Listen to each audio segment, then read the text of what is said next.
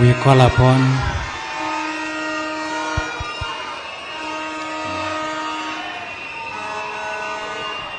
somebody arriving.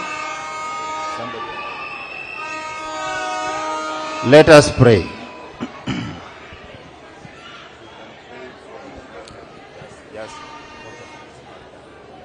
Let us pray. God our Father, we thank you. We thank you for this day. You have given us this wonderful coincidence that we have a new Pope, a man of God,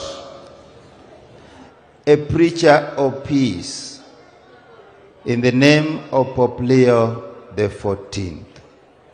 This day also we send our brother Sir Charles Ongondowere back to your hands. We pray and ask you, Lord, that you may grant him peace. We pray that there may be peace in this county, not only Homa Bay, but Migori as well, and the whole country. We pray you, Lord, that those of us who are always waiting for your reward of eternal life, like our brother, may always find it. Lord, hear us.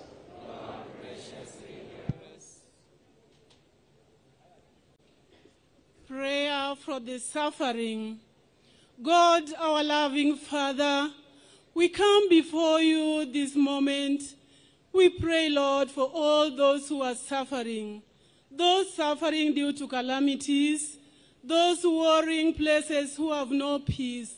And in a very special way, dear Father, we bring before you all the orphans, the widows, and especially those whom Honorable Sir Charles Ongondowere was giving hope in life by supporting them in different ways.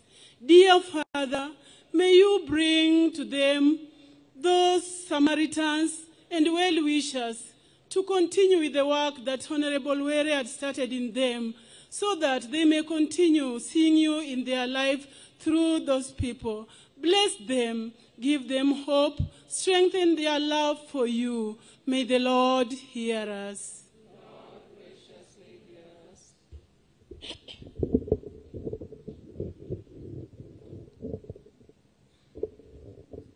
We pray for all our government leaders. Lord, we thank you for the gift of our country, Kenya. Thank you for the gift of all our government leaders. We pray that, dear Lord, you may grant them wisdom, integrity, and a heart of service. Through the intercession of the Blessed Virgin Mary, we pray that you may guide them in all their decisions, that they may lead with justice and compassion for all. In a special way, we pray for our brother Sir Charles, whom you have called from this world, that you may welcome him into your kingdom. For this we pray to the Lord. Lord, graciously hear us. We are praying for the Pilgrim Church. Father, in the mighty name of Jesus Christ, we come before you this morning with thanksgiving. We want to thank you for the gift of life of today. Thank you for allowing us to gather here today because of our fallen hero. We thank you for the gift of the new Pope, Pope Leo XIV. How we pray that you may grant him wisdom and good health of spirit, body, so that he may continue to work for you in this vineyard. We also pray for all the clergy. We pray for all the Christians, and above all, the non-Christians. For this we pray to the Lord. Lord, graciously hear us. Walem ne familia. Wuonwa manyalo gik moko duto, wagoyoni erokamano kuom mich mar ngima mane miyo wuodi Charles. Erokamano kuom gik moko duto mane yie mondo tim e piny ka. Wakawo familia ne wachiwo e lweti. Pi wang' machwer Ruoth manyalo gik moko duto kokalo kuom teko mar misa matakatifu ni gi remb wuodi Yesus Kristus, yie ayia mondo inwang'negi mich mar kwe, yie ayia mondo ywe pi wang'no kichango adhonde malit biro godo e ngima dhano, yie lemowa e Ruoth. Walemo ne familia mondo Nyasaye omed ritogi kendo omed sirogi, ogeng'negi masiche, to moloyo masiche mwanenogi, Nyasaye okegi mondo dala obed gi kwe ka Kristus telonwa, yie lemowa Ruoth. We commend our prayers and petitions, those expressed and those in our hearts, to the intercession of our Blessed Lady, our ever-interceding Mother, that all that we have asked in faith we may truly receive, as we say, Hail Mary, full of grace, the Lord is with thee. Blessed art thou among women, and blessed is the fruit of thy womb, Jesus. Holy Mary, Mother of God, pray for us sinners, now and at the hour of our death. Amen. All this we ask in the name of Jesus the Lord. Amen. Na basi tuketi.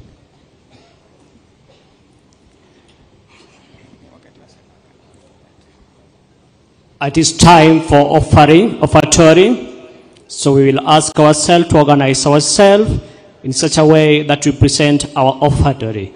Choir.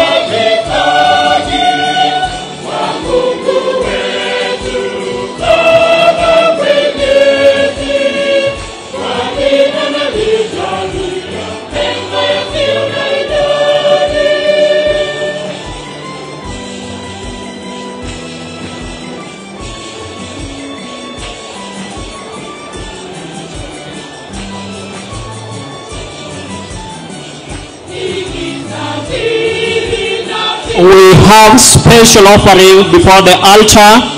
Those who have the special offering, please, you are asked to follow after the line that is coming there.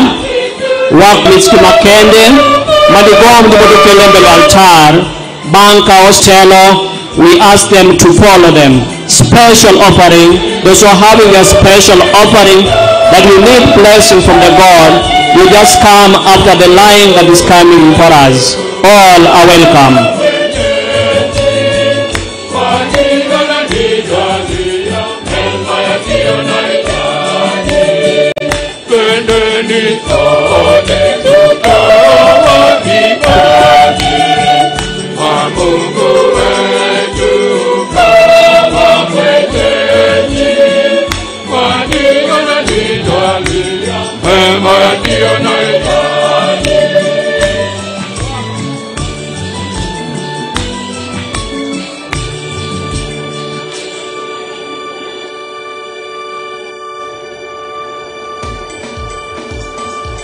Having the special offering for the church and for the altar presented by the host and wine.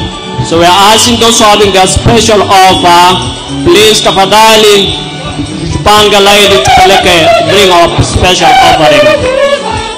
Wakwayo Christus Makatoliki Madangata Mandimish Makende to the bel altar Mondoriedi Bang Mr. Baratar Mondroken. Sign for special offering.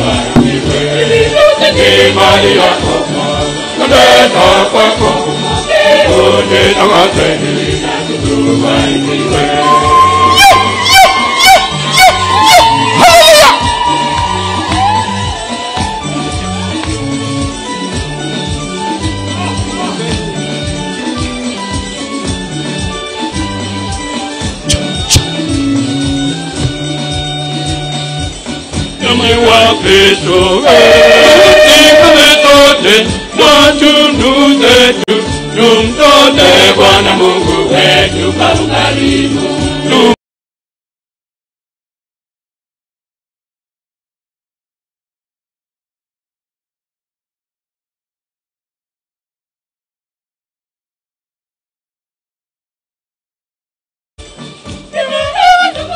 Wako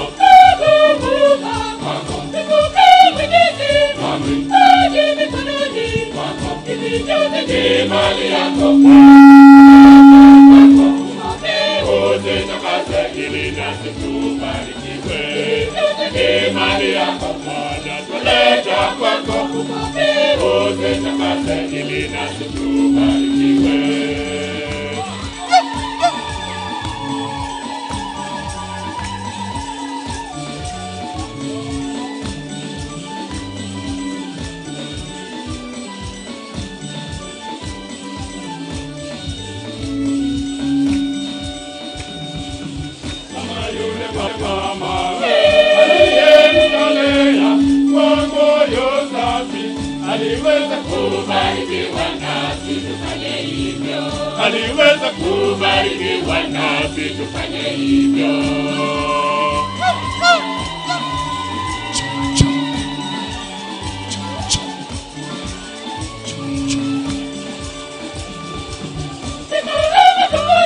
Wako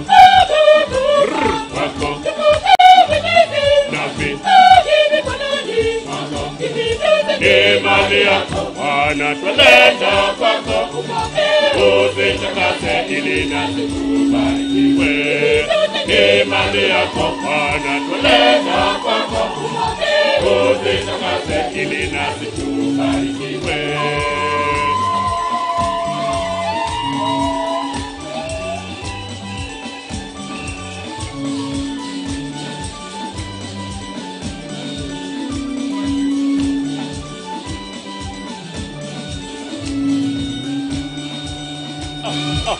Imani yetu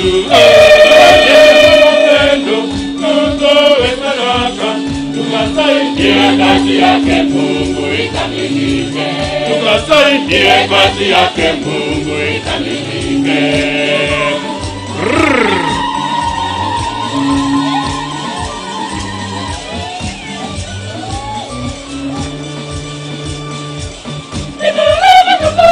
Wako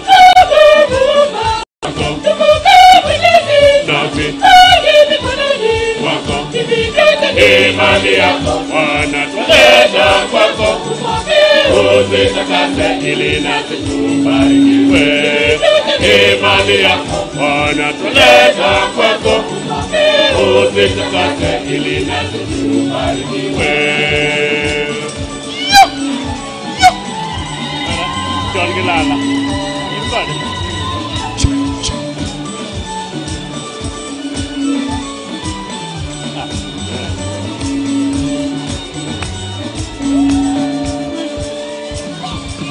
Kongo John Gilala kwere wa madongo nego no chiwo mawinjore. Konwe kini maneno parogi. Kodeno gono bisanga ramaneno yango moketekeno moyango nipe.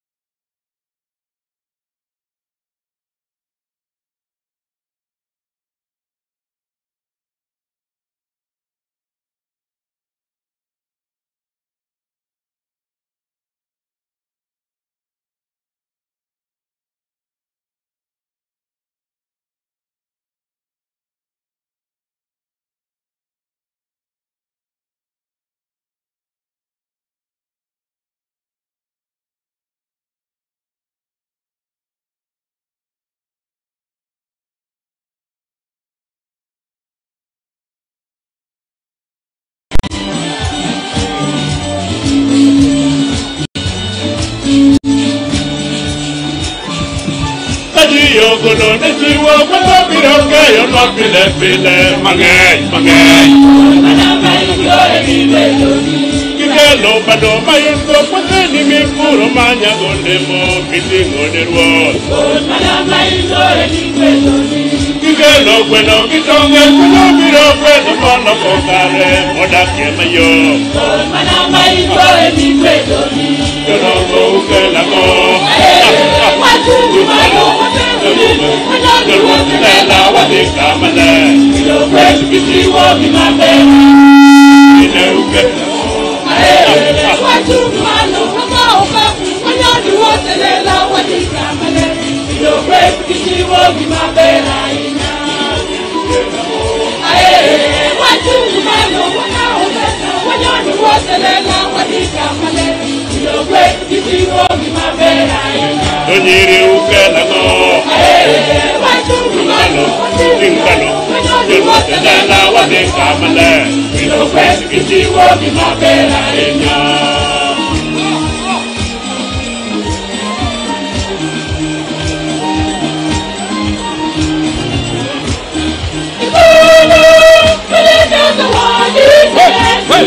Bwana ukutamba usipoke.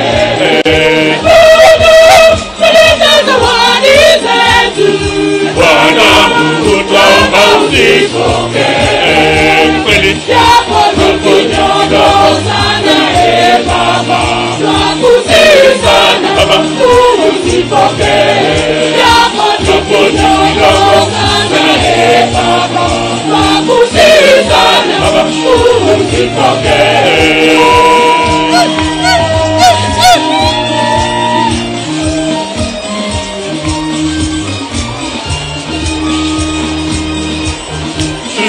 Tena divai Baba pokea, mazao ya mashamba Baba pokea. Bwana Mungu tamba usipokee.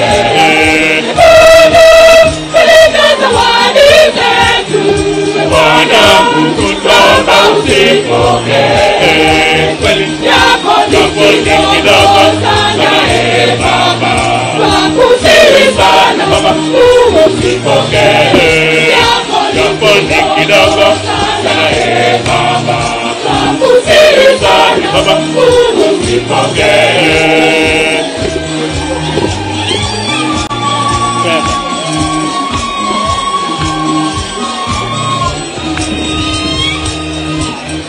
fedha za mifukoni, Baba pokea.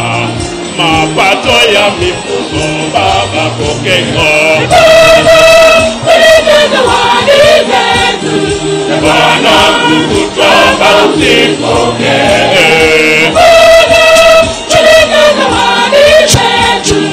Bwana kukutoa usipokee. Kweli jambo ni kidogo, Baba usipokee. Jambo ni kidogo, Baba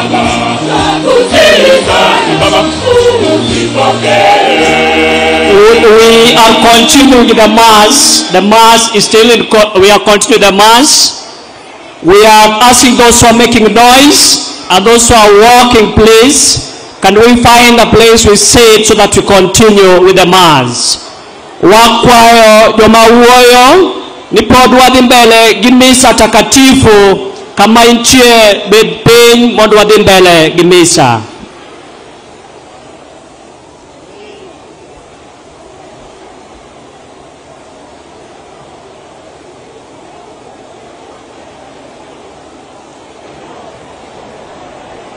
That they may become for us the body and blood of our Lord Jesus Christ.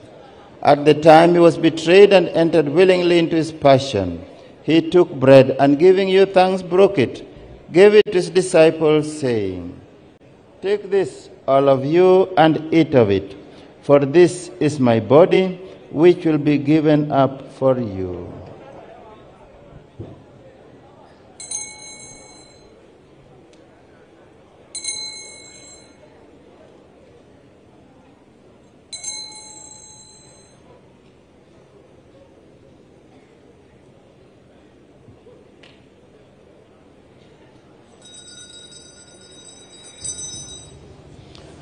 In a similar way, when supper was ended, he took the chalice, and once more giving thanks, gave it to his disciples, saying, "Take this, all of you, and drink from it, for this is the chalice of my blood, the blood of the new and eternal covenant, which will be poured out for you and for many for the forgiveness of sins.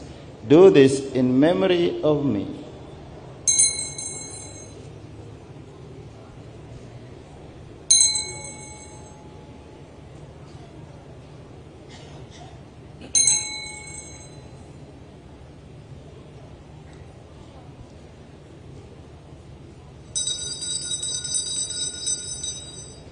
The mystery of faith.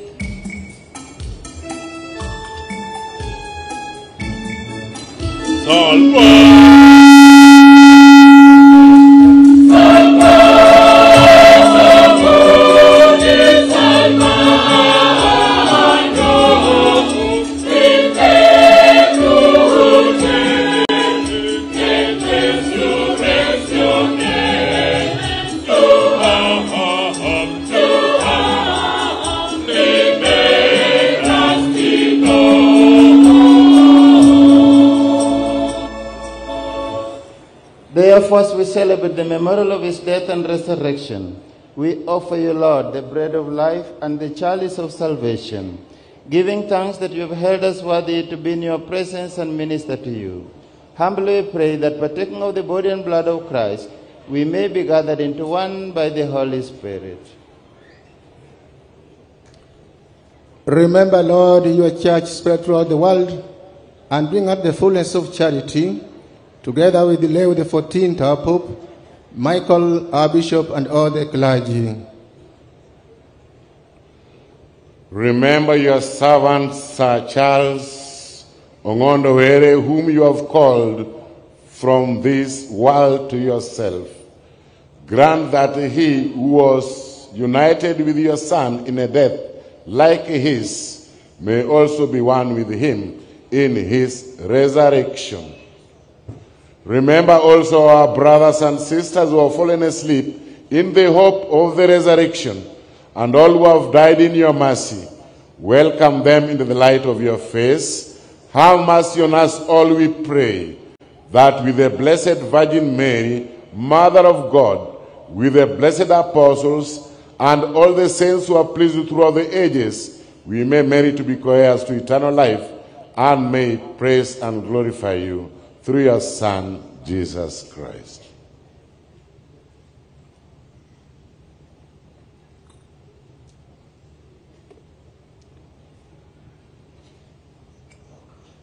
Through him and with him and in him, O God Almighty Father, in the unity of the Holy Spirit, all glory and honor is yours forever and ever.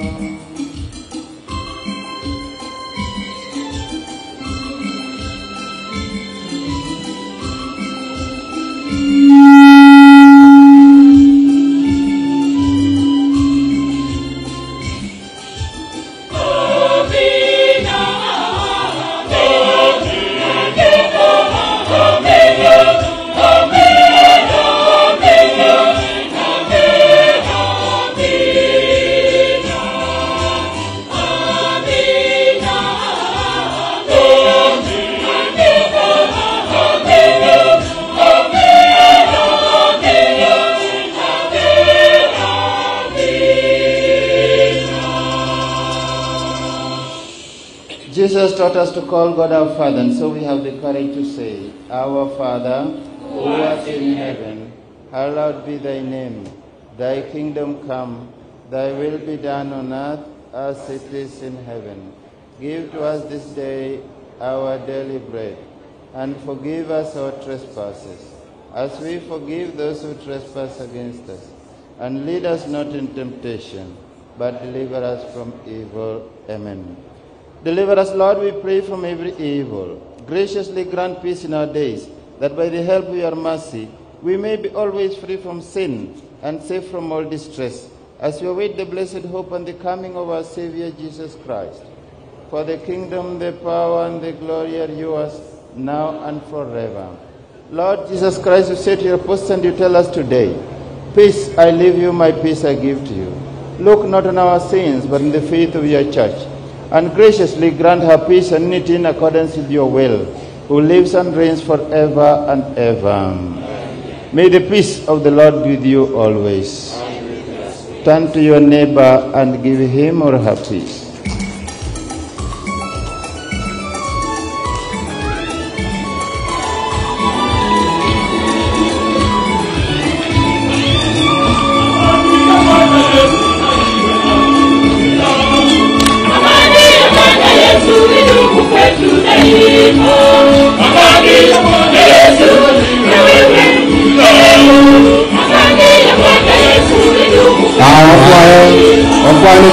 Peace of mind.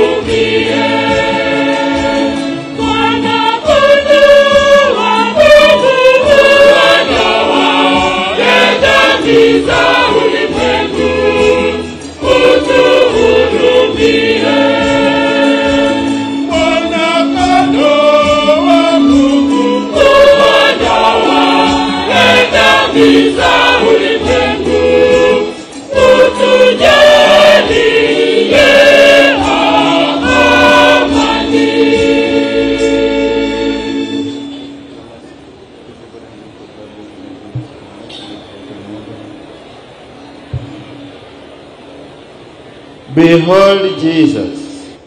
Behold the Lamb of God. This is he who takes away the sins of the world. Happy are we who are called to the table of the Lamb. Lord, I am not worthy that you should enter under my roof, but only say a word, and my soul shall be healed. May the body and blood of Christ keep us safe to eternal life.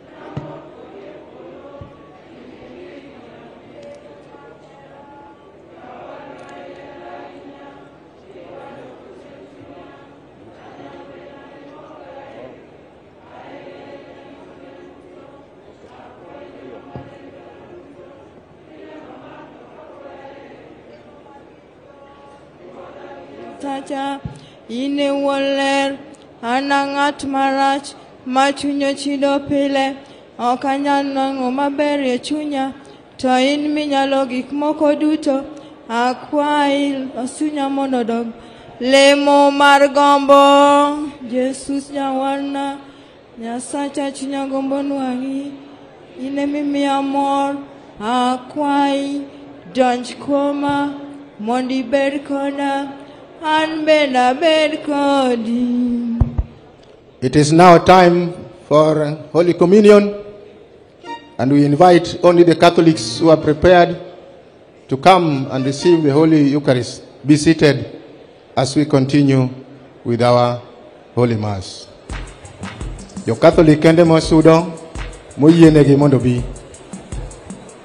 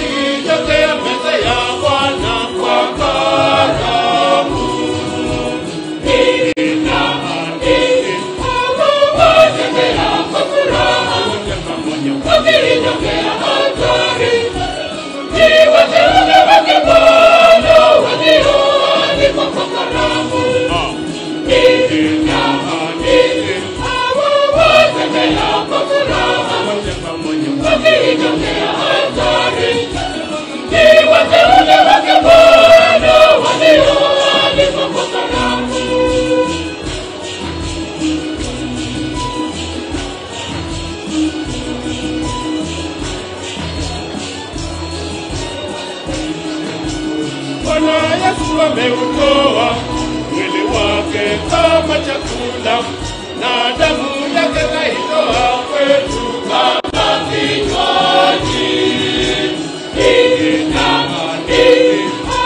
Watembea kwa furaha wakinyongea hatari, ni wateule wake Bwana walioalikwa kwa karamu. Watembea kwa furaha wakinyongea hatari, ni wateule wake Bwana walioalikwa kwa karamu.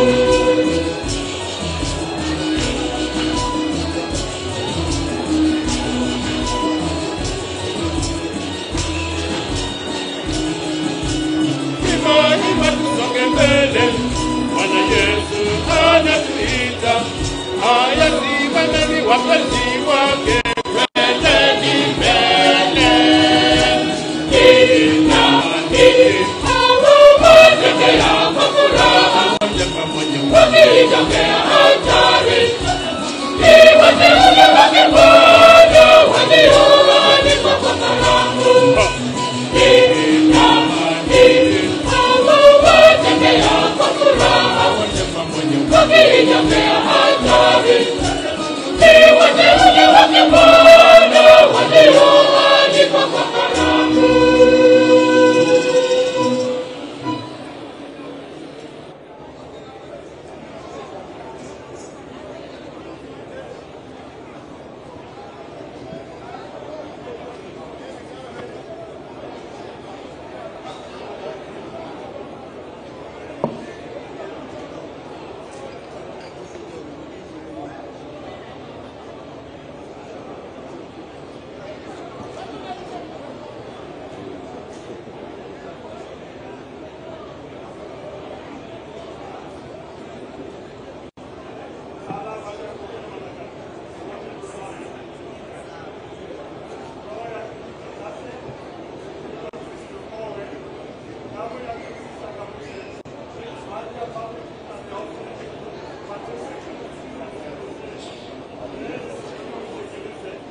Katika madonda yako nifike.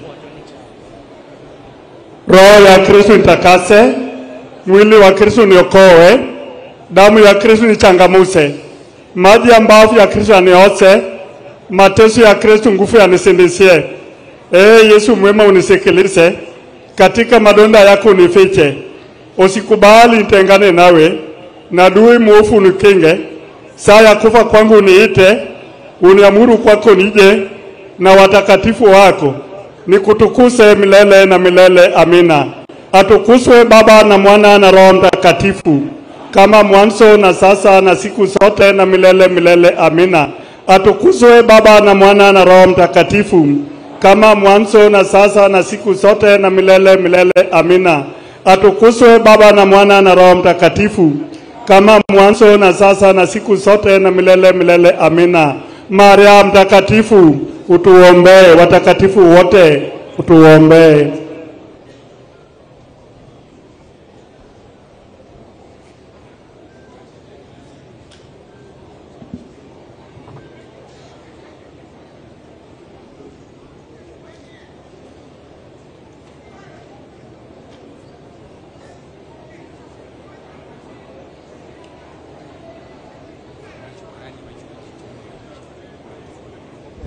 We have the Thanksgiving song. We are asking everyone to stand up for our Thanksgiving song. Wa dwawero wendo erokamano, wa kwayo juduto mondo wachungu malo wagone Nyasaye erokamano kuom thuolo mosemiyowani.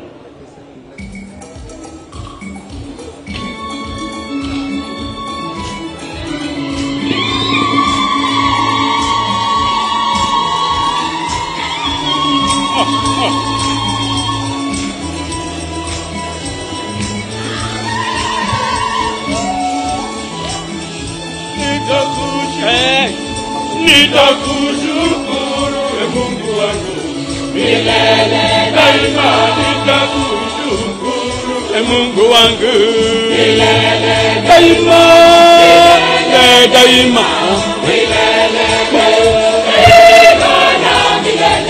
nitakushukuru Mungu wangu milele daima, nitakushukuru Mungu wangu daima, milele daima, milele Mwokozi wangu daima na milele.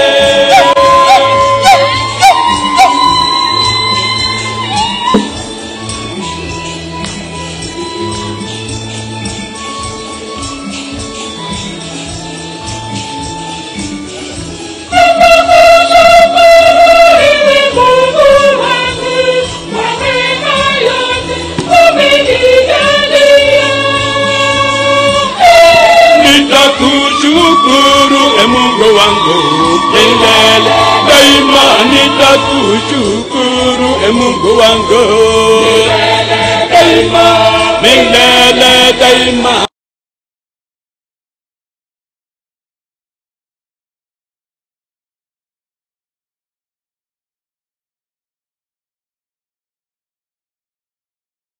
Mungu wangu milele daima, milele daima, milele Mwokozi wangu daima na milele.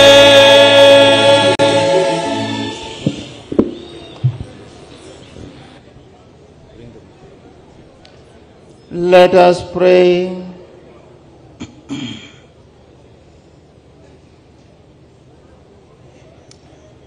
Grant, we pray, O Lord, that your servant, Sir Charles Ongondo Were, for whom we have celebrated this Paschal Sacrament, may pass over to a dwelling place of light and peace, through Christ our Lord.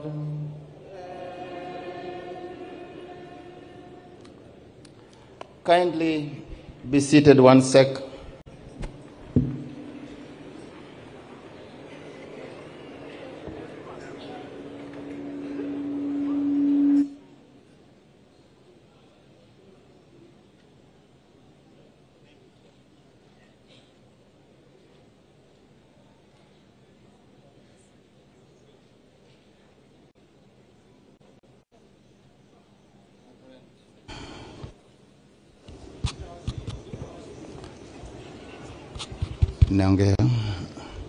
Reverend Fathers,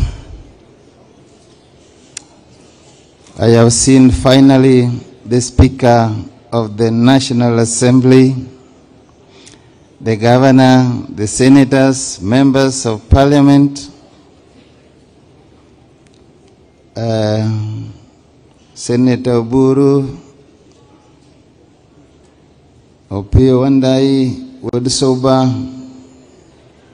and then Udutote. The family members, fellow mourners, ladies and gentlemen. Kawaida tukiwa matangani kama ya leo, kuna mvurugano. Mara nyingi, tukisali, tukiomba, tukisoma misa. Tafadhali, ketini, kaeni kimya. Leo tuliamua tusherekee mapema misa ili tuachieni nafasi, ili muendelee na ratiba na mipango yote mlionao bila usumbufu. Hivyo basi mimi nashukuru wanabunge wote, wanaseneta, hata President of Parliament, the governor that has lost a son. As I said in the beginning, I didn't know him closely, but I knew he was one of my 8 sons in this constituency, my 8 sons. And today, when we lost him, I said, I must be. The parish priest, the father who was in charge here, Father Pat, tells me a sad story that before he met his death, for 2 consecutive Sundays he was in church. Today, dear friends, we have done that honor to send him off back to his Creator. Even as we are here, even if you are not a Catholic, even if you are not a Christian, today when we see this mystery, we should ask ourselves, what will people say about you and your faith. Dear friends, as I said during my reflection, let us have that faith that listens before speaking, that faith that tolerates, accommodates, and understands. One thing we appreciate is our security agents, whom we have seen so far to be doing a good job, and we want to encourage them to do this to the very end, so that we have the truth. Truth not as a way of revenge, but truth as a way of reconciliation. This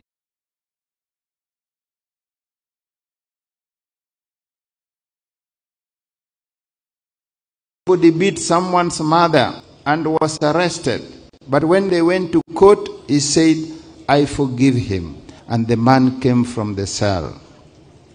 Only a month later he died, and people said, if this man was left in the cells, he would have died and you would have been blamed.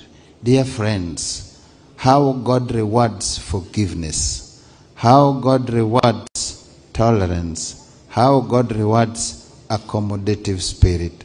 Therefore, we pray for my two counties, Homa Bay and Migori, and by extension, the entire nation, that we may have accommodative hearts and we may learn kusurutisha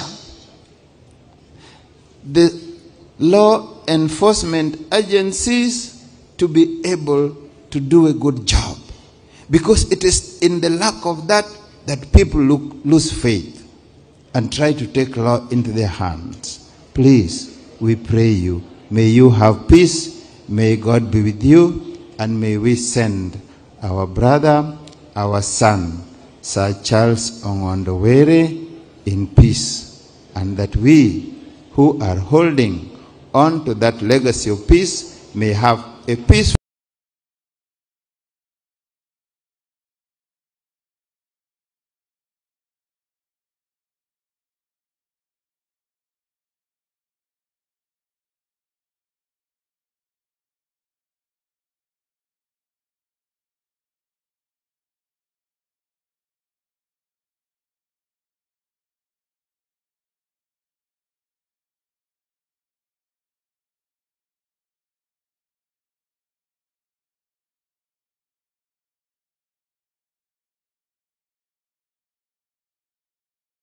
blessing.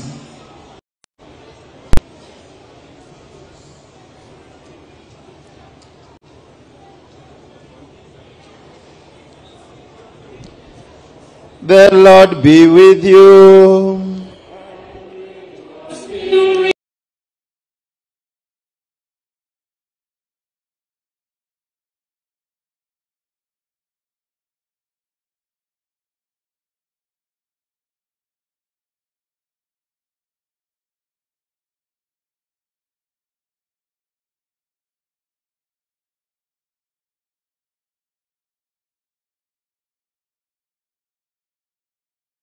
A place of light and peace. Amen. So may we all be happy, live happily forever with Christ, whom we believe truly rose from the dead. Amen. And may the blessings of Almighty God, Father, Son, and the Holy Spirit descend upon you and with you remain forever. Amen. Let us go. Let us go in peace. The Mass is ended. Alleluia, alleluia.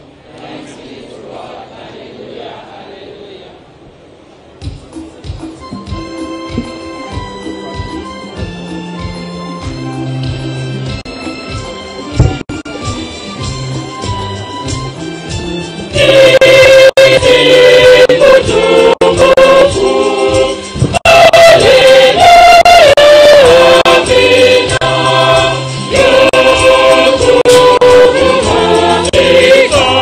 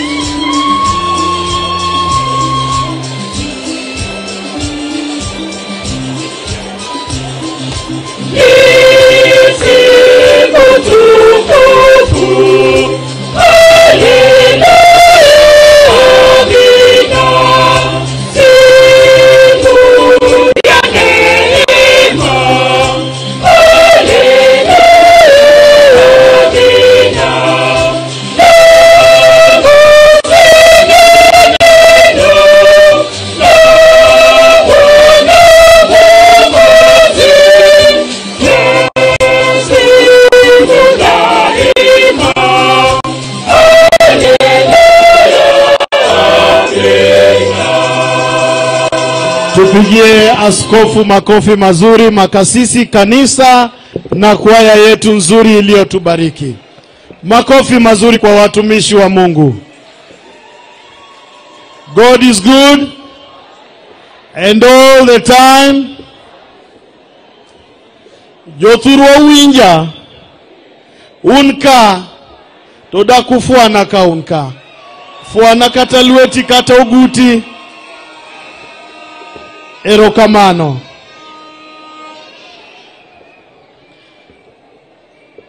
The Speaker of the National Assembly, Right Honorable Moses Masika Wetangula, the good Governor of Homa Bay County, Your Excellency Gladys Nyasuna Wanga,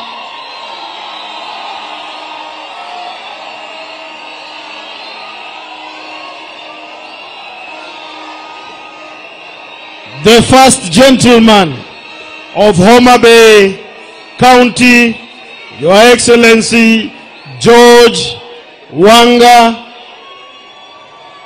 all governors present,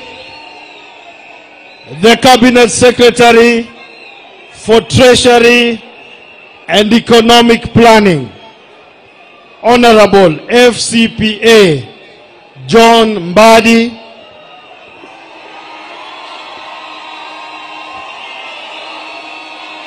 the Cabinet Secretary for Energy and Petroleum Affairs, Honorable Opio Wandai, the Minority Whip in the National Assembly, Honorable Millie Mabona, all members of the National Assembly present, the Senator, Homa Bay County, Honorable Moses Otieno Kajwang, all senators present, the Speaker, Homa Bay County, Right Honorable Polycarp Okombo, the Majority Leader in the Homa Bay County Assembly, Honorable Martin Ogindo, all members of county assemblies present, various officials at the national level, regional and local level of the Orange Democratic Movement Party, distinguished guests, fellow mourners. Right Honorable Mr. Speaker, sir, allow me to invite a dynamic team of worshippers and ministers of the Lord via their gifts. Please put your hands together for Tabi Odanga and team. Tabi, kindly, the floor is yours.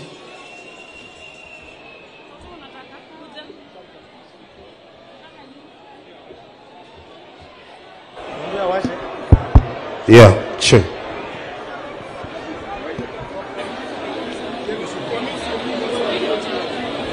Yeah. Tabi kindly. And as Tabi comes, soon as that presentation is done, we will hear the eulogy and it will be read by Jinsen Were. And I request that all of us please be seated and be attentive.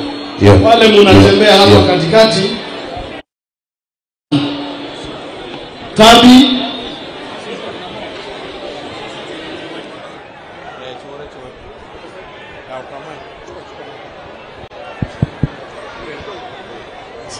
Hallelujah. Mic check, yes. 1 2. Mic check 1 2. Check 1 2. Ruoth tingama lomonda chu kaiwewe cheri duto metingama lomoloyo gimana abet kapa koi pile Yesu roti ngama lomonda chun kaiewe cheri duto metingama lomoloyo gimana haber kapa koir pile aretoka woto eyo madimalo ndalo duto kalamopi lemodoro otingama lomo loyo Yesu rotingama lomo dachu kaiewe cheri duto metingama lomo loyo gimana abet kapa koir pile. Bwana Yesu asifiwe. Amen. Bwana Yesu asifiwe. Amen. Yesu paki. Amen. Adwani wachuma lomondo wapamne nyasaye kodokini. 1, 2, 2. Hallelujah. I want us to rise up as we praise and worship the Lord this morning. He deserves all the praises. He deserves all the honor. Linda, welcome. Pigia Bwana Yesu pote ulipo, pigia Yesu makofi. Hallelujah. Mara nyingi shida zasumbua moyoni, mwanadamu huogopa na kunung'unika. Juu ya nini Mungu ameniacha? Lakini Bwana Yesu ni mwaminifu sana. Lakini Bwana Yesu ni mwaminifu sana. Weka makofi yetu, piga makofi yetu, waki vigelegele, vigelegele. Hallelujah, Hallelujah, hallelujah. Yesu inua moyo wangu ili mimi nizungumze nawe. Inua moyo wangu ili mimi nizungumze nawe. Inua moyo wangu ili mimi nizungumze nawe. Inua moyo wangu ili mimi nizungumze nawe. Inua moyo wangu ili mimi nizungumze nawe. Inua moyo wangu ili mimi nizungumze nawe. Inua moyo wangu ili mimi nizungumze nawe. Kwa waganga wa kienyeji hakuna jibu lolote katika shida zako na matatizo yako. Neno la Mungu lasema, barikiwa mtu yule anayemtumaini Mungu Baba Mwenyezi. Anayemtumaini Mungu Baba Mwenyezi. Inua moyo wangu ili mimi nizungumze nawe. Inua moyo wangu ili mimi nizungumze nawe. Piga makofi yetu, weka makofi. Nisikie vigelegele kwa Yesu.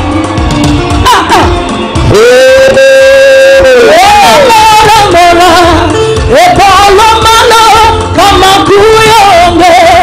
Epolo malo wana mora mora. Epolo malo kama kuyonge. Epolo malo wana mora mora. Epolo malo kama kuyonge.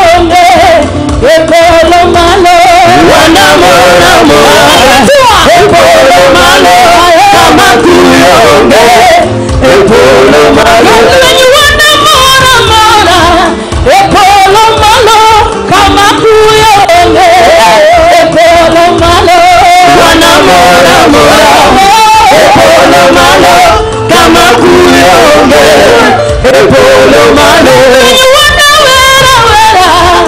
Epolo malo kama kuyonge. Epolo malo wana mora. Epolo malo kama kuyonge. Epolo malo wana mama kama. Epolo malo kama kuyonge. Epolo malo wana mora. Epolo malo kama kuyonge. Epolo malo kama.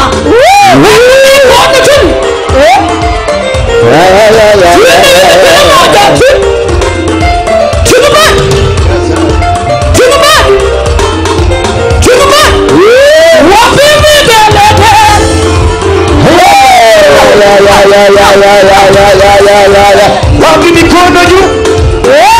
Sigala gala Maria.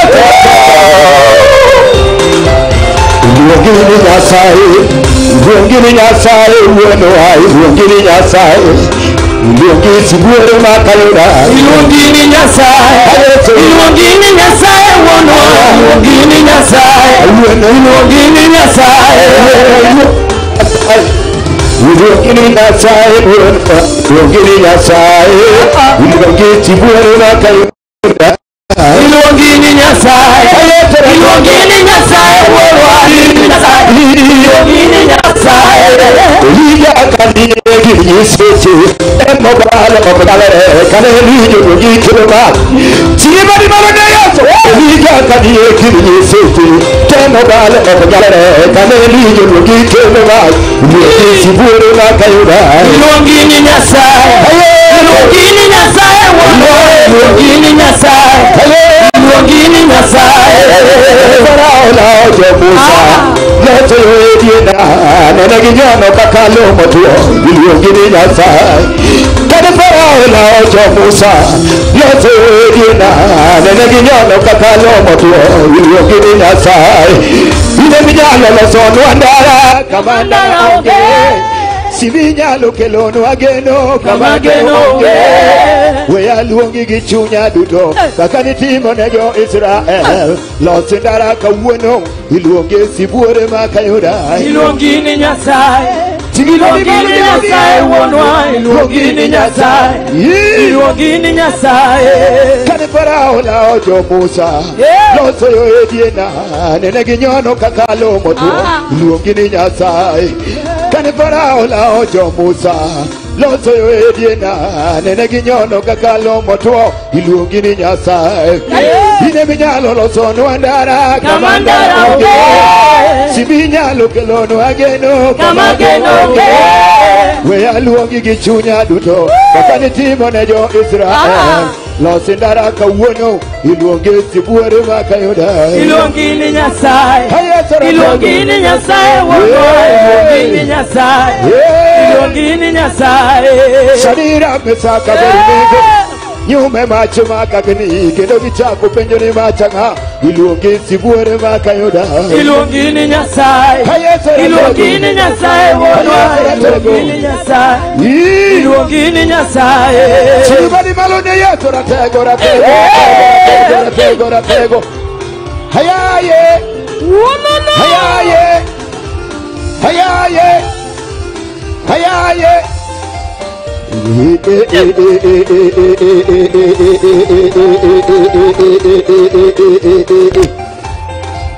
Biro bedo monyonore, biro bedo monyonore. Kima Yeso timona biro bedo monyonore. Biro bedo monyonore. Biro bedo monyonore. Kima Yeso timona biro bedo monyonore. Biro bedo monyonore. Biro bedo monyonore. Kima Yeso timona biro bedo monyonore, biro bedo monyonore, biro bedo monyonore, gima Yesu timona, biro bedo monyonore, wekoni biro bedo mobuogo ji, biro bedo mobuogo ji, biro bedo mobuogo ji, gima Yesu timona, biro bedo mobuogo ji, kawuono biro bedo mobuogo ji, biro bedo mobuogo ji, gima Yesu timona, biro bedo mobuogo ji, biro bedo mobuogo ji, biro bedo mobuogo ji, gima Yesu timona, biro bedo mobuogo ji, Yesu yo biro bedo monyonore, biro bedo monyonore, gima Yesu timona, biro bedo monyonore, biro bedo monyonore, biro bedo monyonore, gima Yesu timona, biro bedo monyonore, Yesu yo biro bedo mobuogo ji, biro bedo mobuogo ji, gima Yesu timoka, biro bogo kaluma, biro bedo mobuogo ji, biro bedo mobuogo ji, gima Yesu timona, biro bedo mobuogo ji, Yesu yo biro bedo molandore, biro bedo molandore, gima Yesu nguna, chinge bani malo de Yesu, biro bedo molandore, biro bedo molandore, judo nyutuguru malo ni tejoromo, donga chogo maluoro, meja, wuna chuguru malo ni tejoromo, donga chogo maluoro, meja, wuna chuguru malo ni tejoromo, donga chogo maluoro, meja, wuna chuguru malo ni tejoromo, donga chogo maluoro, meja, alugo Yesu meja, meja, wuna lugo Yesu meja, wuna lugo Yesu meja, meja, wuna lugo Yesu meja, meja, wuna lugo Yesu meja, meja, wuna lugo Yesu meja, meja, wuna lugo Yesu meja, meja, emejolo sirikal, meja, emejolo sirikal, meja, emejolo sirikal, meja, jamuko mokolo na kwate, meja, jamuko mokolo na kwate, meja, jamuko mokolo na simbe, meja, jamuko mokolo na simbe, judo nyutuguru malo ni tejoro, donga chogo maluoro, meja, wuna chuguru malo ni tejoro, donga chogo maluoro, meja, alugo Yesu meja, meja, wuna lugo Yesu meja, meja, emejolo sirikal, meja, emejolo sirikal, meja, sigala gala.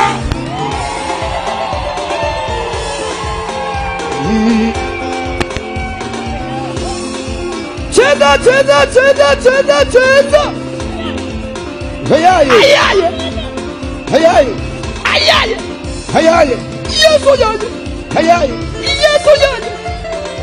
Weka, weka, weka, weka, weka, weka, weka, weka, weka, weka. Miela, miela. Miela, miela. Miela, miela. Miela, miela. Miela, miela. Miela, miela. Awinja sigala gala. Hayaye. Hayaye. Hayaye.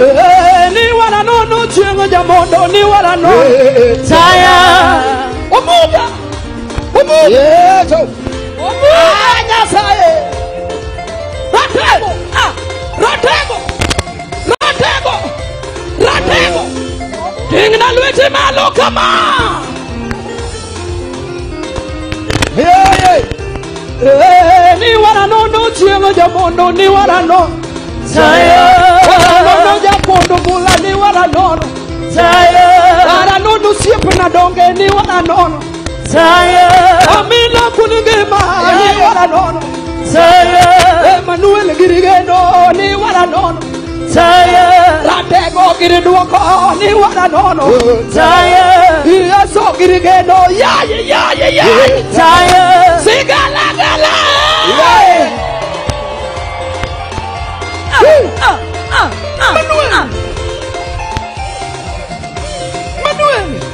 Manuel. Bwana Yesu asifiwe. Wabiro paki. Biro paki Yesu ratego. Duongo dog.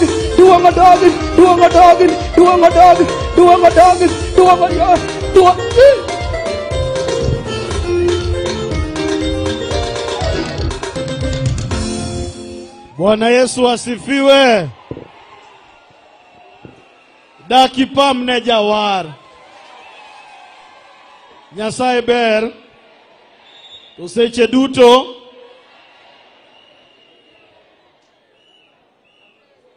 Unaweza kushangaa ni kwa nini tunaimba kwa furaha. Sisi tunamjua Mungu wetu. Mungu wetu ni mwaminifu, ni Mungu wa urejesho. Anasema katika kitabu cha Ayubu 14 mstari wa 7, hata mti ukikatika utachipuka tena. He is a God of restoration, and at the right time he will restore what the locusts have taken. Somebody say amen. Niombe kwa heshima, taadhima kuu na moyo mkunjufu, nimwalike Jinsen Were atusomee nakala ya taarifa ya muhtasari ya maisha yake ndugu yetu Sir Charles Ong'ondo Were. Karibu. God is good, and all the time. I'm going to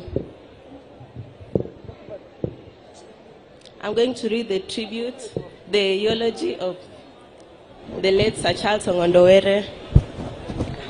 His death at the hands of a hired assassin at the city mortuary roundabout shocked the whole nation on the eve of the National Labour Day on the evening of Wednesday, April 30th, 2025, when it was declared on national media.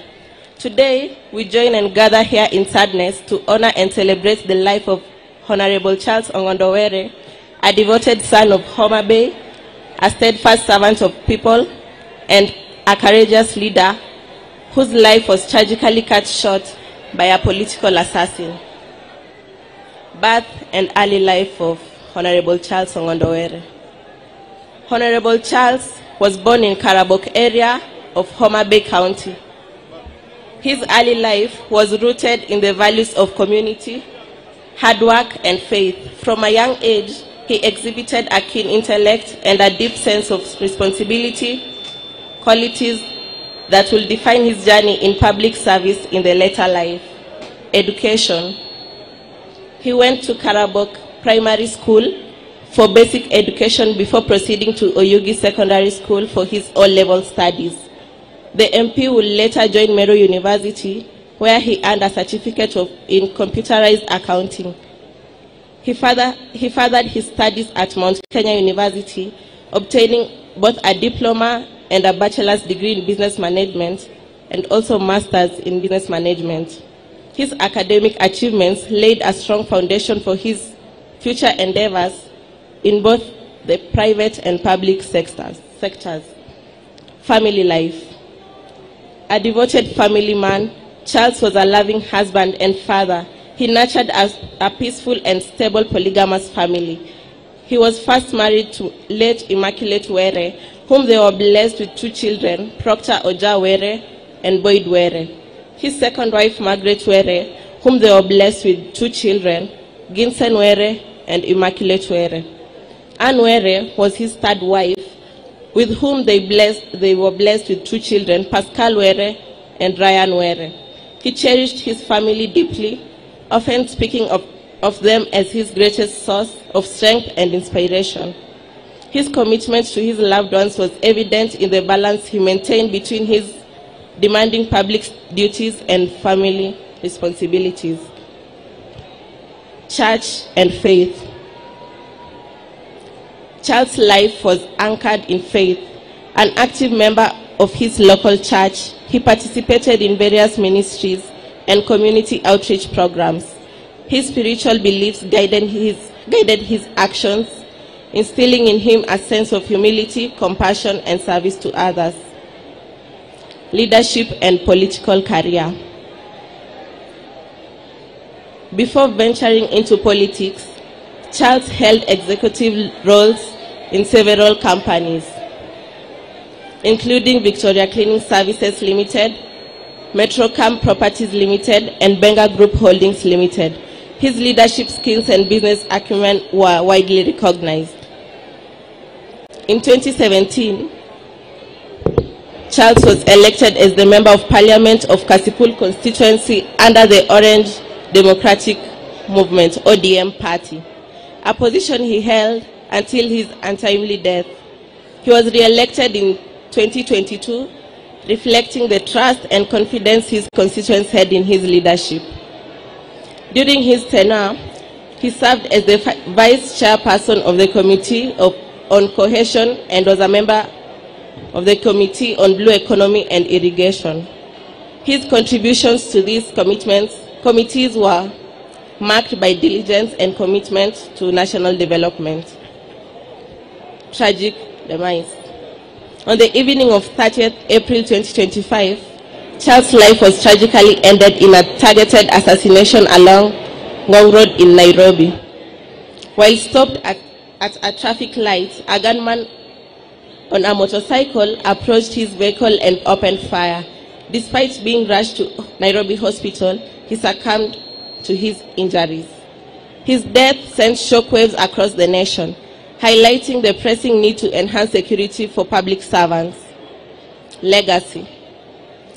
Honorable Charles Ong'ondo Were's legacy is one of dedication, integrity, and unwavering service to his constituents and the nation at large.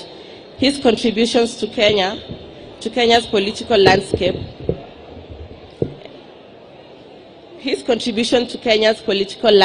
and his commitment to uplifting the lives of those he served will not be forgotten.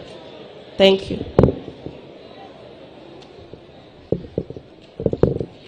Thank you very much, and may God grant you strength in this difficult time. Tunapoendelea tukubaliane hivi. Wale mumesimama hapa katikati, sijaelewa kazi yenu. Na kwa sababu mnazuia wale wako nyuma, tunakuwa na hali ya mshike. Ninaomba muketi ili tuendelee na ratiba bila bugdha. Niombe kwa heshima sasa nimkaribishe kiongozi wa walio wengi katika bunge la gatuzi la Homa Bay, Mheshimiwa Ogindo, aje atambulishe wajumbe wa bunge la gatuzi.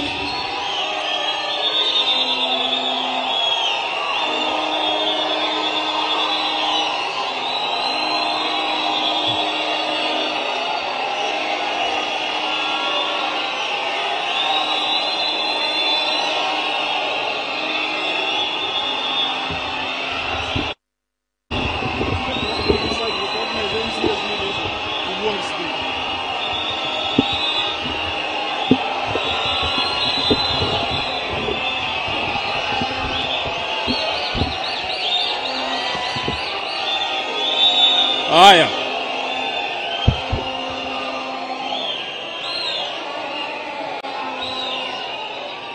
The church headed by our bishop, I think he has just left.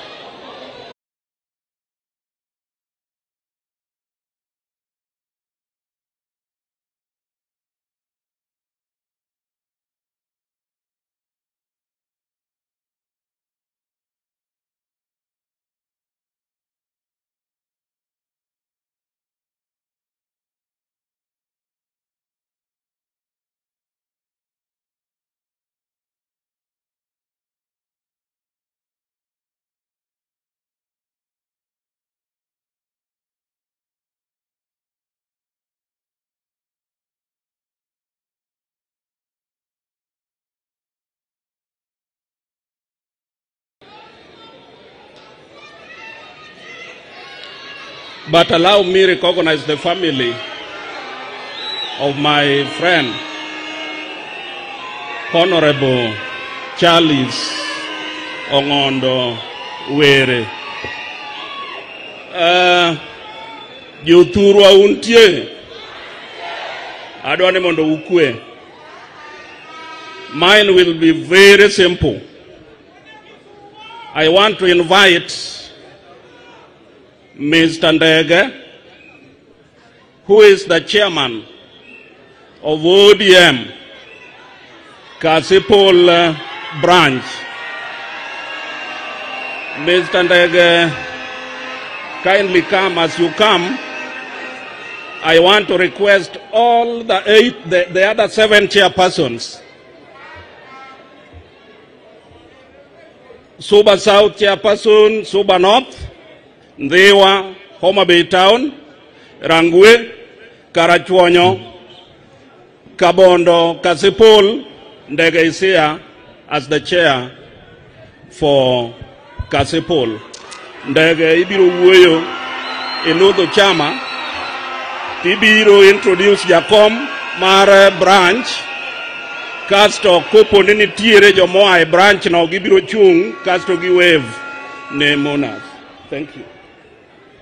Haya. Mimi naitwa Evans Ndege, mwenyekiti ya chama cha ODM Kasipul constituency.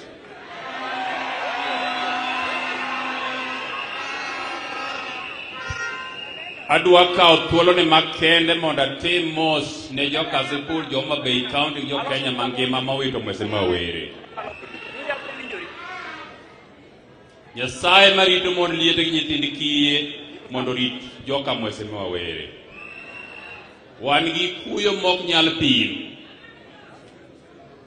Kenda kao thuolo ni ago erokamano ne gavana marwa kuom okenge mane sekao te nyaka Mheshimiwa Were ne tho.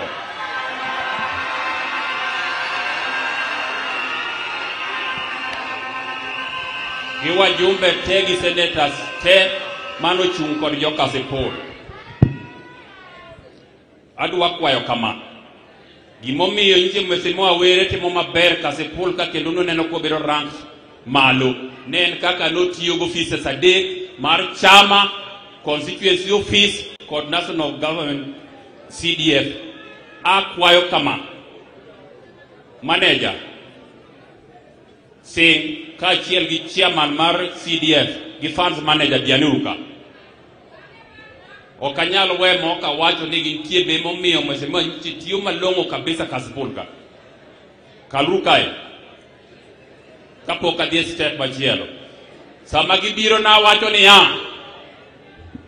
kopo ni nyike ine mstari wa mbele mar pango kaka yuto neg Mheshimiwa Were. Komand Nyasaye yie mond mag ng'ata ma pod odong' oko.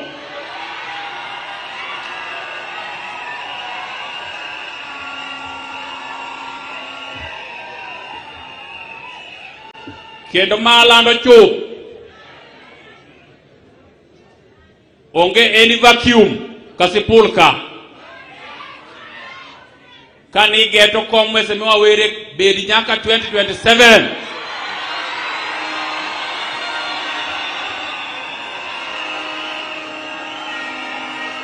Komen na ikao gi aida achiel kuom minegi kata wuodi achiel. Koro kani paro ni nitiere nafas obare ka mien semi gi gem.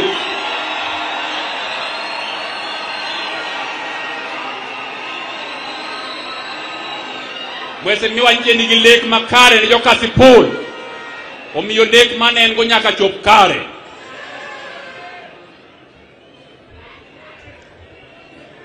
Tuko hapa na CDF chairman Bwana Loni Rapem, just a word please. I'm Loni Oluoch Rapemo, NGCDF Chair Kasipul constituency. We have been working with Mheshimiwa from 2017 up to this last moment. My name is Eunice Irene Awor, the Kasipul NGCDF Fund Account Manager, also acting in Kabondo, Kasipul. It was a pleasure working with Mheshimiwa Ngondo Charles Were that made us stand tall among our peers in this country. I am Javan Omolo Singh, Kasipul Constituency Office Manager. We have been working with the Honorable Sir Charles Ngondo Were from 2017 up to now. May the Lord rest his soul in peace. We can see a great man, or you see a great tree when it has fallen. From the airport of Kabunde up to Oyugis, we saw the greatness of Sir Charles Ngondo Were, We saw the love the people of Homa Bay had for him. Sir Charles, if you go into the hereafter, come again. If you are coming back after the hereafter, come again as you went. Thank you. May God bless your family. Let me now take this opportunity to at least recognize our branch chairman from Soba South, Soba North, Ndewa constituency, Kabondo Kasipul, Karachuonyo, Homa Bay Town, Rangwe. Can you come please? Come forward.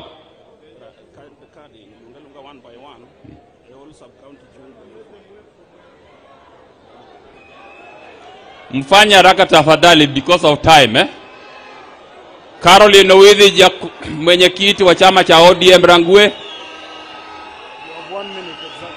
Sasa. Oswago, Maigo, can you come please? Ouren, Soba South, can you come? Just a minute. Joturwa an nyinga Jojo Uma Maigo, an ODM chairman Makara Konyo constituency. Ago mos ahinya, ero kamano.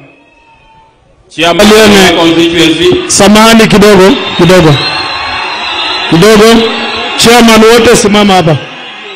Chairman wote simama hapa. Sema jina yako, shuka.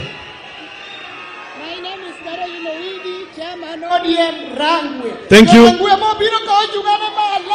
Thank you. Thank you. Hello. And Mheshimiwa Waka, Chairman Mandiwa constituency. Thank you. Hello. I'm Collins Oure, Chairman Masuba South. Thank you. Thank you, sir. Adwagweyo topone luo. Naka kugweyo tonaogopa. Chwanyo maraji aya, chwanyo maraji. Ayudo ratila onge, chwanyo maraji. Ayudo ratego onge, chwanyo maraji. Jawi! Nyingi kende. Anyinga baby Hildegard Owenga, chairperson, Homa Bay Town constituency. Tabego. Erokamana inywa kwa mwezi mwawele kikwe, asanteni sana.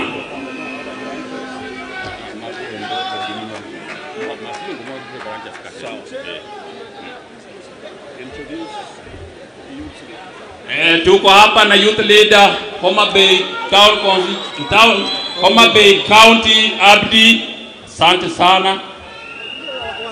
Ndewa youth leader, asante sana. Otherwise, thank you very much for listening to us. Asante sana. Aya.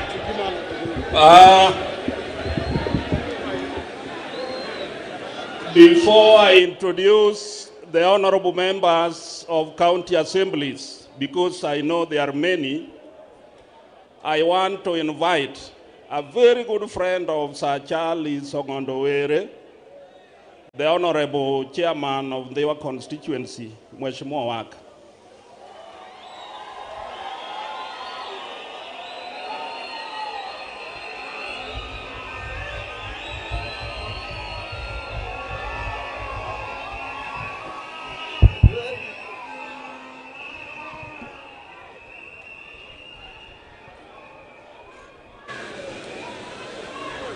Thank you. I'm Honorable Waka Nicholas, MCA representing Kanyamwa Kosewe in the constituency in Homa Bay County. Allow me to take this opportunity to thank the Almighty God for what He has done and also to ask Him to protect us. Before I go, just kindly allow me also to mourn in Luo language. Can I do that? Hello? Ijuena urungia jut matuano mokingea. Ijuena urungia jut matuano mokingea. Ijuena urungia jut matuano mokingea. Ijuena urungia jut matuano mokingea. Urale! Urale! Hola!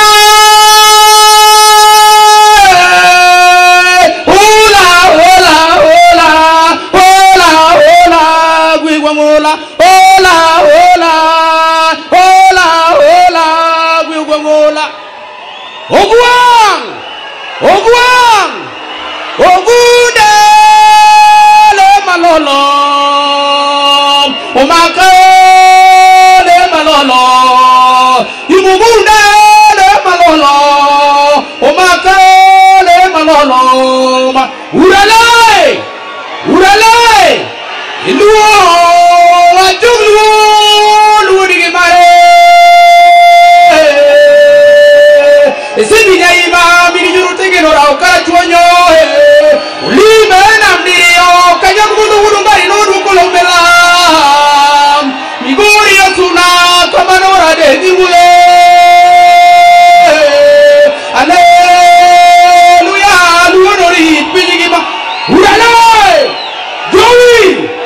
Joey! Joey! Joey! Thank you. Asante sana. Thank you very much, Mheshimiwa Waka. Now,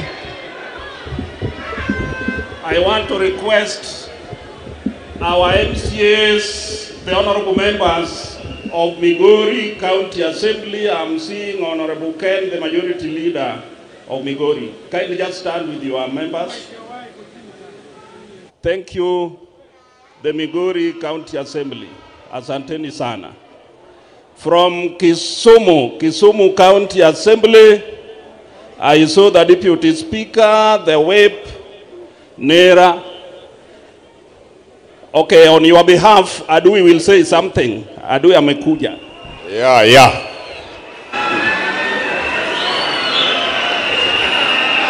Ero kamana, asanteni sana. To the Speaker of the National Assembly, Governor of the great county of Homa Bay, familia ya rafiki yangu Ogaima Milambo, na waombolezi wote, Bwana asifiwe. Mimi kwa jina naitwa Adui Nyang, MCA kutoka Kisumu. Nimeleta risala za rambirambi kwa familia na watu wa Homa Bay kwa niaba ya watu wa Kisumu County, hasa watu wa ODM. Mmepokea? Sababu nimekuja hapa ni ya kwamba huyu Ogai wa Milambo alikuwa rafiki yangu. Na nimekuja kwa boma yake sio mara moja lakini mara mingi.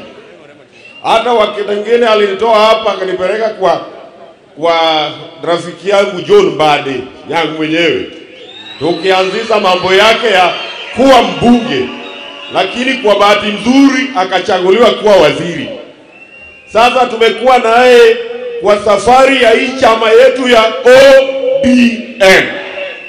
Na uzuri wake ni ya kwamba yeye hakuwa mtu wa kuhenda hivi kama wabunge wengine naona hapa. Yeye alisimama kidete na chama chini ya Raila Amolo Odinga. Asanteni sana, Mungu awabariki. Thank you, Mheshimiwa Adui. Do we have our friends, the honorable members from Siaya County? Siaya County Assembly. Oh, kindly, thank you very much. Asanteni. From Nairobi, I saw Catherine. Your Excellency, just allow me. Catherine has been a very good friend of Sir Charles. Catherine, just one word, kindly. To the Speaker of National Assembly, Governor Gladys Wanga, Waziri wote, MPs and protocol of staff. Nyasaye ber! Nyasaye ber! Aniluonga ni Catherine Okoth, an MCS ma Nairobi, but an nyar Kanoka, tatedo Ugenya. Akelo mos makende kuom Mheshimiwa Ong'ondo Were. Ong'ondo notosiepna maduong' malich ahinya. Kabiro mabeika, to abet mana kode gari kwa campaign. Omiyo aluso siep maduong' malich. Niaba mar Nairobi County, watimo mos makende. Ket wambe wangilian, MCA osoka uono, iko Kitui. To nochuna, ni nyaka bika, monda bed godu. Akwayo Nyasaye, mondo ket chuno mondo kamokwe. Erokamano. Thank you very much, Mheshimiwa Catherine. So, our members from Homa Bay, kindly just rise. Yeah. Your Excellency, our members are here, but on behalf of them, the Chief Whip, Majority, who is here with me, happens to be the area MCA.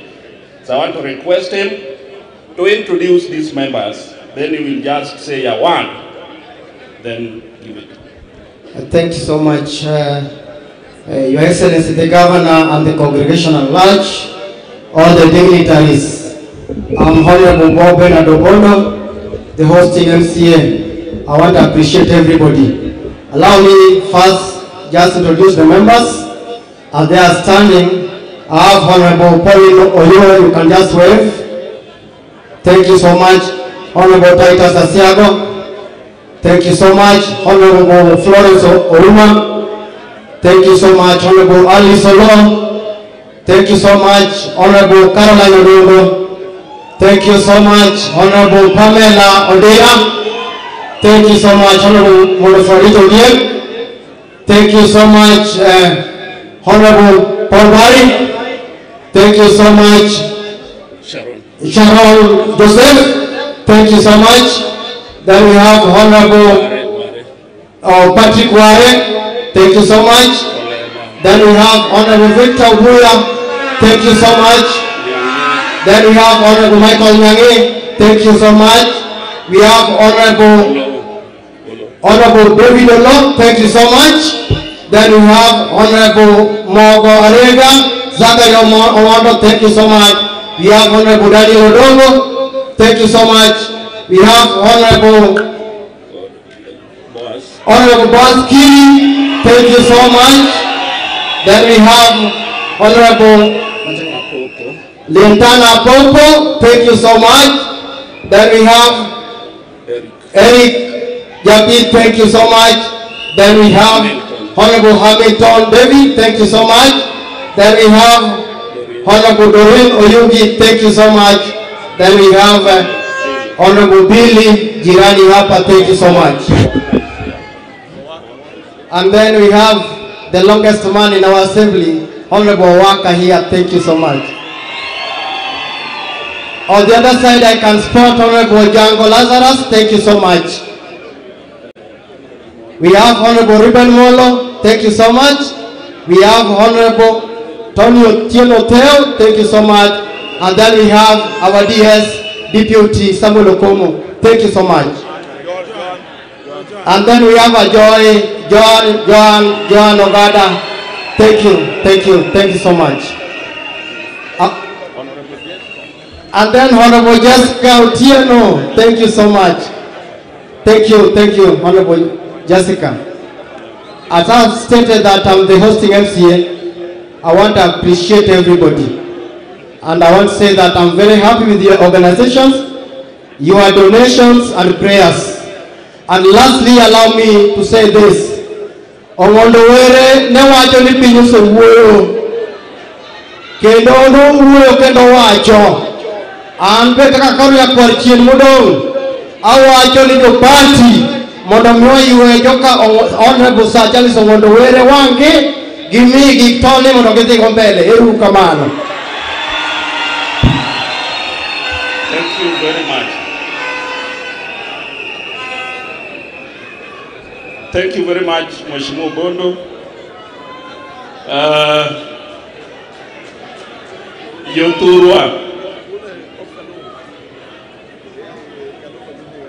Mheshimiwa Ngondo osedhi yweyo. To Homa Bay County te ong'eyo gi jo Kenya.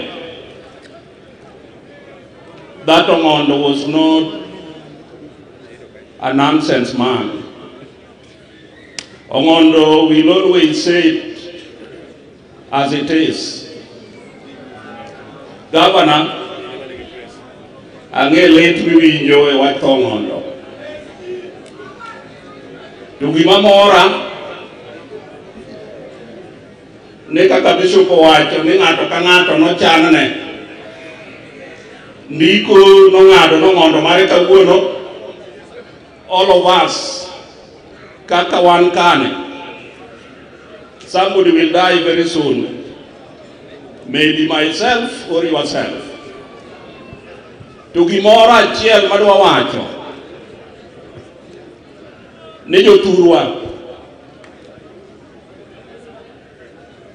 Kawuono kwabi wacho mathoth e wach tho Ngondo. Nikech waneno ka sirikal tiyo tije. To an pacha moro nyisa ni joma osemak to joote te.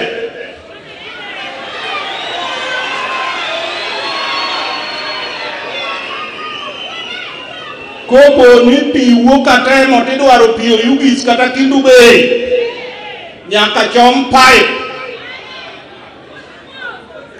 Ma waneno ka mano dundu. Wadwa ng'eyo the source of this thing. Ber koso rach? Koro kuma chomo cha wageno nok obi chungi kanyo. Asewinjo ka ji wuoyo mathoth. An bende aluor wuoyo nikech ung'eyo ni an be osekona ni kok atang' taluwo Ngondo bata yie. Onge ng'ama biro dong' e pinyni. And Your Excellency adwa koni. Inyalo neg jogi 300. But nyaka dong'ie jok ma pod biro wacho wach. Injili pod biro dhi mbele koso ok dhi. San mane message na. Akwano Ngondo ni Nyasaye oketo chunye kamokwe. Thank you very much.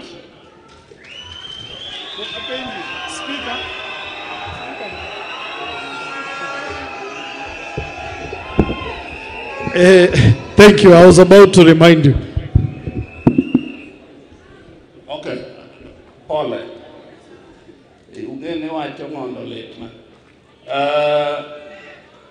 Allow me, the Right Honorable Speaker, to invite our County Assembly Speaker, the Right Honorable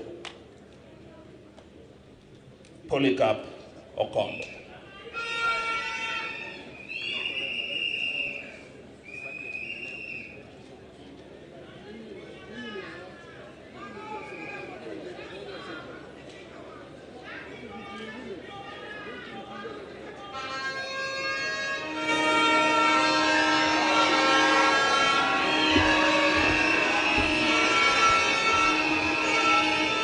To the clergy, Your Excellency the Governor, the Right Honorable Speaker for the National Assembly, allow me to ride on the protocol as already been established. First of all, on my own behalf, on behalf of my family, on behalf of the County Assembly of Homa Bay, on behalf of the greater Rachuonyo, allow me to send my sincere condolences to the family of the late Sir Charles Ongondo Were. I am here with a lot of humility and sadness. for the loss of a great leader. Ongondo was one of the biggest branches of our Genoa movement. We shall not tire despite his death. We will never be afraid despite the death of Sir Charles. Governor, kapo nono negi ngado branch mar Genoa through Ongondo Were. I want to assure them Odiso Podel Manameli Boundary Bus. Your lieutenants are still alive. The spirit of Ongondo is still alive. We will fight. We will remain steadfast. We will remain united until the manifesto of Genoa in Homa Bay is achieved. Jodala wa listo lekndi to kwere remo Nyasaye ong'eyo eru kamano.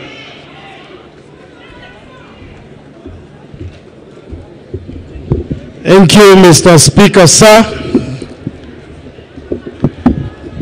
Niombe sasa kwa niaba ya marafiki nimwalike mjumbe wa Kisumu Magharibi katika bunge la kitaifa, Mheshimiwa Rosa Buyu atuongoze kwa kipindi hicho.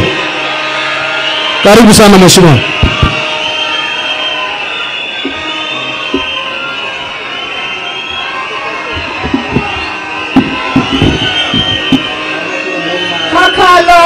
Kakalo kwa Speaker mar National Assembly, Speaker wa the Right Honorable Moses Wetangula. Kakalo kwa familia mwabilo gone gimos kawuono.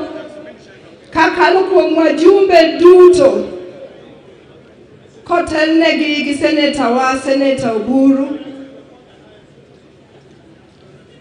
Kakalo kwa governors duto kotelne gi Gladys Atieno Nyasuna.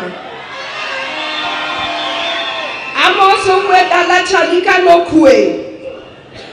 Okwe kendo. Tina urubadu ko kwe dala chalika. Ana chumo na huo kama siye chali. Wangeo ni chali sana ne usiye begene mine. Toka poka uoyo. Tadwa na luong Emma. Emma musiye chali kasipulka. Emma nikanye.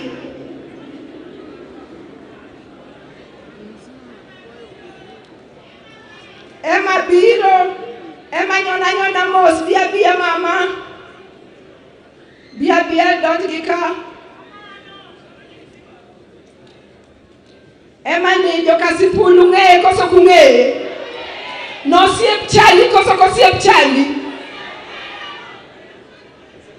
Kado yie na en manano ko yie Emma dodi malo koso mata pod altar. Governor koso waka. Oh God. Oh God. Oh God. Wogidoluo. Dimampuayo. Antine pinyotara kaka nate pinyotara. Tieng sabato mokalo. Makato juma mar ariyo makori kele ni. Uwuoyo koda. Kuse uwuoyo koda. To yudo ka jatije cha ne luoko sugria. To adhiyo ginene adhiyo rangach labiro kama to nyiso jatije no. Uwuoyo gi jatije no losa rech kanyo. Tami pod achung' kode kanyo to buonjo koda. Kaso to penja ni to bisi madho chai takoni pok amadho chai. Tema omiya pesa moro kanyo ne siling 500. Joturani jogo no maya. Kadu yie udina wang jogo asare u. Asare u udina wakikwe kata chie. Ngani no miyo koro. Nyocha daka wer kae. Dwe mara pa. Ka daka were to ngisa ni wewe ngani ngabru gedo ni to kuma maber to abu maka wado moro no ke na kumba moro matinda kumba no kan nene otin na jowadu otin na kama chalo ni kaka ngol ni umare na muono to lo ngara randa pina ol makoro de yo jano gado protected do choro na to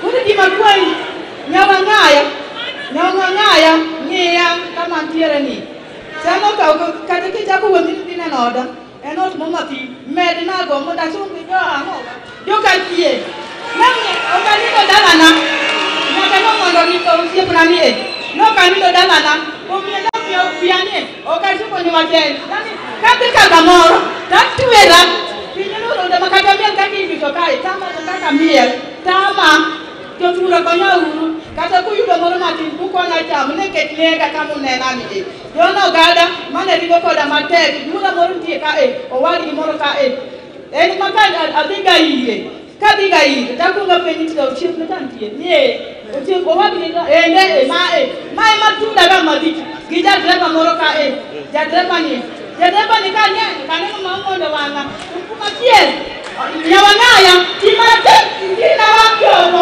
ndina wako kete atai wapamle uru ema wuoyo gi chunye duto nikech ong'eyo ni Kasipul ka onge kama nonyalo podhe mak mana e lwet Ogai. Mane momiyo winjo kowuoyo to kendo pod okwayo ni kuneno kako chal Ogai oninde bade to wene gavana thuolo ni mondo gavana okonye.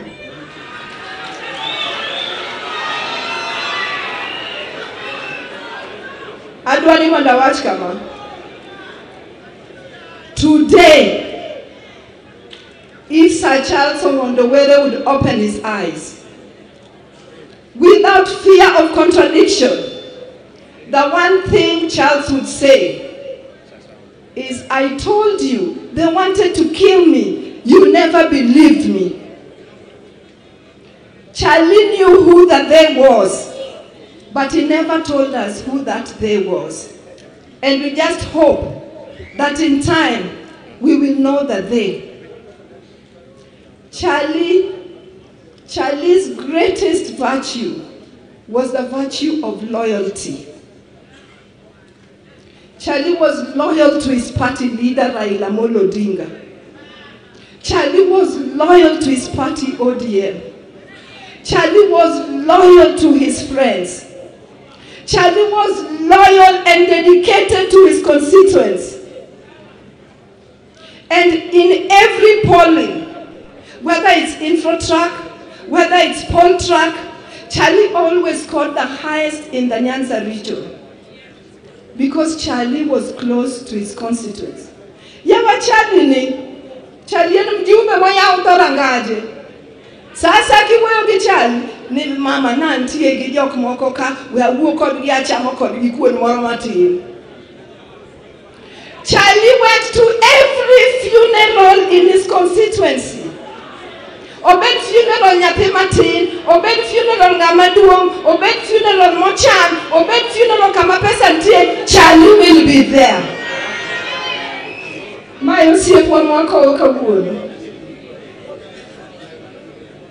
Charlie jaluor, Charlie jabura, koket bura, ong'ado bura kendo chiko ite.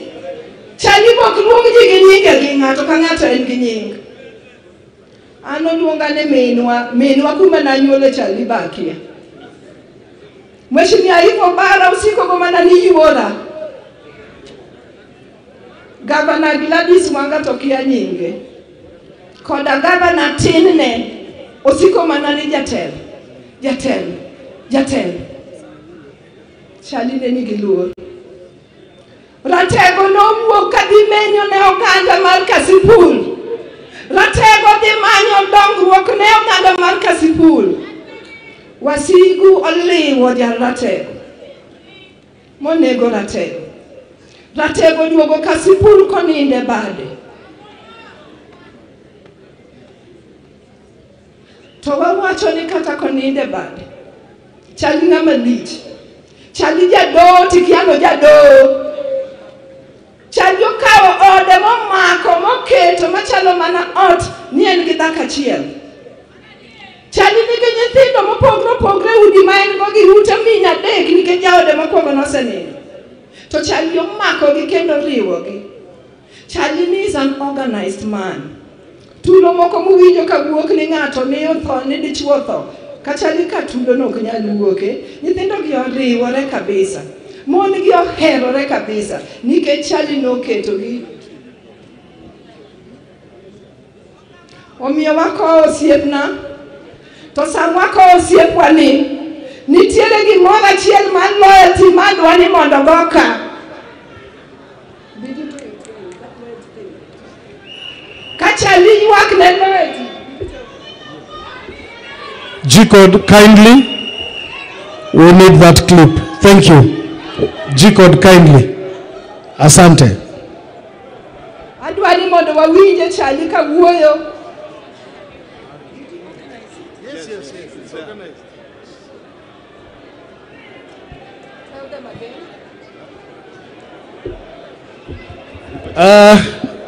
G-Code, sorry, I know your hands are full, but just play the clip we had agreed on. Kindly, it's very important. Kindly, studio, play us that clip. Kapodi manyo clip no.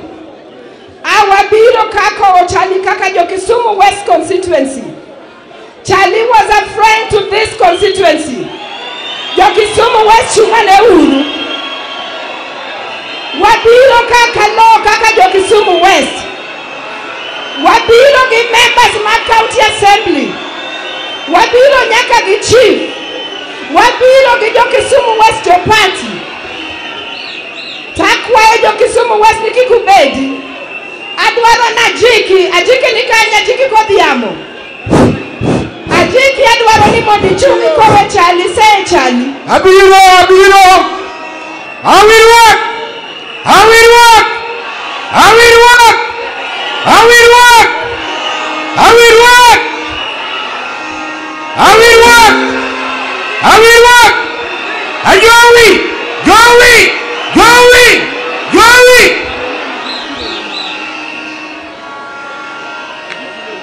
Haramango hundegi kawani. Atuka dirnge itogi gumbo. Atora mogo hundegi kawani. Atuka dirnge itogi gumbo.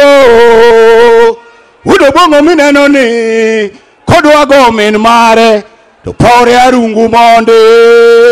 Jowi nyawangaya adiso meli. Haramogo hundegi kawani. Atoka dirnge itogi gumbo.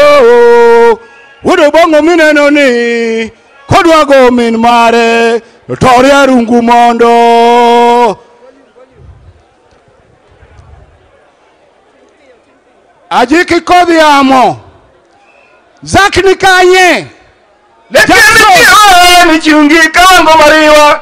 Aira uro noko sala ndege pio kuwoke yamo. Mauwok bore nongondo wale marimo omu. Milambo yok dengo ratengo lor komiyo wangi. Adiera awod mumbo gini lich miworo. Ya eja kawere gini lich miworo. Enango motimore robi kabwana. Enango pinyo timorondo di chingolali e ode. Enango eniyam jakoi kose eno yanda. Enango wimo gwengo homa bei gi piny mar luo. Nogai ma milambo ema magina lwaro. Lekende chiho ni chungi kawango mariwa. Haina ule noko sala ndege pio kuwoke yamo. Mauwok bore nongondo wale marimo omu. Milambo yok dengo ratengo lor komiyo wangi. Adiera awod mumbo gini lich miworo. Ya eja kawere gini lich miworo. Woisiro Chali ja Kasipul kachieno. Woisiro yabura nyolo tek usipo molo uro ganda. Kamano usipo wanganya wangaya gakinyi dwa sidher chak. Nyori mako piny to kara insulu moluro budho. Kamano lekende chiho ni chungi kawango mariwa. Aira uro noko sala ndege pio kuwoke yamo. Mauwok bore Milambo yok dengo ratengo lor komiyo wangi. Adiera wuod mumo gini lich miwuoro. Ya Jakawere gini lich miwuoro ngang. Nyasa sira muga juang. Nyasa joka podho. Mewa luth mar singo. Mani miyo Musa kangado nam gi jo Israel. Kamano. Mondo siem yo kachingo sewuok. Kamano. Mondo wanga mar ng'uono gi hera. Kamano. Mondo luo donji oinga mar loch mar Kenya. Kamano. Lekiende chiewa ni chungi kawango mariwa. Aira uro no kosala ndege pio ko wuoke yamo. Ma wuok buore no ngondo were marimo omo. Milambo yok dengo ratengo lor komiyo wange. Adiera wuod mumbo gini lich miwuoro. Ya Jakawere gini lich miwuoro ngang. Sibur mos thuondi kain. Mboya thuon Jerusinga tomo keu godhiambo. Ngire wiyo timo jere odhiambo makambai. Huko ura kech nyoyare rabodo dhi konyosi ja Kisumo. Pinyo siko to oksikie. Ogwe ajura ura chono keu go ukora mondo dhi konyosa kwata the head au mani nyara kumka kota kwata joka lwangni. Ajiki kodhiambo. Ajura ura chungi kawango mariwa. Aira ura no kosala ndege pio ko wuoke yamo. Ma wuok buore no ngondo were marimo omo.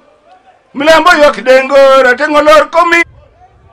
Ajura ura chona jakawango dibo.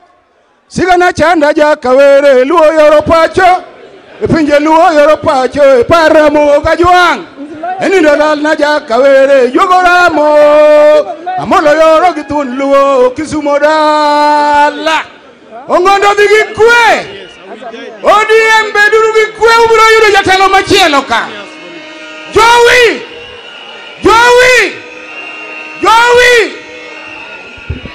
Atieko kawacho kama.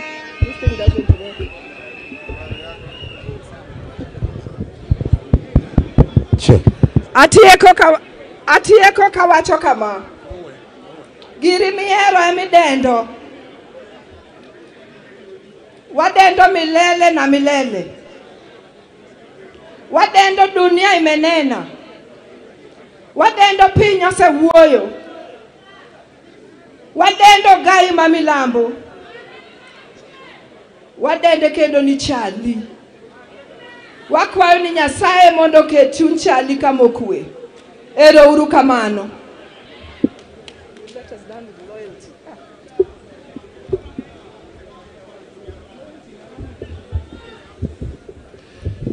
May we appreciate Honorable Rosa Buyu. Studio, keep this line open, same levels at all times. Do we have that clip? Anwache ODM gibaba ni muna nindo kabisa. Tugimaneno kumbe siasa iko na faida. Hata mimi siku ile nitapumzika. Naomba watu ya ODM nyinyi uniwekee ni bandera na nyinyi ukuje kwa fujo.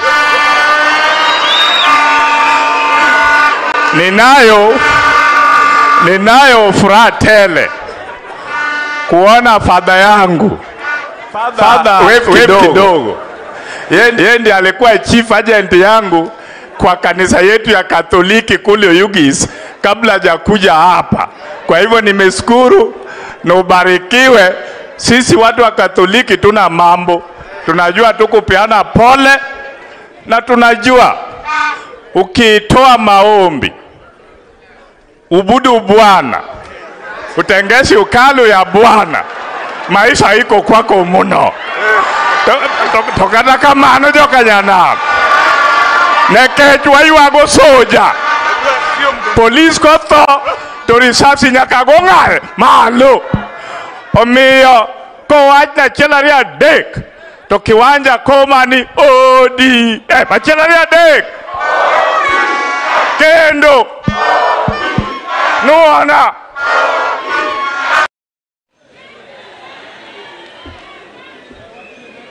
Wow, there is only one, Sir Charles Ongondo.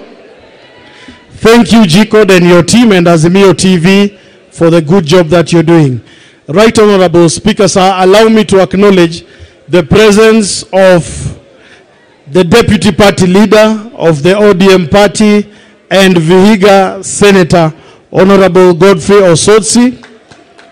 Mwana wefu asante for finding time, and the Secretary General of the ODM Party, Nairobi Senator Honorable Edwin Sifuna. Thank you.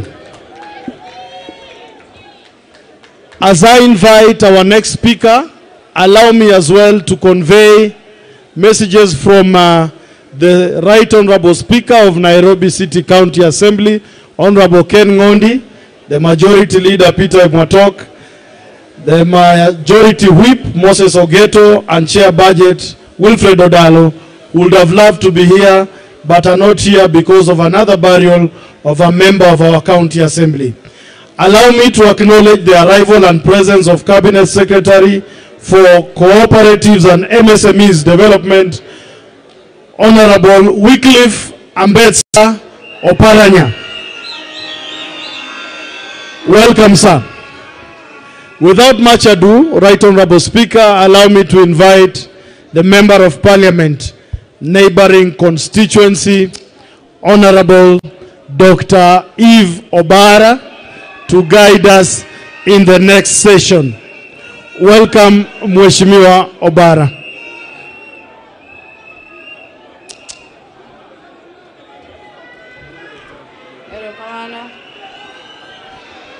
Okay. God is good, and all the time. Bwana asifiwe. Asante sana. Asanteni sana.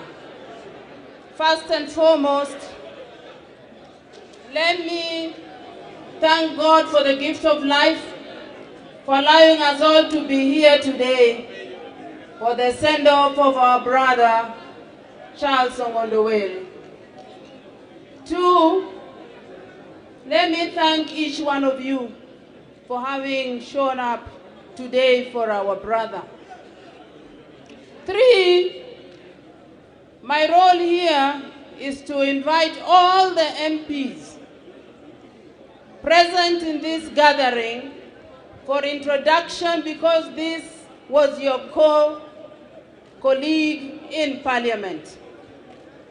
But as I do that, I want to remind us, all of us here, on the 30th of April, at a time like this, Mheshimiwa Ongondowere was alive and with us in Parliament.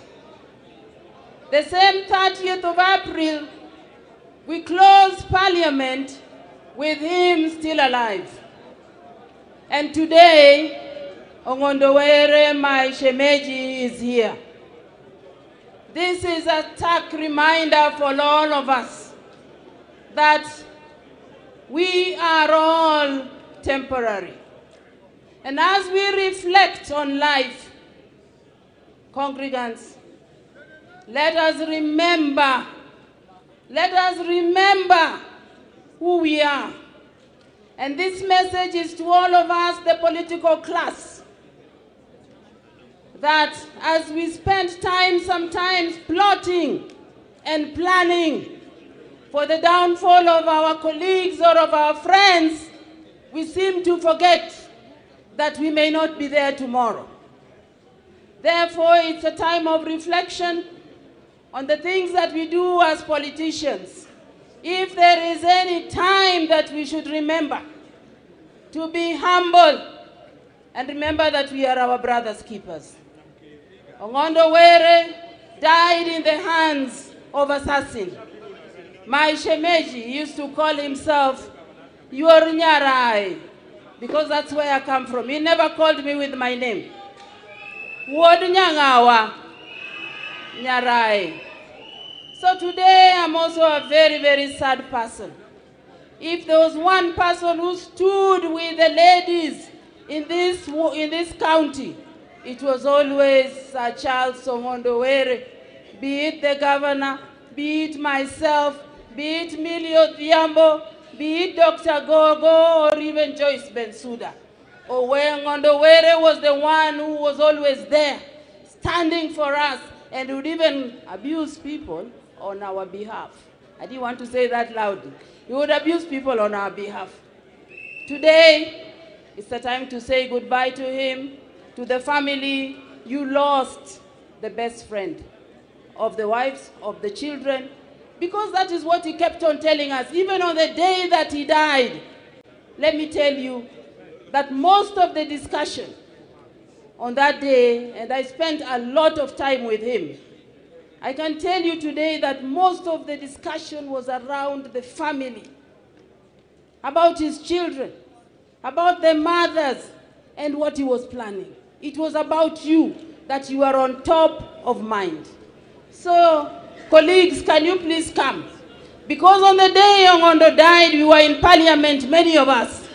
And when we were called that he had been shot, we left parliament believing that he was still alive and he was just injured. And many of us were there. They all came, and please, can you please come? Members of parliament, this was your colleague. Let Joe Kasipul see you, that you have come to mourn your brother. Yeah, come, please. Biuru, biuru, biuru. As you come, please introduce yourself. Just introduction and go. Introduction. Can do.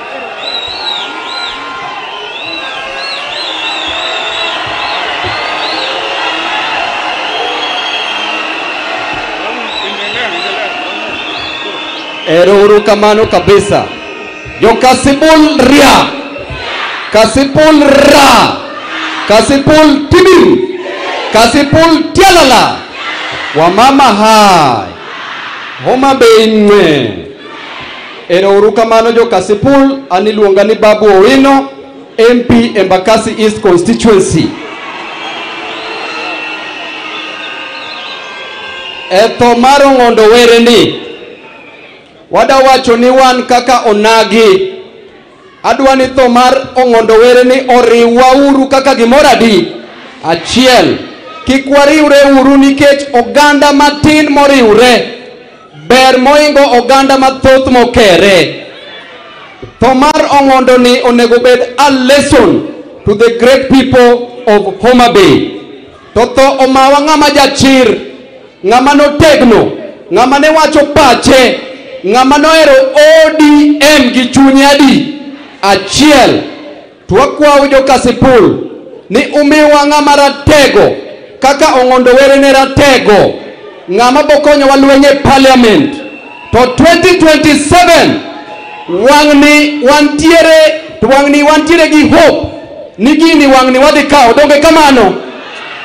2027 wawacho ni ODM nitiere gi candidate maber kabisa. Donge kamano?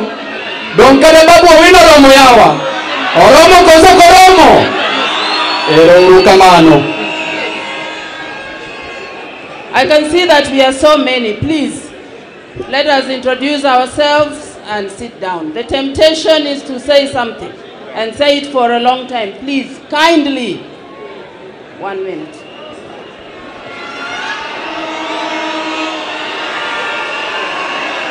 God is good. God is good. Awacho ni God is good nikech Nyasaye manomiyo Ongondo, momiyo koro wan kode. They are going to talk. Wasebedo kode mokonyowa kaka okonyo. Joturu wa Ongondo ne luonga mani jakodede. Chambe aluonge ni jakolaka. Ne aluonge ni wuod nera. Tembo luonga ni wuod nergi. Ne wan osiepe. Okonyowa maber, ambe atiyo kode maber. Kuma Nyasaye otere obed maber. It was Modoni. Jodadawa, you can't trust the politician with a microphone. Therefore, we are going to have speakers from various regions and the Homa Bay County MPs.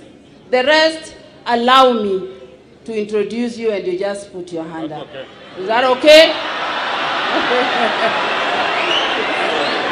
Homa Bay. Hello? Hello? Now on behalf of my family, and the community of Mdewa constituency have come to say poleni sana. Poleni sana family. And to the rest of us, I just want to have one message. All of us as politicians, we joined politics when we had lives. And we would like to leave politics and join life. Nobody has an audacity or authority to take somebody's life. So let us remain humble, peaceful, as we escort my friend. He was my club member, Tagas. He was my committee member, Cohesion. And he was my best friend. I came to Kasipul, he came to Ndewa, even in Nairobi. So as an elder, I want to say, fare thee, my friend, Sir Charles Ongondowere. May God be with you all.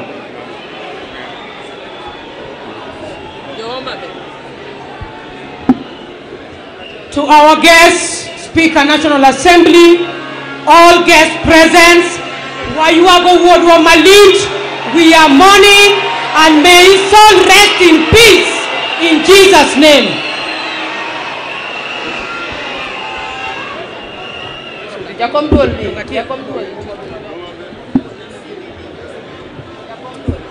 Our chair for dual. Speaker, Church, the family of Ongondowere, all elected leaders. Yokasipul Mosuru, Akelo Numos Moaseme, Ilwanga Ninyikal, An Yube Maseme, An Komar Duol, Mori Wajoturu Duto Moyer, Ongondo Nyaja Koma Mutegno, Mabura Bura Muabe. Marduol tongondo nitie pati nyocha mare pi nyocha ma ongondo nyocho jungne ji. Mr. Speaker, I'll only say one thing. Every time there's been a motion in Parliament about violence in any part of the country, you have always called on leaders and told us that leaders make sure there is peace in the country. I just want to say this. All of us, the political class, political violence, including assassination, is not in line with democracy. They are mutually exclusive. Angayo ni turuai wache ni telok miji telikao. Okawe kama ikawe ki democracy and violence are politically exclusive. Asante sana. Mheshimiwa Spika, mimi kwa majina naitwa Mheshimiwa Majimbo Kalasinga, ni mbunge wa Kapchai na ni mbunge wa Speaker of the National Assembly. Asante, Mungu awabariki. Asante sana wana Homa Bay. Mimi naitwa Wanami Wamboka, mbunge wa Bumula kutoka Bungoma. Asanteni sana. Mheshimiwa Spika, kanisa na watu wa Homa Bay, mimi naitwa Joash Nyamoko, mjumbe kutoka Nyamira hapa North Mogrango constituency. Tumesema pole. Asanteni sana. Poleni sana kwa familia Mosurujo Homa Bay and Walter Owino, MP Mawendo, Mosuruai Nyakendo. Ne joka Sipul Mosurainya, mimi ni Peter Masara, MP Suna West. Waliopanga kifo pia watakufa. Asanteni sana. Jumumbo utie. Anan TJ Kajwan. Ayar Waraka. Anan Migogo Muboka. ODM. Family Atimu Mosahenya and Jared Okelo, MP Manyando. Wachachiel Kende. We donated 2 experts to the government, the UDA government, and they are here present with us. There are only 2 from my community. We don't have any other. Please, as a community, we will defend them with our blood and sweat. and anyone out to besmirch their character, we will deal with you perpendicularly, daytime. Hakuna mchezo kwa hao watu wawili wetu. Asanteni sana. Mheshimiwa Spika na viongozi wote na waombolezaji wote, hamjambo tena. Kwa majina mimi naitwa Mwalimu Joseph Tonui. I represent the great people of Kuresoi South in the National Assembly. May our friend Ong'ondo Were rest in peace. Thank you. Jothurwa untie. Ani luonga ni Mwalimu Orero, Kibra constituency. Ero kamano. God is good. And ero kamano ne jomoko ng'eya anan mheshimiwa jirani Adumo Wuor. I want to say one word. I want to say that on a strange twist on that material day, I was with Ong'ondo Were after he had had lunch. On that particular day, I visited the office of our clerk, where I met one of the pressmen called Duncan Aemba. And Duncan Aemba was asking me that, Aduma, you've been quiet since 2013 when you lost your parents in a similar incident like this. And he was telling me he had been sent by his directors to come and interview me. So Ong'ondo came, we had a word together. So in the evening when I was back to my office, I would also recall that 5 days before this fateful day when we lost our friend, I was with him and our great governor of the great county of Homa Bay when we paid a courtesy call on us as a security committee. And on that material day, I had to shelve my parliamentary day to join him when we attended the burial of Koyo. So it was strange, and I want to say that I'm glad our speaker is here, and I want to thank him. I know the efforts which he has shown. I saw when we lost our colleague in Jelly, I saw the support he gave the family. I've also seen the support which he has given our colleague. I believe that no stone will be left unturned, and this will be the last. So Paulette Wodiem, I can see our team is here. I can see our Waziris are here, and I can see our able Secretary General here. May God rest the soul of my great friend Ong'olo in eternal peace. Asante sana. Basi spika wetu, wabunge kuu na viongozi wote, hamjambo. Mimi kwa jina naitwa Oyugi Dick Maungu, mjumbe wa Luanda kule Vihiga. Tunasema poleni sana, Mungu awe nani. Thank you. Asante sana. Mimi kwa majina naitwa Marwa Kitayama Maisori. Marehemu ni mbunge wa my father-in-law. My in-laws wako hapa, nimeoa hapa Wire. Kwa hivyo nasema poleni sana. Kwa mzee anaitwa Simon Okelo Okoko, marehemu ambaye ametuacha hivi karibuni. Poleni sana, Mungu awatie nguvu. Asante. Mimi ni mbunge wa Kuria East. Haya. Niluonga ni Joshua Odongo Ron, mjumbe Makisumu Central. Akelo kuna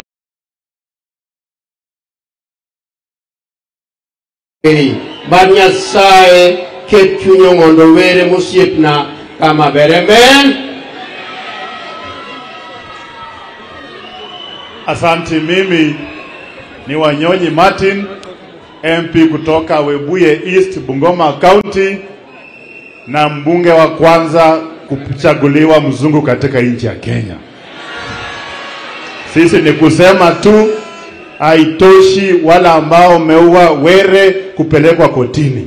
Lazima watu wapelekwe kotini na pia wapelekwe jela ili familia ipate haki yao kama hii kifo hii imeenda. Asante. Bwana sifiwe. Kwa jina ninaitwa Shakir Shabir Onyango Wanmogo kutoka Kisumu East, na kwa niaba ya Kisumu East nalete rambirambi kwa watu wa hapo wa jamii na majirani ya marehemu. Asante sana na Bwana sifiwe. Aya. Nejo Kasipul anyinga Onyango Koyo an bunge mamuoroni manie boda ugi Kalenjin omondo itu siepna jogi moro maber nyaka bed nitie gimoroni kuome. Nyiri ma un ka matisa ugi gavana uni manyara nyako ma wuondu ni nyara ene nyar moroni agonu mos. Jothurwa untie nyinga Imran Okoth an jirani Kabondo former MP Kibra achopo ka mondo wago mos the family mar Ong'ondo Were. Ong'ondo Were ne osiepa kabisa nobedo kode bunge mokadho kod Ivo Bara nobedo kamoro achiel. Wacho ni Nyasaye oket chuny Ong'ondo Were kamokwe nind gi kwe ogai ma milambo. Erokamano. God is good all the time. My name is Esther Pasaris. I am a member of Parliament for Nairobi County. To the right, Honorable Moses Wetangula and all the dignitaries here, my sisters and the family.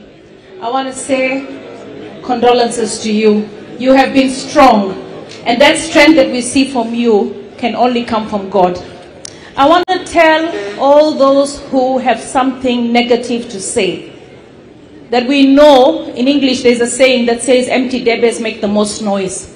But here in Homa Bay, this is a testament of the men that we're here to mourn. They loved him, and God loved him even more. So he ended his suffering and his anguish. But for those who did this, may justice be served, and may you pay the price, because we know that our God never sleeps. May Sir Charles Were rest in peace. Thank you. Okay, we have these members of parliament who will talk when Baba arrives. So you may go and take your seats and we will call you.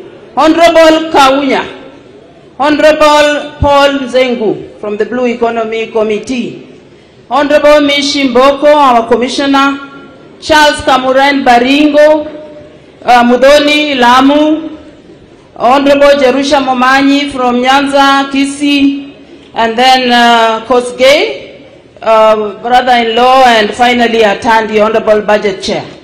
The rest of you can give your names briefly, please. Just introduce yourselves as we wait for Baba to walk in. The others will speak when Baba comes in. Thank you. Asante. Kwa majina ni Mwalimu Hari Kombe kutoka kule Magarini, Kilifi County. Mheshimiwa Speaker, Gavana Homa Bay, natoa rambirambi zangu kwa familia. Muwe pole na Mwenyezi Mungu aijalie kaburi ya rafiki yangu kuwa bustani katika mabustani peponi. Asante. Mheshimiwa Speaker, pamoja na waombolezaji wote, kwa majina naitwa John Makali, mbunge wa Kandui constituency kule Bungoma County. Kwa niaba ya watu wa Kandui tunasema fare thee well Sir Charles, na kwa familia tunasema poleni sana sana. May the killers of Sir Charles never find peace. Asante.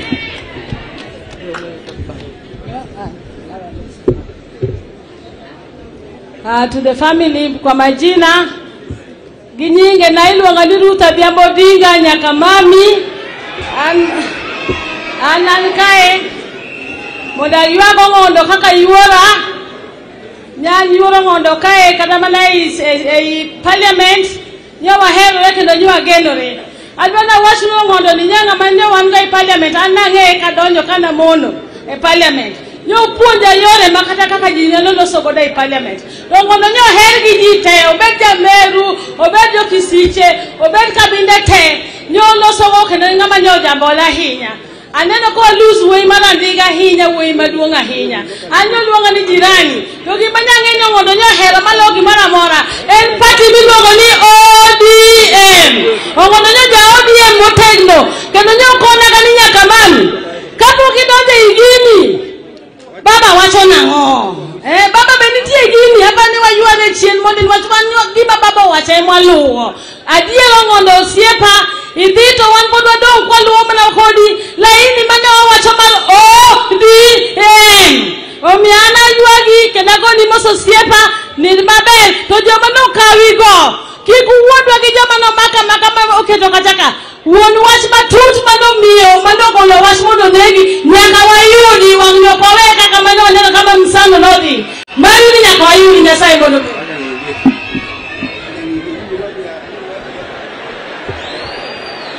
Amujambo. God is good. Mimi kwa majina Bwana Spika, mimi kwa majina naitwa Francis Tigei, MP Sotik, hapo Bomet karibu na nyinyi.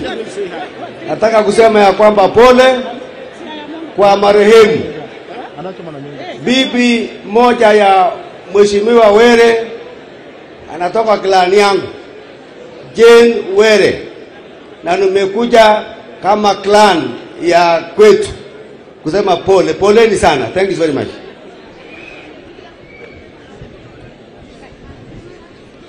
Nyasaye ber tosechete kwa majina Paul Abuor, MP wa Rongo Constituency, kwa niaba yangu, kwa niaba ya familia yangu na kwa niaba ya watu wa Rongo wote, nasema pole sana kwa familia ya Ngondo Were. Tunaomba Mungu aweke mahali pema peponi. Asanteni sana. Amoso chokruok no kwe. Aniluonga ni Fatuma Full Network, Migori County MP, independently ODM. I would like to request the government, we as the women leaders of this country, we are worried because it is said men are stronger, and we are wondering if a strong man like Ngondo Were can be gunned down. How about me, poor woman Fatuma Full Network? How about these fellow MPs? Kindly the government show the world that you care about these leaders, because on my back I'm carrying Migori County, so is Ngondo Were. As you go, my brother, may God pay where a human being cannot pay. Togi mangayo, niramja ODM, pima chungwa kanabi nono, nyasach polo ne chiu kuoro kumakuoro ringorego ero ukamano.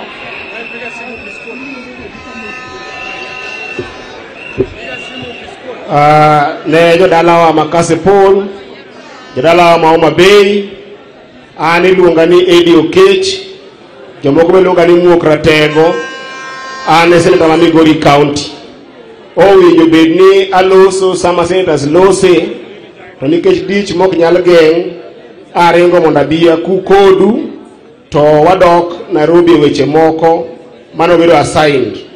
I was serving in the committee mane loso weche mag chenro mag ko jaduong' Ong'ondo. Koro nawacho ni nyaka bi mokwongo nikech nasave committee no, to mar ariyo nikech tho Ong'ondo ni endi omako matek kabisa kendo litnwa saidi. Ng'ano endo ma japiny oseyiero masav jopiny ok onego bed ni inyalo neg kaka nonego Ong'ondo. Omiyo abiro ka mondo akel kuyo mara makende mokwongo ne familia. I can't even imagine what you're going through as a family. It is difficult even to imagine what you will go through once we send the man who was taking care of this family. From the bottom of my heart, receive our pole and our sorry. To joma bei duto, Nyasaye madmi ukwe, to moloyo ni wakwayo ni sirikal will make sure ni the family of Ong'ondo, the people of Kasipul, the people of Homa Bay, the people of ODM, and the people of this region get justice for what has happened to our brother. May peace be with you, and may God bless you all. Asanteni sana. God is good, and all the time we are all here to celebrate a life well lived, a life of Ngondo Were. Let there be justice for whoever has done this heinous act. Otherwise, may his soul rest in peace, and may there be peace in this country where we love one another and we believe in one another. Our lives belong to God. You have no right to take anybody's life. Therefore, let justice be done, and let the killers be imprisoned for life. Thank you. Kasipulu ntie. Anyinga utiende molo mbunge mararieda. Toe party kae aneja lupnya wangaya. Adwa mana wacho kama. And let me say it in English so that we are brief. 3 groups of people are grieving. First is the family. Secondly is the people of Kasipul. And thirdly is the party ODM. We owe it to Ongondowere to strengthen our party. But in any criminal enterprise, as the speaker will tell you, there are usually 3 groups of people. There's the masterminds, there's the executors, and then there's the conspirators. We know the government has started work, but we want to see all the 3 groups brought to book. Thank you very much. So finally, on my part, the whip is here to take over the program after that. But finally, my shemeji said that party iko na nini? Faida. Can we give him that final salute as his shemeji steps off the stage? Kawacho ni ODM, tuwacho ni tuko tayari. Kachaka wacho ni ODM, tuwacho ni ongeango. Aya. ODM! ODM! Asanteni sana. May I now take this opportunity to invite our minority whip, Mheshimiwa Millie Odhiambo. Thank you. God is good. God is good. And all the time, Nyasaye ber, seche duto. Afuanaye amakinge ni Nyasaye ber. Yena uru monda kau kinde ni apologies, Mr. Speaker, Honorable Speaker. I will not apologize on behalf of Honorable Governor, Honorable Wanga, because she understands Luo. But let me apologize that I'll mix Luo and English. Where you don't get me, Mr. Speaker, I will translate when we are in Nairobi. Awacho baber koso kawacho. Let me take this opportunity to bring condolences on my own behalf as a good friend of Honorable Sir Charles Ongondowere, on behalf of my family, including my husband Elder Mabona, on behalf of the people of Suba North, many of whom are here today, let me bring my condolences. And akwayo jothurwa ni en wach malit momako wakako ganda. An nyocha aneno Honorable Ongondowere on the last day makaito oinyoreni na bete mbele kana timo motion. Kaluma Emmanuel Chunkaka speaker. Then I was away the week before. Now unge Kenya. Kuruka dugo takoni Ongondo pokaneno for a long time.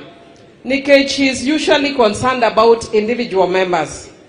Kuruka loko ngea taneno kogomba kagi Honorable Eve. Honorable Eve is the neighbor, and that is why you have seen her here playing a very critical role. Kech kawuono koro chung e komo ngondo kawuono ni. To negi gombaka mang'eny. Adwa ni mondo adhi awuoge Honorable Ngondo nikech kata bed ni an leader to nitie luor mamiye. So I wanted to go and talk to him.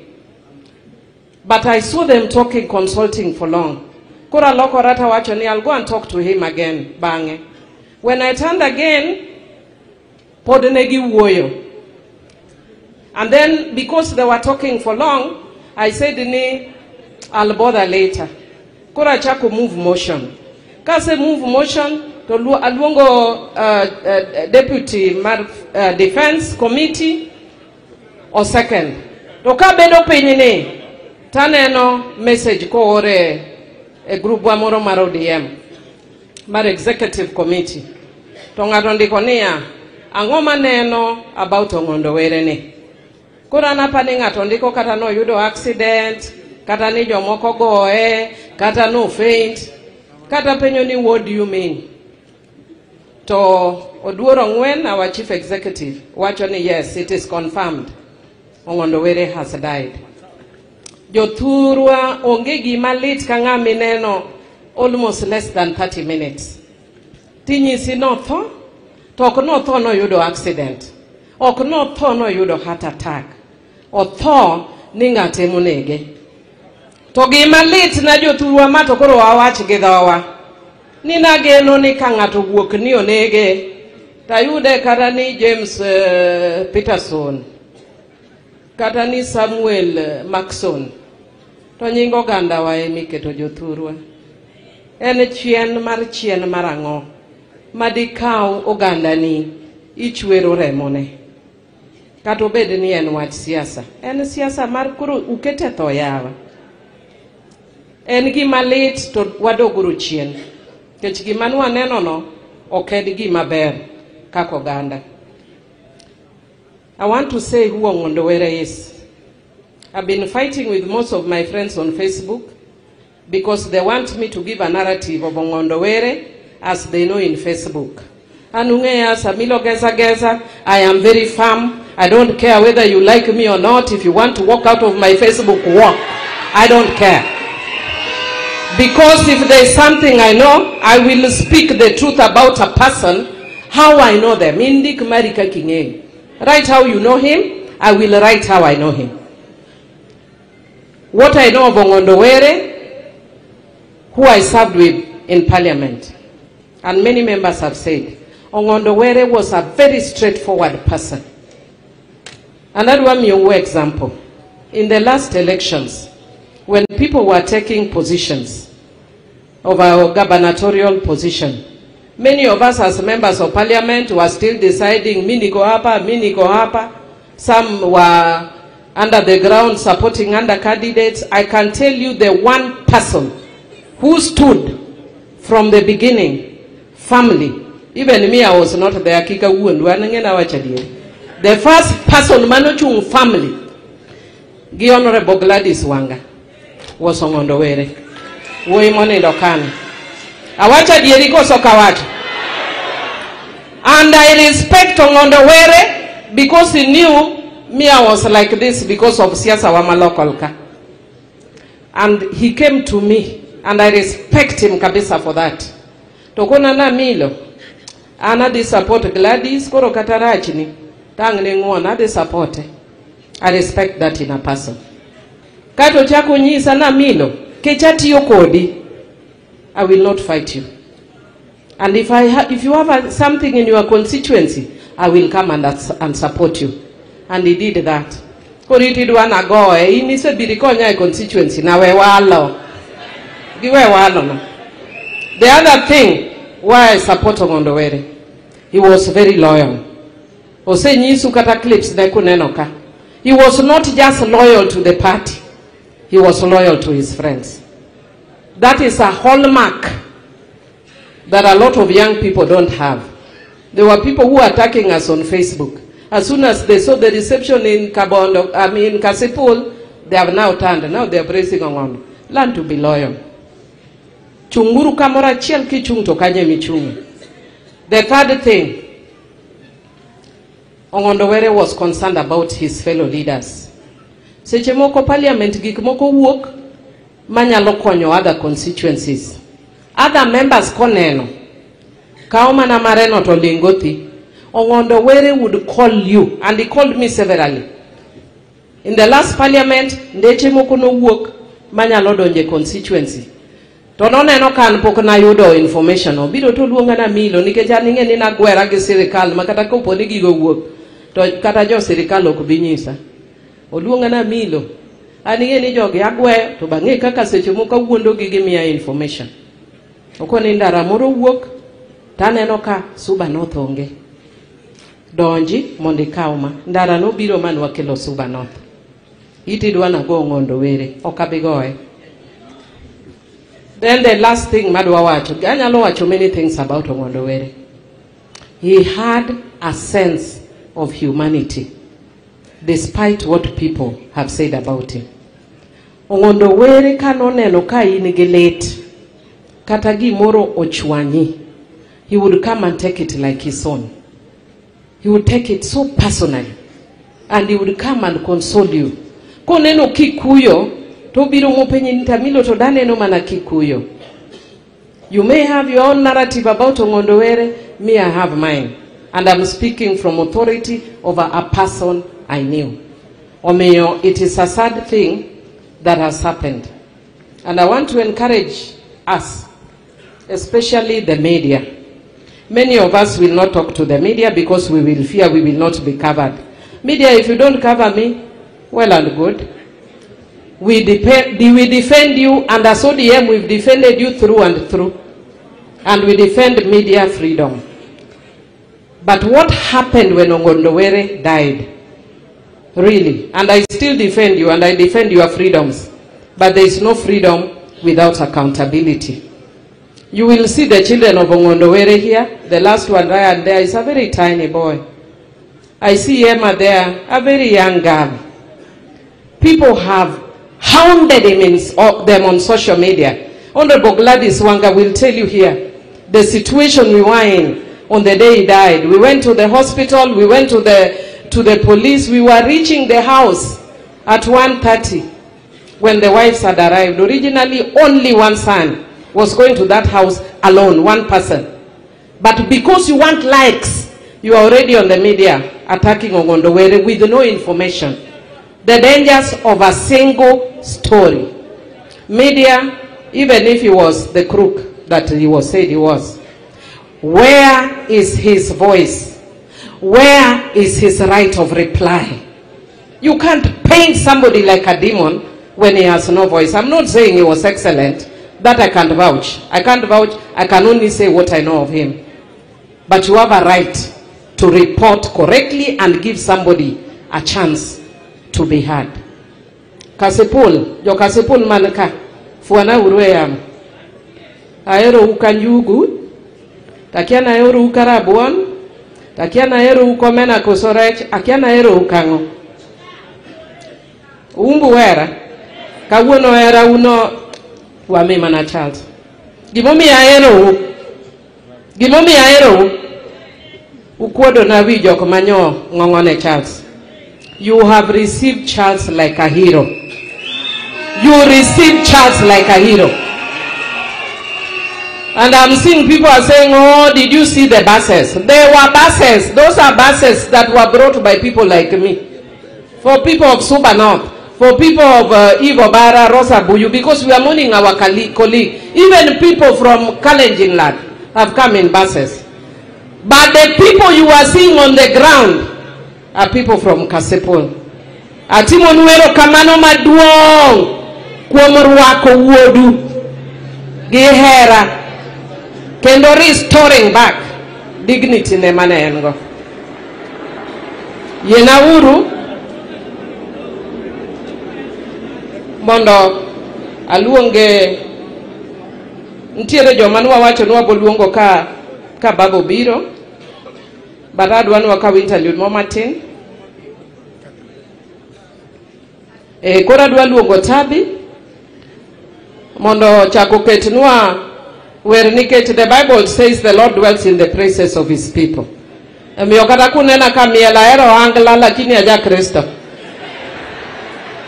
Emiyo uneno ka roho bedonjo na kata sami wero mar Yesu cham. Roho mar Yesu ni to koro inga molo mar angla. Tabi ketna roho mar Yesu mondo donjnwa. But I'm requesting our media team that you'll also put that show, that clip. And when Baba comes, in case he's not come by then, you put it again. But we might change the program, you'll bear with us because of time and this place is raining.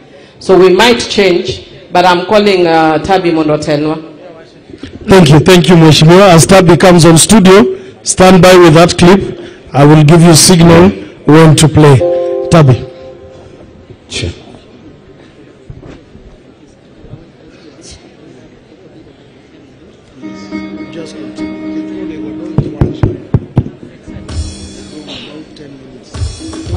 Yes. Pigia Bwana Yesu makofi popote ulipo. Ere machalo kodi, aje oba ere machalo kodi, wabaki nalo duto. Ere machalo kodi, tuinuke zote aje oba ere machalo kodi, wabaki nalo duto. Ere mapimo Yesu lona, aje oba ere machalo kodi, wabaki nalo duto. Ere machalo kodi, aje oba ere machalo kodi, wabaki nalo duto. Ere mapimo Yesu lona, nimemani birona sama kiwanga na chemba. Onge machalo Yesu lona, osiep makare ine miromoa.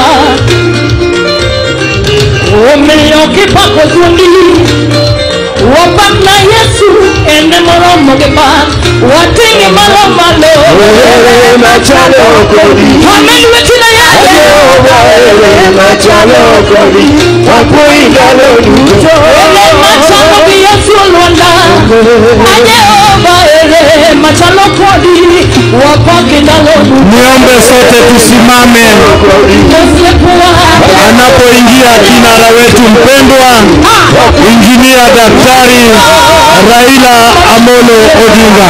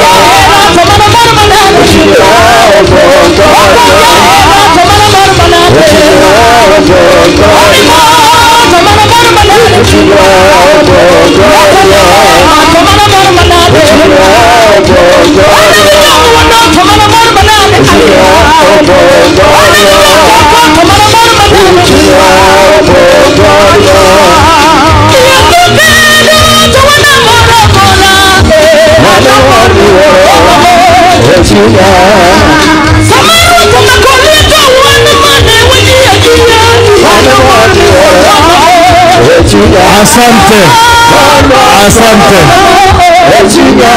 erokamano.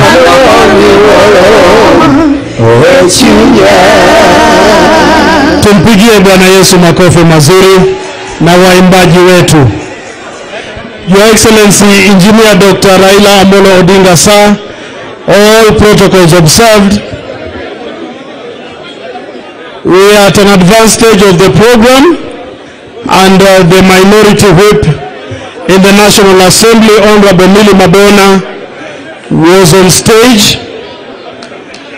May I, with all humility, before we play a clip for your consumption, acknowledge the presence of NCIC commissioners, Parliamentary Service Commission. Thank you, Mheshimiwa Kedogo, and all the NCIC commissioners. We have Mheshimiwa Rachel Ameso. Thank you very much. And we have Makori Danvas. Thank you.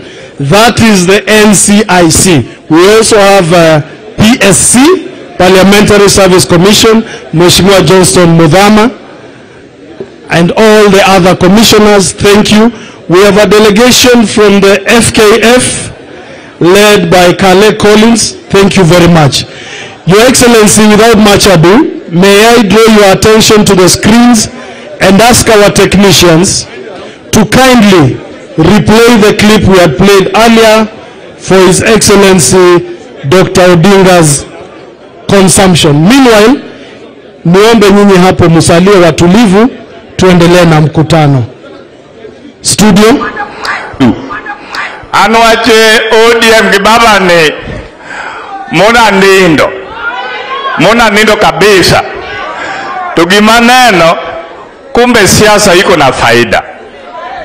Hata mimi siku ile nitapumzika, naomba watu ya ODM nyinyi uniwekee hii bandera na nyinyi ukuje kwa fujo.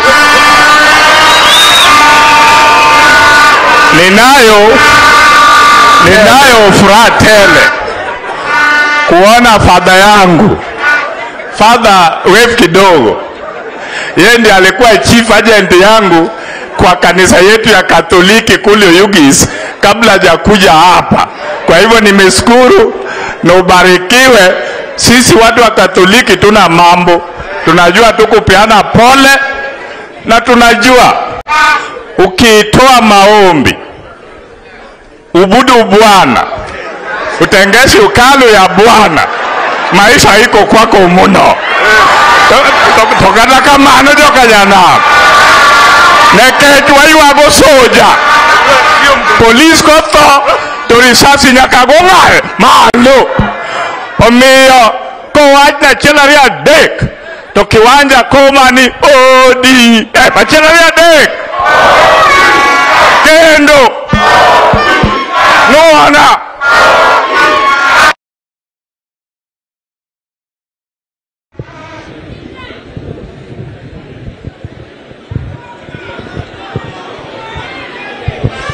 Hallelujah! Your Excellency, Right Honorable Raila Amolo Odinga, the party leader of ODM. We take this opportunity to welcome you here for the final send-off of your soldier, Sir Charles Ong'ondo Were. Baba, some people are asking why are we turning a funeral into an ODM rally. Thank you. Some people were asking why are we turning a funeral to an ODM rally. You have seen Honorable Sir Charles Ong'ondo Were already did his will and said we conduct it in that way. So as a lawyer, I'm telling you, we are doing the legal thing, but we are also doing the political thing. That is the nature of thing. Inuko kidua yuage kaka ODM anowachin. Hallelujah. Baba, on behalf of Homa Bay County, I want to let you know that Honorable Ong'ondo Were was received. Gifujo manowacho no bed received. People received him very well. And not only yesterday, today members of the National Assembly are here. There are more than 50. I think there are almost 100. And we want to thank you. Most of them have spoken, but there are a few who have not spoken that are invited at this point to come and talk on behalf of the members, because we wanted all members to speak when Baba was already here, but because of time we were not able to do that. So I'm calling Honorable Oku Kaunya from Teso. Is it Teso North or South? Teso North. So Honorable Oku Kaunya from Teso North. Tafadhali.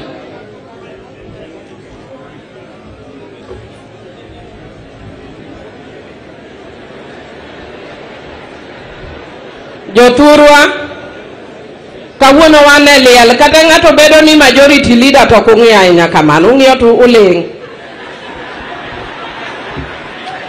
Asante sana Baba, our Right Honorable Speaker, the governors, CSS and members of parliament, and all protocols observed. My name is Oku Kaunya, Member of Parliament for Teso North. I served with Were in the Committee of National Cohesion and Equal Opportunity of the National Assembly, but I'm going to speak on three things. One, I'm going to speak, I had the opportunity and the pleasure to be given to represent Parliament by the Honorable Speaker in the autopsy process that was carried out during the post-mortem.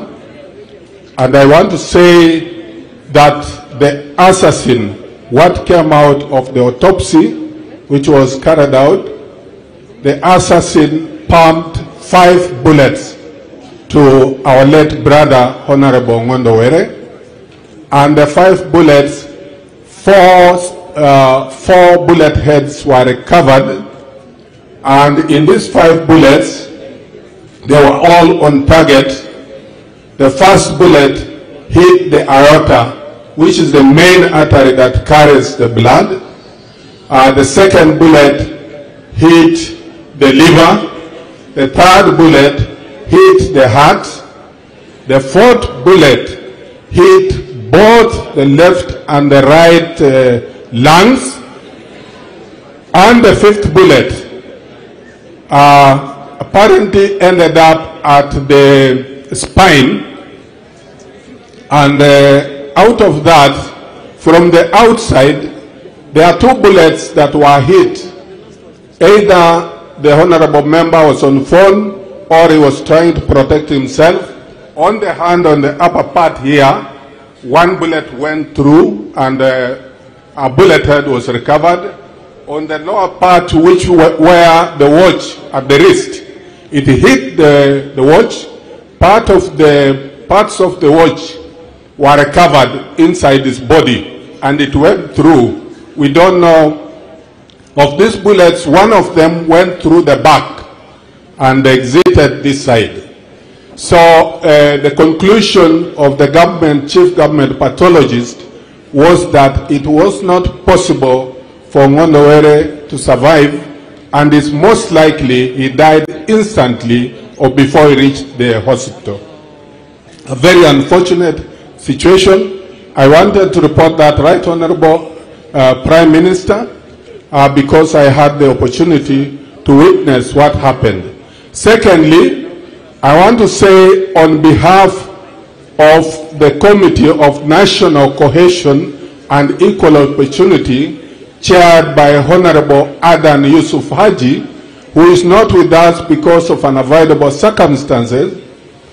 He sent his tribute, which is on page 20 of this program. I'm not going to read, but briefly, our chairman of the committee said Ongondo Were served the committee diligently with honesty, and he championed the rights of the minorities, the youth, the women, because that committee enforces or oversights on the implementation of key articles, Article 232 and other articles that emphasize the need for equity. He was also in the committee the person who stood for the truth. And in this particular case, our chairman asked that the government, especially the police, come out with the truth about who the killers are. Finally, Honorable Prime Minister, I want to say that on behalf of the people of Teso North, whom I represent, my own behalf and the family, and the people of Busia, I want to pass my condolences to the family and pray that God rest my friend's soul in peace. Ongondo Were, we knew each other very well. He visited me when I buried my father. He was there. And again, I visited this constituency with the committee a number of times. So may God rest his soul in peace, and the family, we pray for you. Thank you very much, and God bless. Thank you, Mheshimiwa. Let me invite Honorable Engineer Paul Zengu, who was also with him in the Committee of Blue Economy, National Cohesion, and was a true friend. We've been with Honorable Paul since yesterday morning until today, and he was also with us at home. Thank you, Mheshimiwa. Asante. Your Excellency Raila Amolo Odinga, all protocols observed. Mimi naitwa Paul Nzengu, mbunge wa Mwingi North, na niko na kofia mbili leo. Kofia ya kwanza ni mimi kama mbunge wa Mwingi North, na leta rambirambi zangu na za familia yangu na watu wa Mwingi North. Na tena naleta rambirambi za watu wa Ukambani yote, including my party leader, Honorable Kalonzo Musyoka. You are aware that we lost an MCA in Nairobi, and the MCA is being buried today. So Mheshimiwa Kalonzo ameenda huko. Were aliwahi kuniambia kwamba walikuwa marafiki sana na Kalonzo. Kuna wakati mwingine Raila na Kalonzo wakaenda Meru, na akaniambia kwamba kulikuwa na mambo kidogo kidogo pale, na akaingililia kusaidia ile kampeni ya Meru. Ni kofia ya pili, Were was my friend and a colleague. We joined the parliament in 2017. We were nominated to the Committee of Water, National Resources, and together with Rosa Buyu, who is here with us. And in 2022, when we were re-elected, we joined the same committee, and I found myself with Were in the National Cohesion Committee as well. Our vice chair is here. I don't know whether Tayama can stand up. Yes, that is the vice chair for Blue Economic Committee, and our chair sent his condolence, and his tribute is written on page 22 of the program. Na nilikuwa nataka kusema ya kwamba yale maneno yote ambayo yamesemwa kuhusu Were yote ni ya ukweli, ukweli mtupu. Were alikuwa na msimamo mkali katika committee. He was one of the most vibrant members of parliament. He would never come late for committee meetings, and he never shied away from telling state departments and ministries the truth. So tumepoteza shujaa mkubwa sana. As a committee, we are wondering how we are going to survive without Were. In the two committees, Were was a very reliable person. May his soul rest in eternal peace. Lastly, kings never die. Were ameenda. Your Excellency Raila Odinga, mimi nikiangalia familia ya Were naona mbunge wa Kasipul hapo. Kwa hiyo mimi ningeomba sana wakati mnaenda kama ODM kutafuta kiongozi wa kumreplace Were, kwa sababu Were hajakufa. Hii familia iko na watu wanatosha kumrithi Were. Asanteni sana. Thank you very much. Honorable Were, when we reconstituted committees, me and Honorable Junet Mohammed, we consulted and we said that we are going to make him the vice chair because of his history and because of his popularity of the committees, and he died as the vice chair of the National Cohesion. Let me take this opportunity to call Honorable Charles Kamuren from Baringo South. Go up, Charles. Thank you. To a brief tafadhali, this place reigns. Thank you. Baba, Mheshimiwa Baba, our Prime Minister, Honorable Speaker, our National Assembly, our Governor, Cabinet Secretaries present, members of the Senate and National Assembly, familia, clergy, na wakaaji wote wa Kasipul, Nyanza. Mimi nachukua nafasi hii kwanza kutoa rambirambi zangu kutoka Baringo Kusini, kutoka watu wa Baringo na kutoka Rift Valley. Tumekuja kuungana pamoja kusema pole. Pole baba kwa kupoteza kiongozi mmoja ambaye alikuwa anafanya kazi sana. He was very faithful and very committed to your party.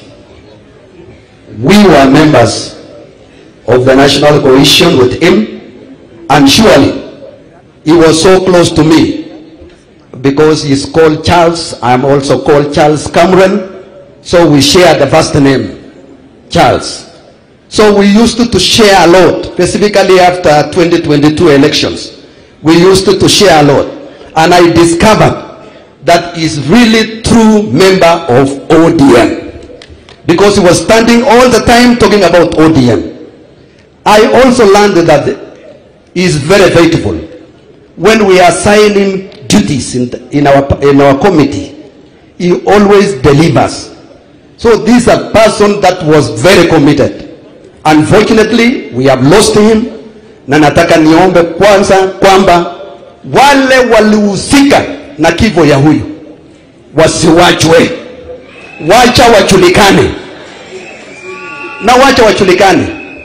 na iwan kuungana na mheshimiwa huyu kwamba sometimes kama mtu ameenda African culture, when somebody has died, don't speak negative about that person, because it's no longer about where he's gone.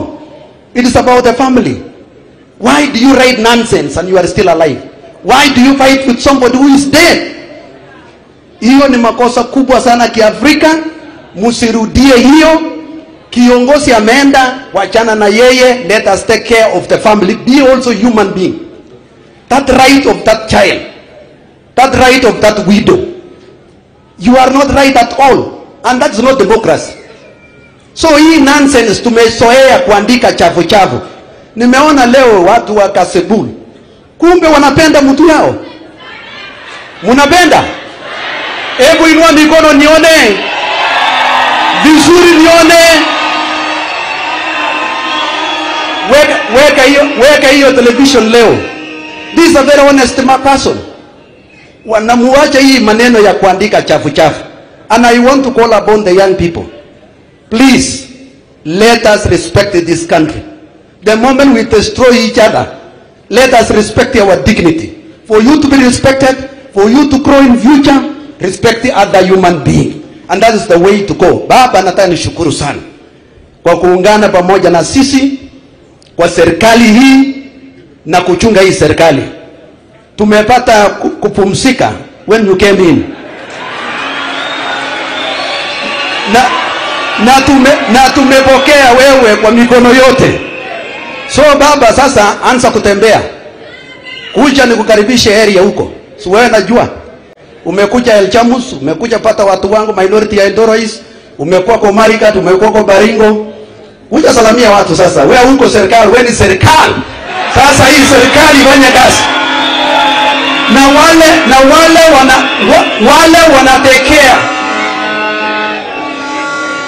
wale wanatekea ODM kwamba itatoka kwa serikali. Endelea kutekea. ODM wako kwa serikali na tuko pamoja na tutaishi pamoja. Na nataka nishukuru Mheshimiwa Prime Minister kwa sababu wakati mlielewana na rais rafiki wako Dr. William Samoei Ruto na mkakaa wa viti, wewe ulituletea cabinet secretaries ambao wanashap na wanaelewa kazi, na tumeona ile kazi wanafanya, sisi tumefurahia. So now we shall take advantage of them. Wakuje huko watembee na nyinyi ODM, hata saa zingine ongeanga polepole. Najua mshahara ni huyu ndio anatulipa sisi wote, huyu tu. Sasa nyinyi mnaye mshahara zote. Si hii ni serikali yenu. Hii ni serikali yenu. Waje nione serikali, waje nione serikali. Ili nikirudi pale niambie huko Nyanza yote ni serikali. Baba, wewe ni kiongozi Afrika. Tumeshika hiyo mwendo wako na hiyo roho ulisimama kwa Afrika. Ukiomba hiyo kiti. We are following you, we respect you, we are going to support you, we shall move together. Let us own this government, all of us. Thank you. Asante na pole kwa jamii. Mungu na wapate kuwasaidia mbele. Thank you very much. Wacho kosoko wacho. Let me take this opportunity to invite Honorable Mudhoni from Lamu. Oyuage maber kosoko oyuage. Gikabila giteko sokabila te. Nyako no to kikune joma chwane no kungiye magalagala. En gi PO box already. Thank you, Millie, the bad girl. Right Honorable Prime Minister Raila Amolo Odinga, Speaker of the National Assembly, wapulezaji wezangu, Bwana asifiwe. God is good and all the time. Sisi leo tumekuja hapa kumuomboleza ndugu yetu kiongozi ambaye tungependa kuomba the media and the entire country to refer to him as a solid, committed leader, someone who was dependable, someone who was a family man. Hii upuzi ingine wanaandika, sisi sote tunashangaa. Why would people want to tarnish a man that was so honorable? So to the media, please, we are so disappointed and would appreciate if you reported actually what Honorable Were was. to the family, the two beautiful ladies, believe you me, I served with Honorable Were na alipenda familia yake na aliwapenda nyote wawili na watoto wenu, na kila siku walikuwa anasema wacha nitumie pesa kidogo huyu, wacha nitumie huyu mwingine pesa kidogo. Aliwapenda sana. Were was a defender of women. Aliniambia siku moja, because he is a polygamous man, he told me, Muthoni, ikiwa wewe mwanaume anapenda mwanamke, kwa nini asioe yeye? Kwa nini afanye side chick? He was referring to the fact that men must respect women, and if you love them, you must make them wives. And he made 2 wives, and I appeal to you, tafadhali muendelee kulinda familia yenu na muangalie vizuri watoto wenu, na najua akiwa mahali yuko ataendelea kufurahi. Right Honorable His Excellent Prime Minister, Were alikupenda sana sana, kutoka kwa roho yake alipenda ODM, lakini wewe alikupenda personally and deeply. Na mimi najua umepoteza rafiki, na kama vile Mheshimiwa Nzengu amesema, mimi Were alikuwa amenionyesha baba ako na vijana wawili ambao ni karibu rika yangu. Baba, unaona mkono yangu sijaweka pete.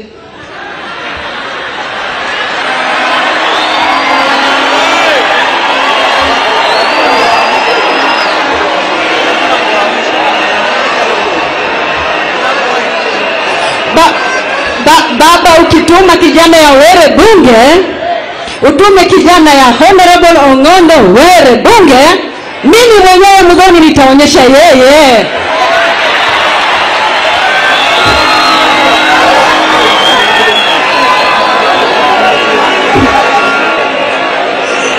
Asanteni sana watu wa Homa Bay, Kasipul. Mungu awabariki na Mungu ailaze mahali pema peponi roho yake. Baba, tafadhali unipange. Asanteni sana. Aya. Anenoka baba goyo wiye, baba wiye gi wacho na. Ere jomo yie ni wacho no mondo baba mak motegno. Baba ne en wedago. Jomo yie ni mondo pang nyako na. Ipango mana king'iyo ka Ong'ondo Were. Owacho koso kowacho. Aneno ka sama nyako no ting'o lwete malo kama Honorable Kaluma ochikore malo. Nodwa meto. Kaluma nyako no kosiemi. Osiemo od Ong'ondo Were. Osiemo koso kosiemo. Kaluma bed mos. Let me invite Honorable Jerusha Momanyi from Nyamira.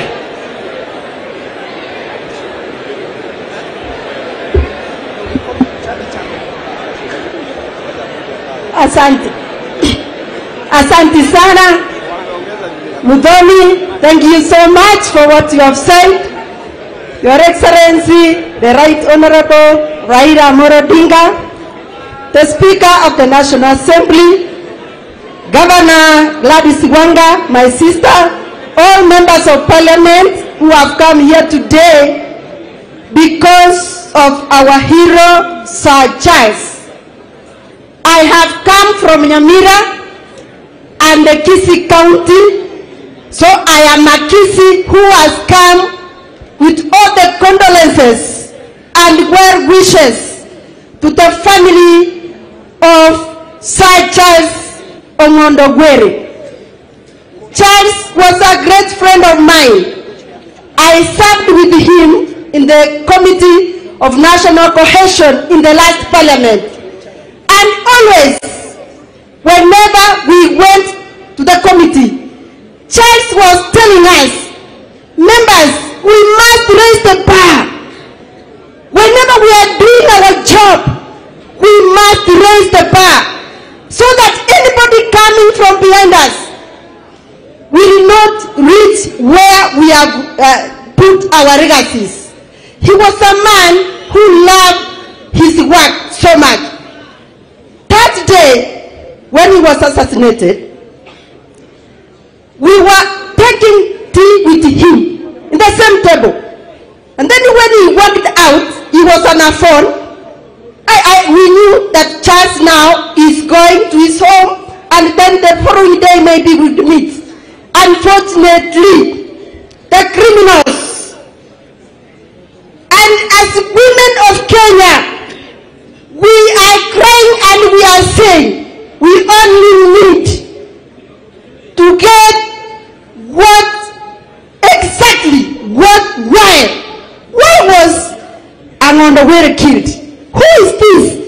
loving Ongondo Were. For that reason, when he has a family, a very beautiful family, the children need him now most, because if you see those very handsome gentlemen, very beautiful guys, and the very beautiful wives that he had, this is the time that they needed him most. So we are so saddened, and we are asking for justice. Women of Kenya have told me to talk and tell this nation that we are only waiting for justice soon and very soon. Finally, I want to thank you, the people of Kasipul. What we have been hearing and seeing in social media, we can now attest that you loved Ongondo Were. Thank you for your love. And to Baba, the Bible says, blessed are the peacemakers, for they shall see the kingdom of heaven. Baba has had this country in his heart forever of our country. May you live many more years. We are praying for you, President of the Republic of Kenya. Thank you, and may God bless you. Nyakisi no toko wacho nwa katorwako pete. Uko na pete ama una? Hapa Luoland we don't joke with such things. Wacha niwaambie, Baba, we love you. We want to get one leader from this family, and I will give my daughter.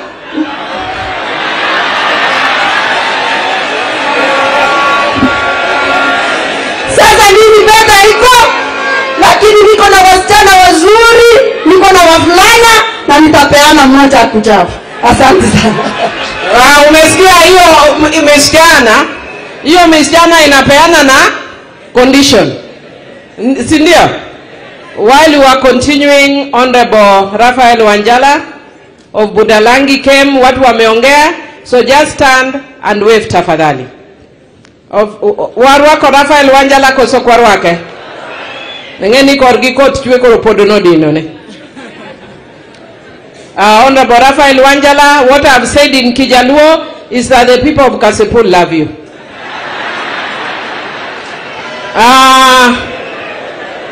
The Prime Minister, let me take this opportunity to call Honorable Atandi, who is the Chair of Budget. But even as Honorable Atandi is coming, Joturwa, watu machielo maduong monyiswa, nijo machua manika, meduru mon, owachi kosoka wache. En manani wachu no, wache uru maragi dholuo, an mara chao kuinj dholuo, chua meduru mon. Haya, Nyasaye ber, sechete, jomumbo yaure uru. Ere jomoro wako mosu wakalego usoga ka.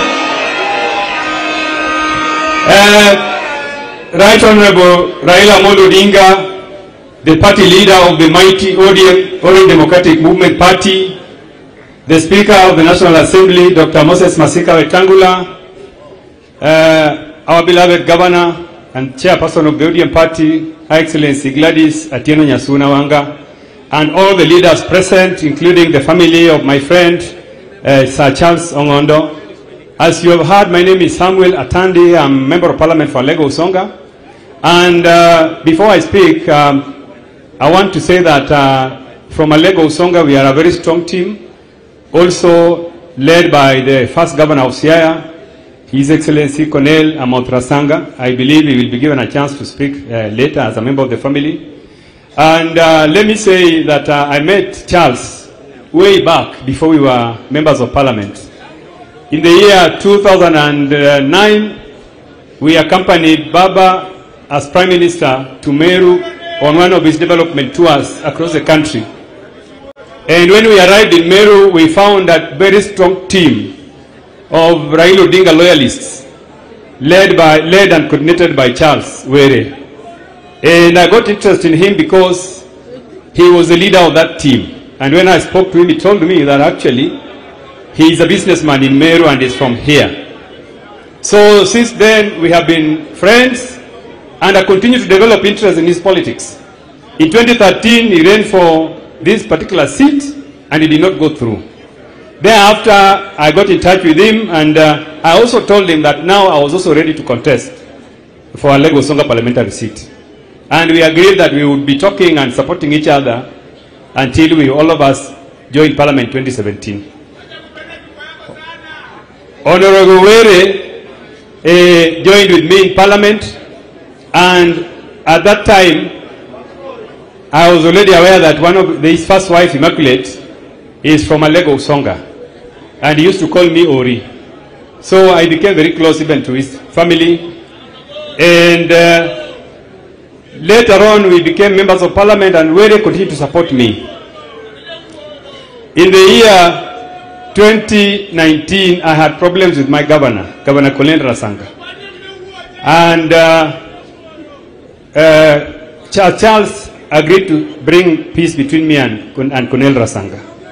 So Charles told me that I would come to Alego and I would be able to talk to Governor Rasanga so that the difference you have is resolved. So that morning, I and Charles, we left Kisumu for Siaya. And the governor was not aware that I was in the company of Charles. So when we arrived at his home and the governor saw me, he eased up and he started talking to me and he embraced me. And finally we started working together. I wanted to say that Charles was a peacemaker. He was a peacemaker, and Charles always wanted colleagues and friends to be at peace and to work together. So when I heard news that people were describing Charles in the best way that they knew, which is not true, I am one of the people who are saying no and saying that Charles has been misrepresented. That Charles in death is not the Charles that was real in life. Charles was a peacemaker. Charles embraced people. Charles worked with everybody. Lastly, I want to join leaders and Kenyans who are calling for justice for the family of Charles. I want to say that the family of Charles deserves justice. That whoever was responsible for taking away the life of Charles must face justice. That is the only thing that I'm also calling and asking the people investigating this matter, the prosecution agencies, that we want you to give us justice, because that is the only thing that the people of Kasipul Kabonda and his friend deserve. May the soul of my friend Charles rest eternal peace. Thank you. Thank you, Chairman Budget. Let me take this opportunity to invite Honorable Kosgei, who is also a member of the family in Kijaluo Wawachoni Sange. Ma Sangene. I'll invite him to just talk. And members of Parliament, I will thereafter invite you to just stand up so Baba can see how many you are. You will not come here, you had already come, but you'll just stand up so Baba can see. Your Excellency, Right Honorable Prime Minister Raila Odinga, Right Honorable Speaker, the two widows, Margaret and Anne, your children, and the people of Kasipul. God is good, and all the time. Asante sana. Leo ninasimama hapa kama mmoja wa familia hii kubwa ya mheshimiwa wetu Charles Were, kwa sababu huyu Were ameoa Magi huyu ambaye ni dada mkubwa wa mke wangu, na tulijuana na Were mbele kabla hajaingia siasa.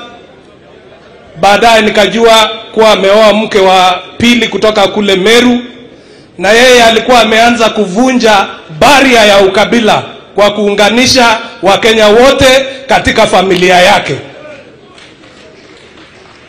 Wakati alipewa kuwa vice chair wa National Cohesion, tuliona yeye ndio anastahili zaidi, kwa sababu yeye ndio ameunganisha Wakenya zaidi kuhusiana na ndoa na bonding ya familia zote kutoka kila sehemu. Hii kifo cha Were ambayo imetustua sana, haikuwa kifo ya hivi hivi. Ilipangwa kwa hali ya juu, na niko na maneno mawili. Wale wapangaji wa hii kifo walipanga the death of Were to coincide with the closure of parliament going to recess, so that nobody makes a lot of noise. Pili, walikuwa wamepanga propaganda kwa siasa ahead of time, ili when they gun down Were, social media imwagike na propaganda ya kuwa huyu mtu alikuwa mtu mbaya. So hii kifo haikuwa ya mtu wa kawaida. Na kama familia nataka kuambia polisi, asante kwa yale mumefanya. You have only caught those people who are suspected to have done this. We want you to get the sponsor. There is a sponsor sitting somewhere. He might think he is enjoying peace, but he will never have peace until he dies. This man was a very peaceful man, and he was loyal to the hilt. Baba, wakati tuliwin election ya 2022 nikaambia Were, sasa situende tusalimie Ruto. Were akaniambia, mheshimiwa, chunga line yako. Mimi siwezi karibia pali Ruto wako mpaka nione wamekutana na baba kwanza. Anga nikaona loyalty ya hali ya juu. Wakati wa campaign ahead of time aliniambia yeye anaunga mkono Gladys Wanga kuwa governor wa Homa Bay hii, na decision yake ilikuwa right ama sio right? Sisi tunajua county hii ya Homa Bay is the topmost county in the Republic of Kenya in terms of development. Na Your Excellency, kama familia tutaomba tu, unajua hii watu wanaua watu wanataka kiti. We want to shame them ya kuwa hakuna kiti hata baada ya kuua. Wanakaa kama yule fisi anafuata mtu kwa usiku akifikiria mkono itaanguka akule, mpaka mtu anaingia kwa nyumba. Ili to embarrass them, baba, tunaomba uwekele mkono mtoto mmoja wa Were amalize kazi ya baba yake.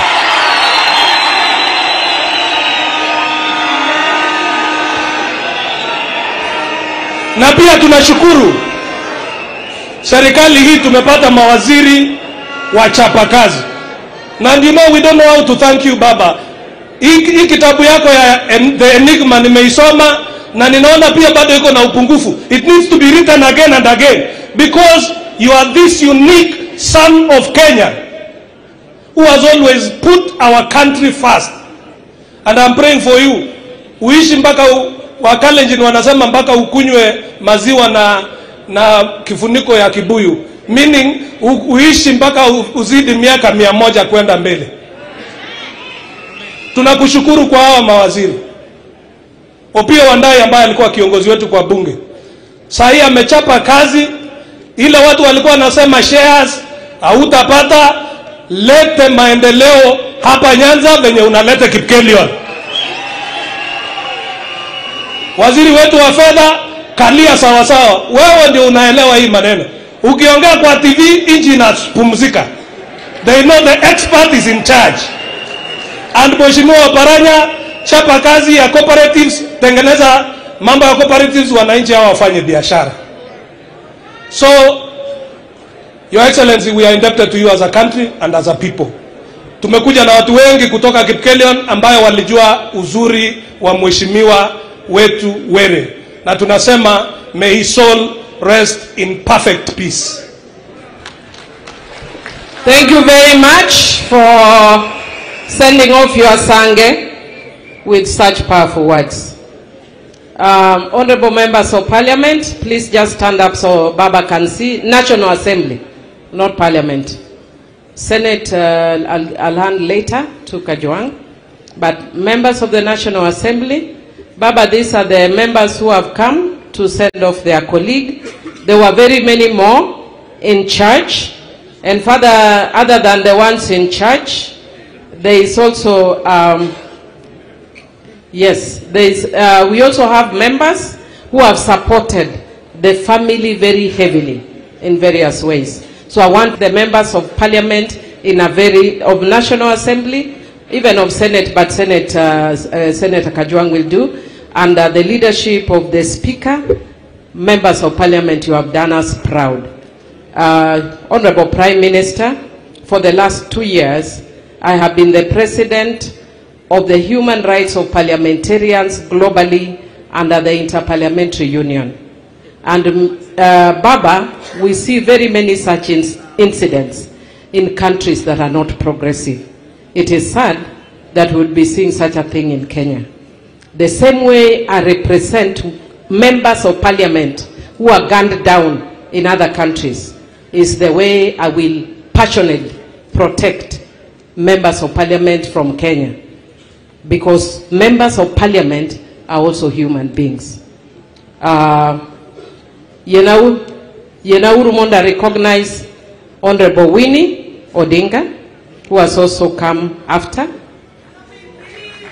Uruwako kosok uruwako. Ero kamano.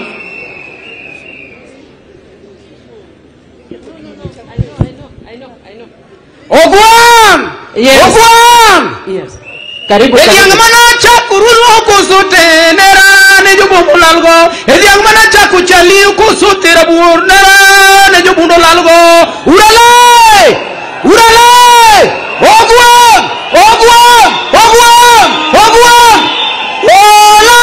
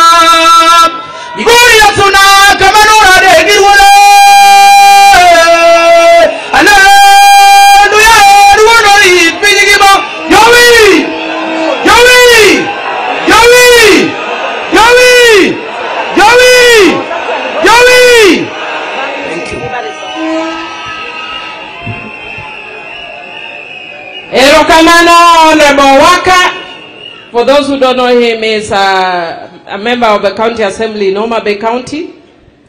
Even though Onyawero Angla Kakawinje, no? Angla Kanye Bere. Nana Mono Wago Kodi Ambe Kawinjo Dwana Nebere go Angla.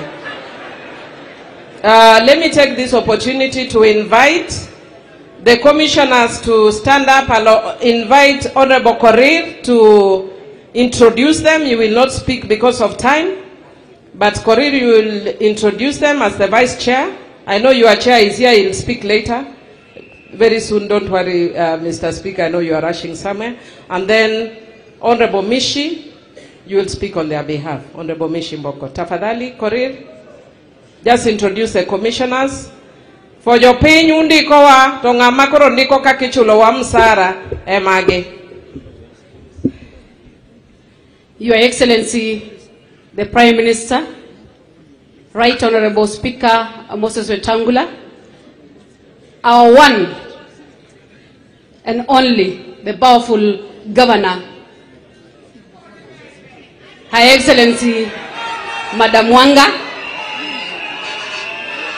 all protocol observed.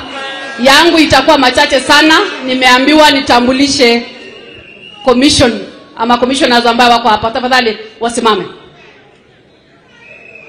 Hapo tuko na Commissioner Mheshimiwa Ameso. Tuko na Mheshimiwa Mishi Mbogo. Na Your Excellency the Prime Minister, tuko na rafiki yako ambaye mmefanya kazi na yeye kwa muda, Commissioner Mudhama.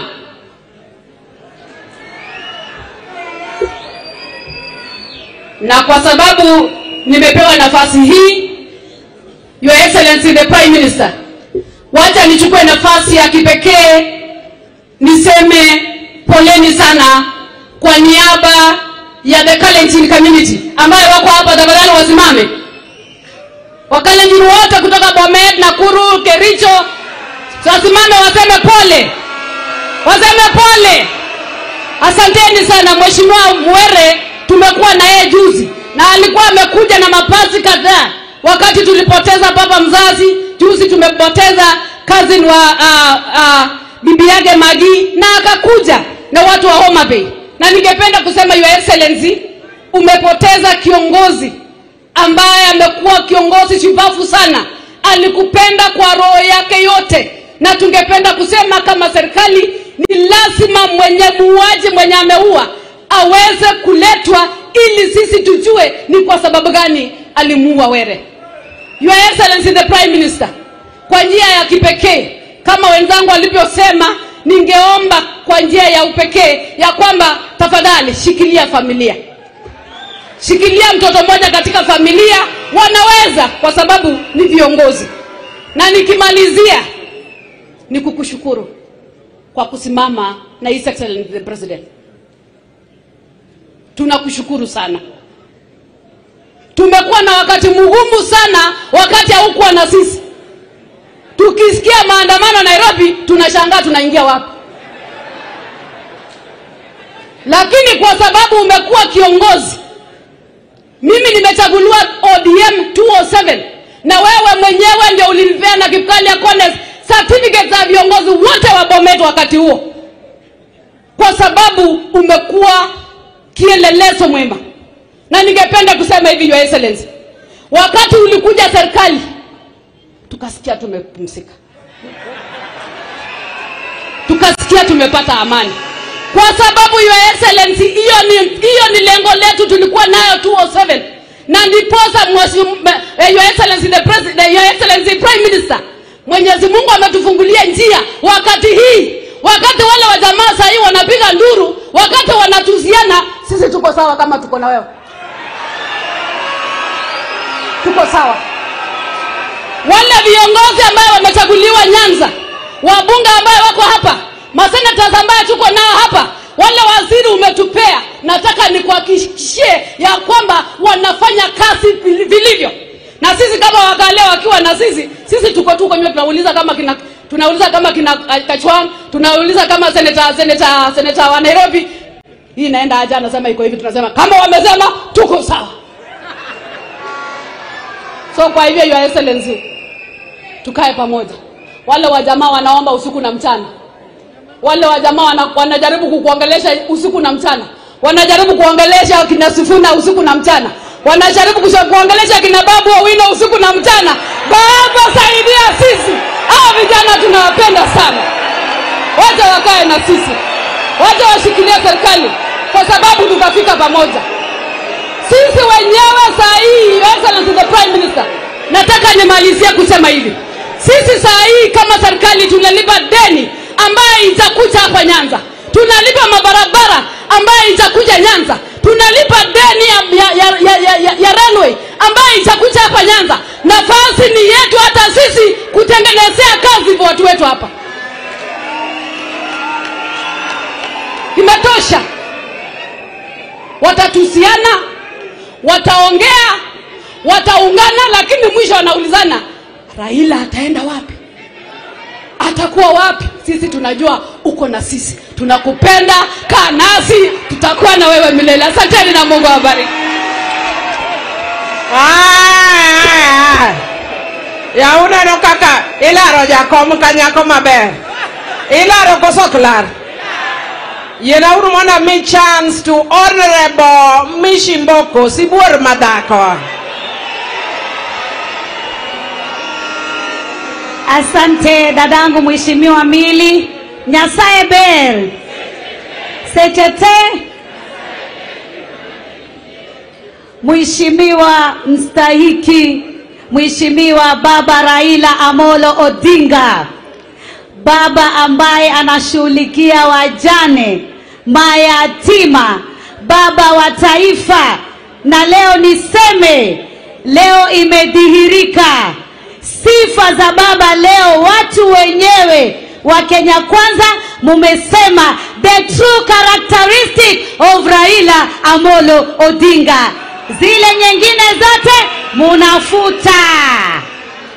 Nataka niseme namshukuru sana baba, nimshukuru mwanamke bomba, kiongozi shujaa, Mama Gladys Nyasuna Wanga,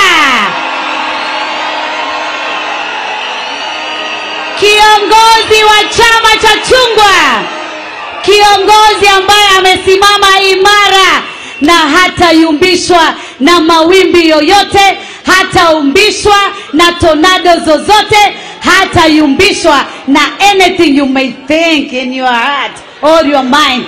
She's very, very firm for Homa Bay County and ODM as a party. Niwashukuru wajumbe wenzangu wote, maseneta na magavana wengine. Mimi niko hapa kwa niaba ya PSC na pia niaba ya watu wa Pwani, nikitoa udhuru wa Governor Abdulswamad Sharif Nassir. Angekuwa na sisi hapa, lakini amepatikana na udhuru mzito sana, hakuweza kufika. Niseme jamani, ni majonzi makubwa, ni masikitiko yasiyo kifani. Maneno hayawezi kujieleza. Nafsi zetu zinavyoungulika kumpoteza shujaa, kijana wetu Mheshimiwa Charles Ong'ondo Were. Baba, umepoteza shujaa, umepoteza a foot soldier who is strong. Gladys, tumepoteza, tuna pengo, lakini najua kwa sababu yeye mwenyewe kwa maneno yake alitabiri na kusema, wakati nimekufa ekeni bendera katika sanduku langu, na pia muje kwa fujo. Mumekuja kwa fujo, mjakuja kwa fujo. Tumefika na fujo ama si fujo? Mheshimiwa Charles Ong'ondo Were, that very day mimi wanakaa karibu na yeye pamoja na Mheshimiwa Dr. Ivo Bara, na nilipoingia nilimpata amekaa kimya, ameangalia chini. Nikamsalimia Mheshimiwa Ng'ang'o kwa Kijaluo, akaniambia salama Mheshimiwa Mishi. Nikamwambia mbona uko baridi baridi, kwani kuna nini? Akaniambia wewe si bora madhako, niko sawa tu. Nikamuuliza mbona speaker anataja majina ya watu, kwani kuna nini? Akasema anataja majina ya komiti ya mambo ya NGCDF. So tukaanza kucommunicate mimi na yeye na Mheshimiwa Amina Mnyanzi wa kutoka Malindi. Tukaongea story za siasa nini. Baadaye hivyo Bara akaingia, akasema Amina umekaa kwa kiti yangu, lakini mimi wacha nikae karibu na shemegi yangu hapo. So that day nikitathmini, ninaona ni kwamba alikuwa na wasiwasi katika nafsi yake. He was not the same, because he always joke with me. Huwa nataniana naye sana, ananiambia na wewe si bora madhako, hii Kiswahili yako utanifundisha lini nijue hii Kiswahili tamu hii unaongea? Nikamwambia usijali. Ong'ondo Were ni mmoja alitusaidia wakati wa election za Abdulswamad Sharif Nassir, wakati Ruto ashachaguliwa. Sasa kaunti zetu mbili, Kakamega na Mombasa, tunafanya by election. Alikuja yeye, Wanga, Rosabuyu, Mark Nyapita, Likoni constituency. Na kwa sababu Likoni constituency over 70% ya Wajaluo wa pale wanatoka Homa Bay County, tuliweza kupiga kura na tukawa na difference ya 8,000 votes. Ile alipata Sarai na Abdulswamad. Likoni ndio ilikuwa determinant factor ya kufanya Abdulswamad kushinda kiti cha ugavana. Jamani, Ong'ondo Were, Mwenyezi Mungu akuweke pema penye waja wema, kwa wake zake, warembo, wachanga na watoto wake. Mimi nataka niwaambie wasifa wa Ong'ondo Were na nia yake njema na miradi kochokocho ambayo alisema asiye na macho ambiwi tazama. Jamani, ikiwa Ong'ondo Were alikuwa na dosari, Mbona alichaguliwa mara ya kwanza, akachaguliwa mara ya pili, tena na kura kocho 44,000 versus 3,000. Hebu angalia. Alafu wengine wanasema jamani, chanda chema lazima kivishe pete. Leo tunamvalisha pete kwa kucelebrate his life. Alipokuwa mzima alikuwa ni mtu wa baba. Baba akisema left ni left. Hata tukiitwa focusing na wa viongozi wetu pamoja na Junet, watu wengine wachache wakianza kusema hapana, hiyo tutakubaliana, yeye anasimama na anatoa sauti yake. Na wakati anatoa sauti yake, sote tunanyamaza na tunasema hiyo ndio njia tutafuata. Wakenya wenzangu, Kenya nzima imejua nchi ya Kenya haiwezi kutulia kabla ama bila ya mwanamume anaitwa Raila Amolo Odinga. Kama hilo mumelijua ya kwamba baba, he brings stability in this country, he brings peace in this country, he unites all the tribes in this country, akiwa with his excellency Dr. William Samoei Ruto. Heshima ya baba idumu.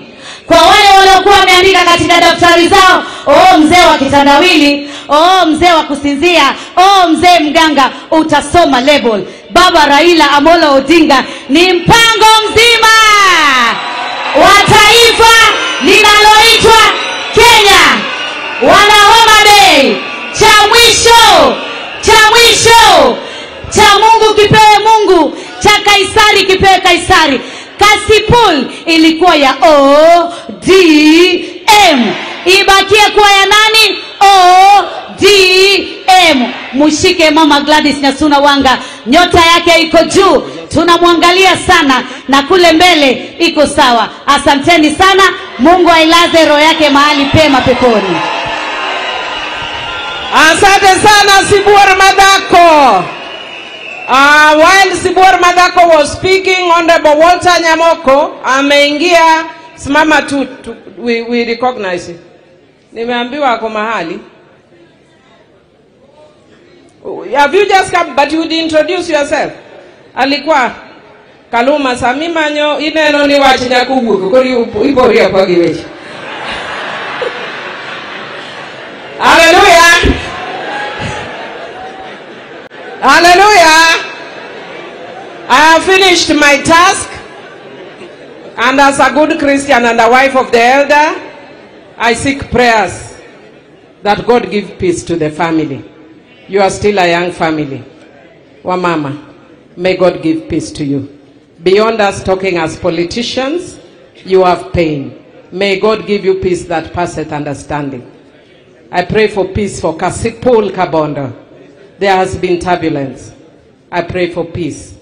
I pray for peace for Homa Bay County. And I finish with peace, a prayer for peace for Kenya. Katieko giwachachiel ne oganda luo. Imanyo wa kanyako nikech riwruokwa. Riwruokwa etekowa.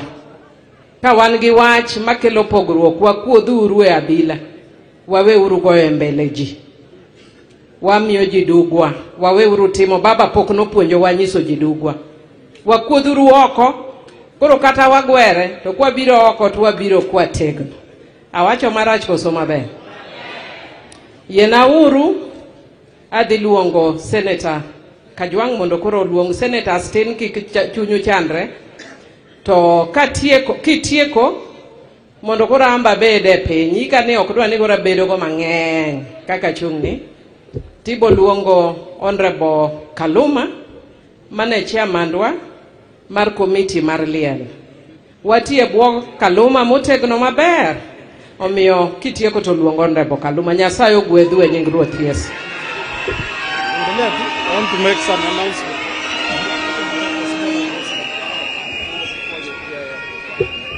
Samahani, Senator. Just a service announcement. We are struggling for air, especially around here.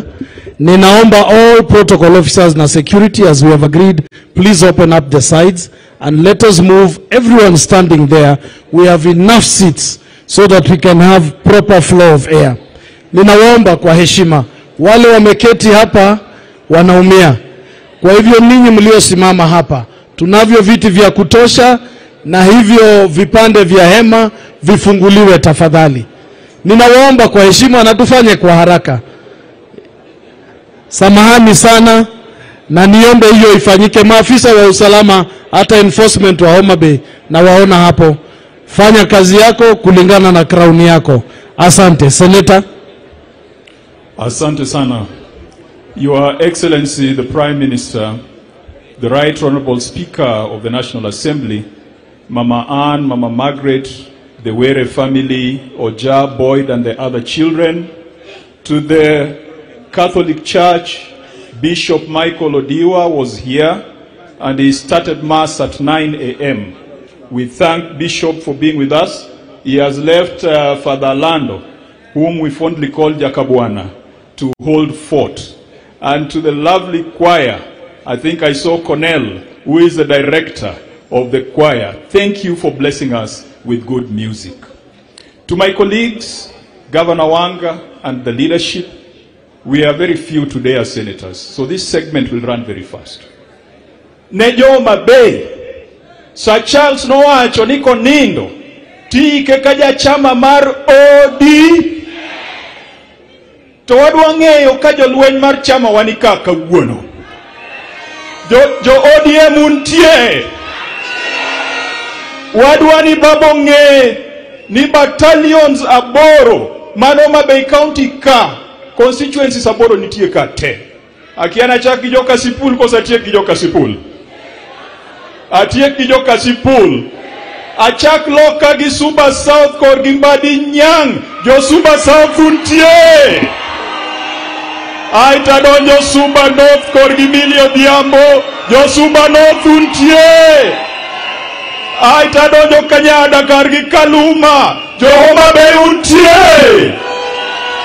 Taronjo Rangwe kor gi Gladys Wanga. Jo Rangwe untie. Tokora donjo Karachuonyo kor Garipo Kuome. Jo Karachuonyo untie. Aito kora chomo Manandhiwa kor gi Martin Gogindo. To donge kora donjo Kabondo kor gi Ivo Bara. Jo Kabondo untie. Ere jo Kabonda ne mondo babone ni jo Kabondo nika. Aito koro wadonje headquarter mar ODM e Homa Bay ka. Iluongo ni Kasipul. Kor Gogondo Were. Jo Kasipul untie. Uwinjo Sir Charles nowacho ni chieng' miike ni kwago achiel ariyo adek tumi ang'owa odi. Aya whatever de achiel ariyo adek kendo nuona Kisanja. Debe ni Sir Charles ne nyalo nenowa ang'e ni do bedo gi mor e chunye. Your Excellency, the people of Homa Bay have demonstrated remarkable discipline. Yesterday when we received Sir Charles at Kabunde Airport, we came in a delegation in a convoy of thousands of vehicles. And I'm pleased to report that there was no single incident that was reported of a criminal nature or a violent nature. You have ashamed those who thought that Homa Bay is a battle zone. You have ashamed those who thought that there would be battle and blood today. And you have lifted the name of Sir Charles Were. We have given honor and dignity to this family, that today they can pray and be at peace as they see their husband, their father, being sent off in a dignified manner. Adwoko nwero kamano. Utingo nyingwa malo. Vijana ma Homa Bay. Mine ma Homa Bay. Joka Sipul. Homa Bay mangima goganda luo. Utimo gi maber kendo wako Sir Charles kaka mibunge manoer gi joge.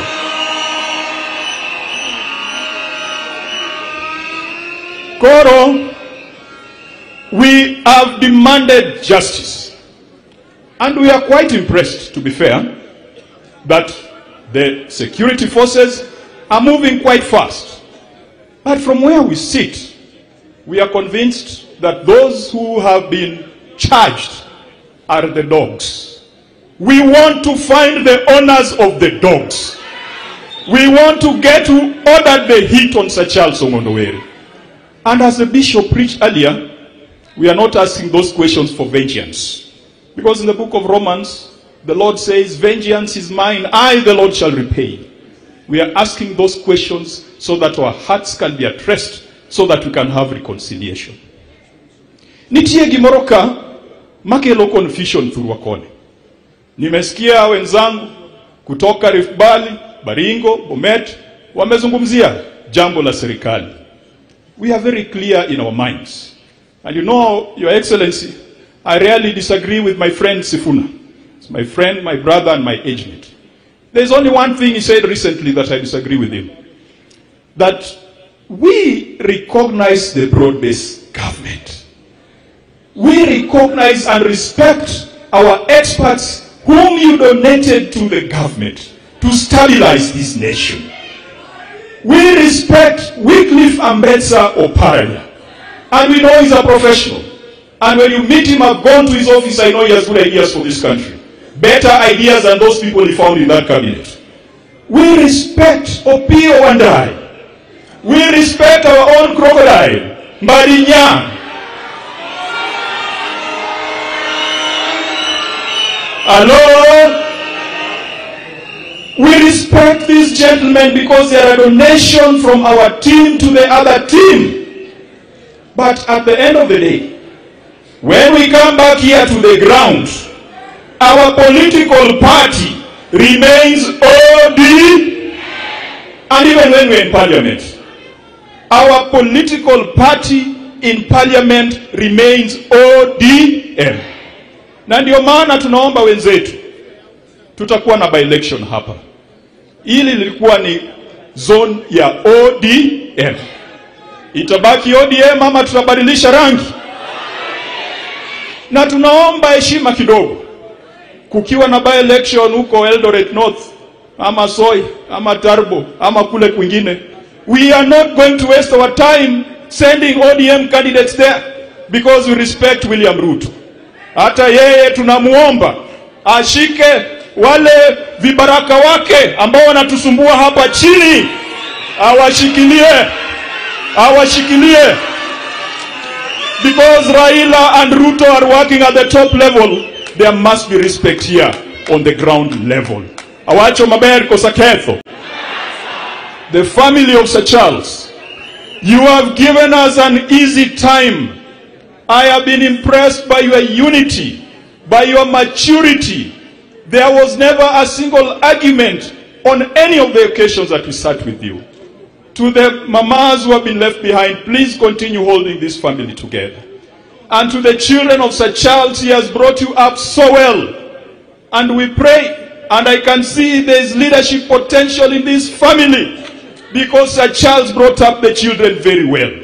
We pray for you. May the light of the Lord continue to shine upon you, upon your family, upon your children. Koro, we introduce Senators Mantie. Senator Eddie Okech from Migori already spoke. He's gone for another meeting of the Senate. He spoke before the Right Honorable came. Senator Beatrice Ogola is sitting there with the family. If this was a wedding, she would be the matron, because she has been with the family at every single step. She's been the coordinator with the church. Matron, pengine dakika moja tu salimian. Ano kabiwacho mang'eny ne baba chiel kende, ne Governor Gladys Wanga gi governors mamoko, ne CSS mawan go, the family. An gima wacho, kuneno ng'ondo kawere, ong'ondo yaw wang'e maler, ong'ondo ok nindi. Jakowaro, nena kaki neno no. Kiki winj kisungu maji wacho ka mang'eny. Mara niki otim investigation. Ong'ondo timne jogi gima gitimo ni no, mondo wan be waduog watimne gi gima watimo kane. Mosura inya joka sepon. Erokamano.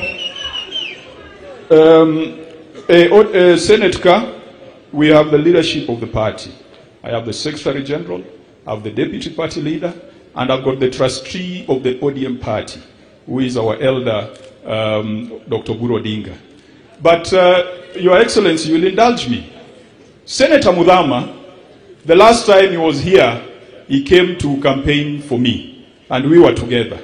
And Senator Mudhama, itakuwa ni makosa utoke Masaku na usipeane salamu hapa kwetu. Huyo is a former senator, once a senator, always a senator. Senator Mudhama.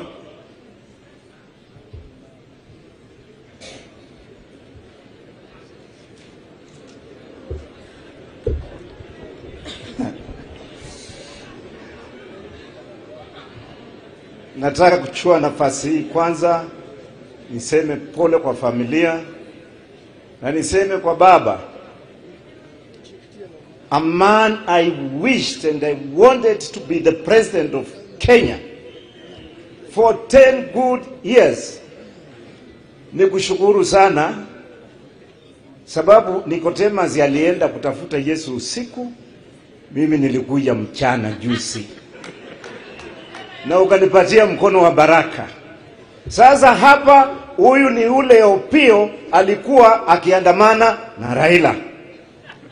Viongozi wote mlioko hapa, mimi nataka kusema mambo mawili tu.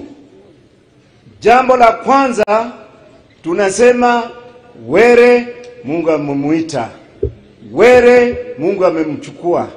Tunakataa Were ameuawa na watu wabaya wakachukua maisha yake na sio Mungu. Na kwa sababu hiyo ndiyo ukweli, nataka kuwakumbusha mambo haya. Maana Were umeenda na risasi, umeungana na Tomboya aliyeuawa na risasi, unaungana na JM aliyeenda kwa risasi, unaungana na Ouko aliyeenda kwa risasi, unaungana na Mbai aliyeenda kwa risasi, unaungana na Ndilinge aliyemalizwa kwa risasi. Na mimi kwa sababu najua wewe ni Mkristo na umeenda kwa Mungu na kupatia ujumbe huu. Yesu akikuchukua mlangoni, wenda mbele yake umwambie akupeleke kwa Mungu, umwambie Wakenya bado wanauawa kwa risasi na tunataka njia ya kuzuia mambo haya yasitokee tena kwa viongozi wetu wa Kenya ambao tunawategemea. Jambo la pili, baba, wewe ni zawadi ya Kenya. Na hawa watu labda wafikiri na wakumbuki, Moi mwaka 97 alitafuta Raila Amolo Odinga serikali yake isimame. 202 Kibaki alikutafuta wewe ndio useme Kibaki tosha aende Ikulu. Haikusimamia hapo. Mwaka 2007 wakati nchi ilikuwa na kizaazaa, uliweka mkono yako namna hii na utulifu ukaingia Kenya. Haikusimamia hapo. Mwaka 2017 Uhuru alikutafuta wewe, nchi ikapoa. Watu walikuwa wakifikiri hao watu wanaota. Tumekuja na Ruto, tumejaribu bila wewe, tumeenda chini ya kitanda mpaka tukakufuta ukaje nchi ikapoa. Na kwa sababu wewe ni zawadi ya Kenya, mimi nikija kwako juzi nilikaa nikafikiria nikasema, Raila Amolo Odinga, hiyo accelerator yako ya kuleta amani pahali umekanyangia, usifute mguu nyuma, sukuma mpaka gari iende isoboe barabara na tufike pahali tunaenda. Watu wa Kasbul Kabondo, mimi ni yule yule na nitakuja tena, na ninajua nitakuja na baba na atanifa namba yangu 9 ya kucheza mpira mpaka ngoli siingie. Mungu awabariki. Asante sana. Donge no nyalo wueyo. Senator Korir already spoke as the Vice Chair of the Parliamentary Service Commission. Your Excellency, Governor Simba Arati, we were with him at Consolata Shrine. He sent his apologies, but he had also sent me a contribution in support, which I'd shared with Mheshimiwa Ivo Bara.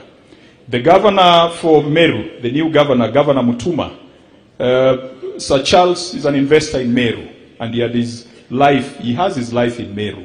He sent messages of condolences. He also sent a contribution and asked me to tell the family that he's with them, and the contribution I've submitted to Honorable Eve Obara. The first governor for Siaya is a member of the family, Pembelepe, in or koso in Nyawana. Mondo wangeda ikadimwa mi. Giro golo nyati kapango kendi pandonga nang.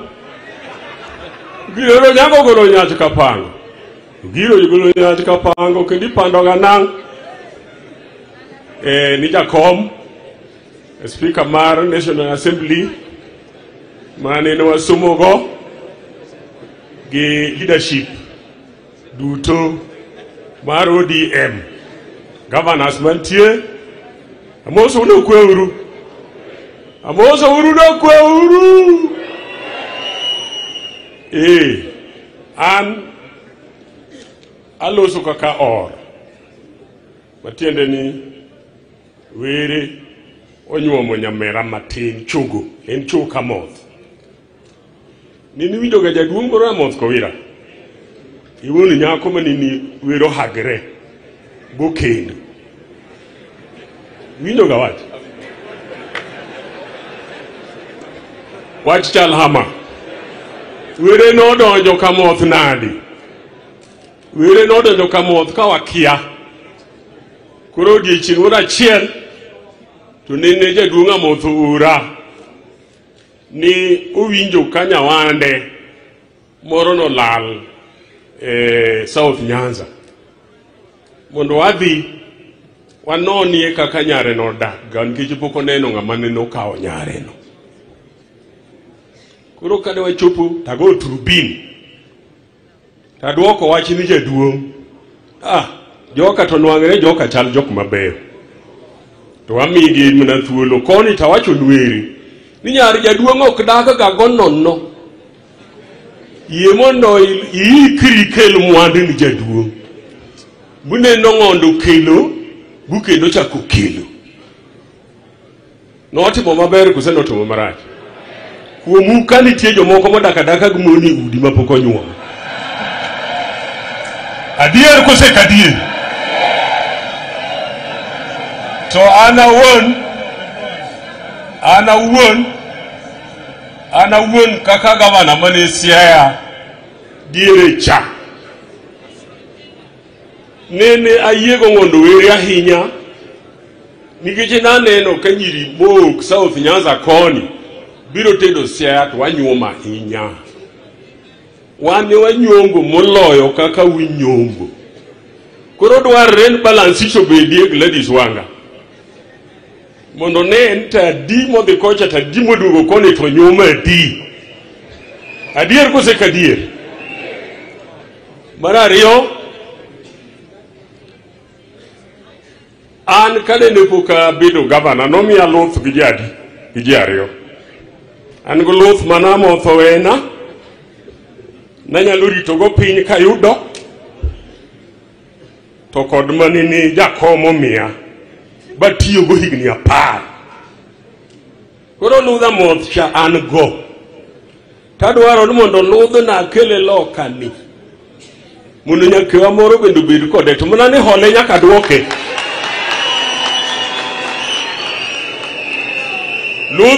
ludhni ok ochweka idwaro ni kisetiyo kode titimenadi iduoke ber koserach mogik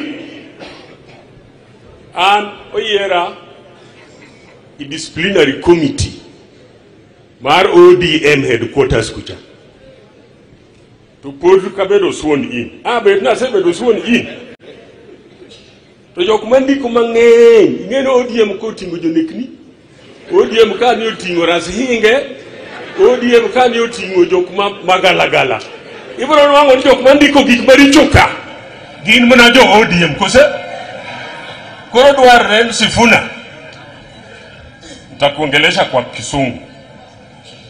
It is necessary to know who is this that is writing those funny things. So that I know the current law. I read yesterday that a WhatsApp writing was fined 2 million shillings. You know, if you can find these people, all of them, right? Under my leadership in that disciplinary committee. That disciplinary committee should not also allow such people to come and contest. Isn't it? We have to be very wary so that we don't allow people to just assassinate other people's names, ovyo, and discipline is supposed to be there. Atieko mara gimaduong mawacho kanyo awacho nulo thadwawe kanye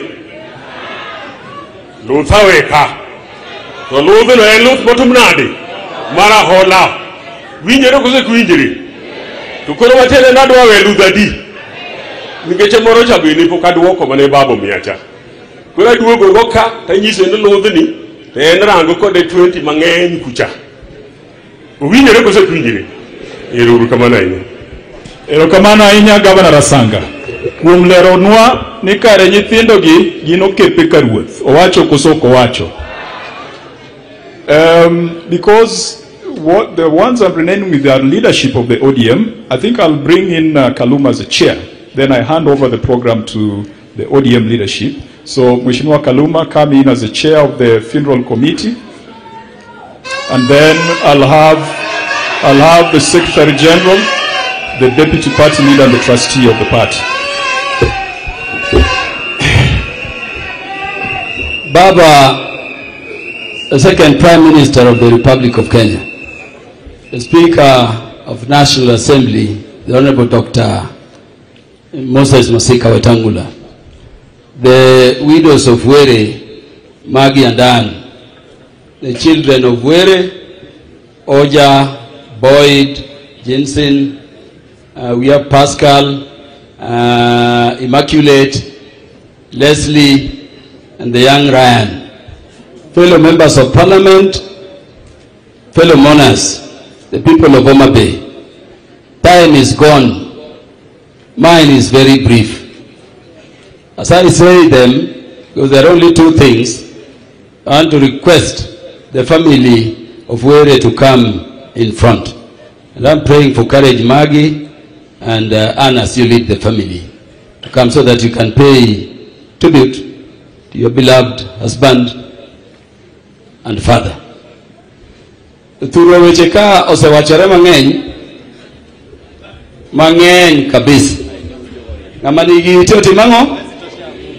Ng'ama nigi wang'e bedo otimang'o? Eto gipuonjowa mang'eny. Achiel kuomgi owachore ni riwruokwa e teko marwa kaka oganda donge ni odwa en OD. And Baba, we want to say it before you. Some people think that when we are in broad-based government, and indeed we are in broad-based government, then this area is open to every political party.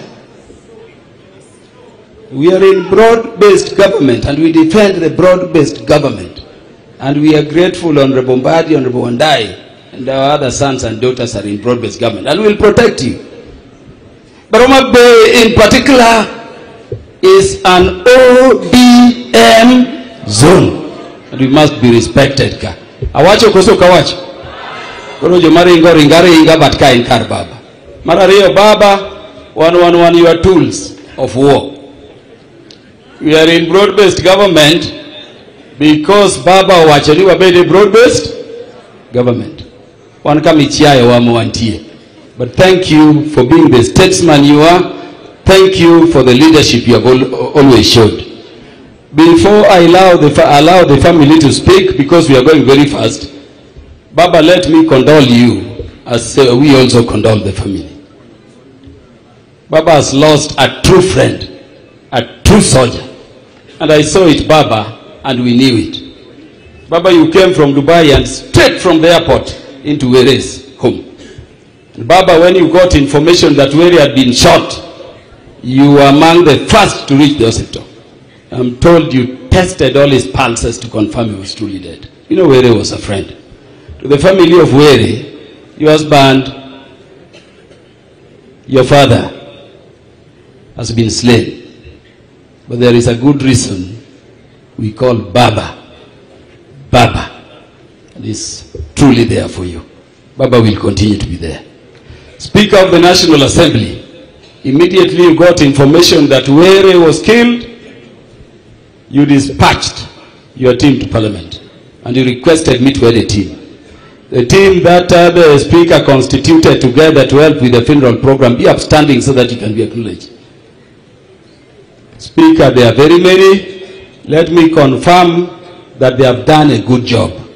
You called me worried yesterday whether Were would be given the dignified send-off that he so richly deserves.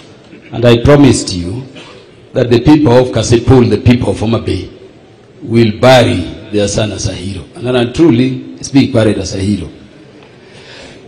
Let nobody take it for granted that we are laughing in pain. Homa Bay County has borne the brunt of very many assassinations, Baba. Tom Boya, you told me the other day, even Ojijoteko is not buried in our land here. Odhiambo Mbai, Orua Ojode. There are very many. Tino Ura Juang, they are burying Were. We are come because our people have sent us. And again, a number of people have been arrested. They go up to around 10 now. And we have a good team of lawyers joining the prosecution to deal with the matter. Tom Kupere, thank you. Apollo Mbuya, thank you. You have the reports. But I tell you, Baba, our people believe there are people outside there. That the people who have been arrested are mere executors. They want to say it cannot happen, and it will not happen when we are in broad-based government. We will not rest as the leaders of Homa Bay. I don't take it lightly that we can afford a smile here. We will not rest until we know who killed our son. And may this be the first time, Baba, when a political assassination of this level is being unraveled. And we want to thank government for what they have done. But even if Homa Bay, even if the person is from Homa Bay, even if that person is seated here, we will not spare. We want to know what killed our son. Gimangengo, Speaker, you never pulled your hand back. You went beyond the limits that Parliament normally provides for such programs. May I thank you so much for the support you gave. When Parliament went down, you went into your own pockets. On behalf of the family, because they're mourning, I thank you. Baba, all you've done, I thank you so much. And I only get taiko gikmamo komi wacho. But we're not toko wacho ni loyalty pays. Loyalty pays. And when the pokna neno kama babo kiai jo loyal to him, kata kama no seloko ne joge. Nge. Kosa wacho marajo dalawa. Korogi mangengo, ago ero kama no girwak manu rwako guwudwa yesterday. Pinyo dier nono. Inene gi propaganda mangeny. Onu rwako wuodwa yo mapok no rwago ngato mitaneno gi wanga eruru kamano. Jaga chien chunye mor. Before you, Baba, are the widows of Were. I want to give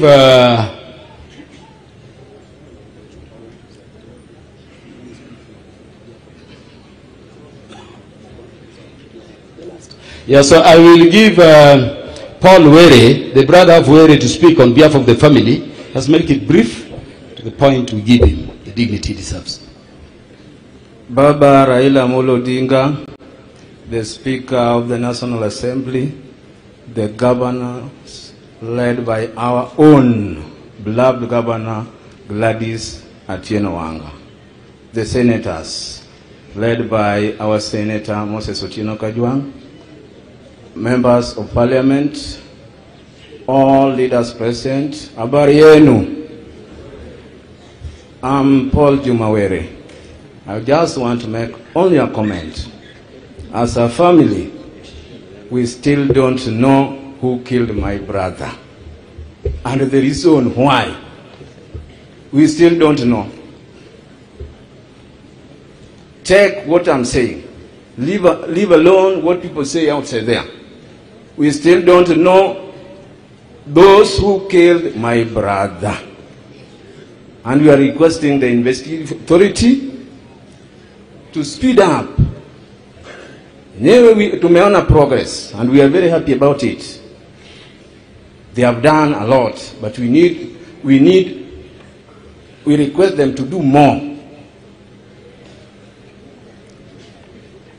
Before us here are brothers of Honorable Charles Somandowere. There is my younger brother. Naitwa Nehemia Madi. He's a state officer. Ni Kenya Defense Force officer. Here is Luke Were. Pia is a state officer. Here we have James Were. James Were is also a state officer. He's an officer in the county government of Homa Bay. We have our elder brother. Were was our brother, but it comes to familiar issues. Dal must take charge. So it's the elder brother of Oja.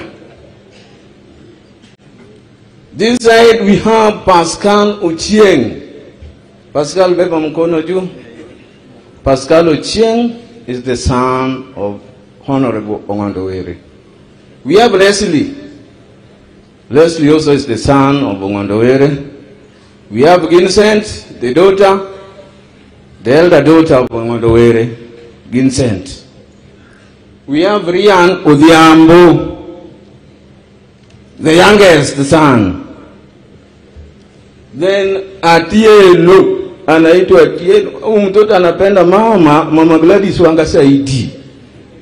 Saidi, ni rafiki ya mama Gladys Wanga Saidi.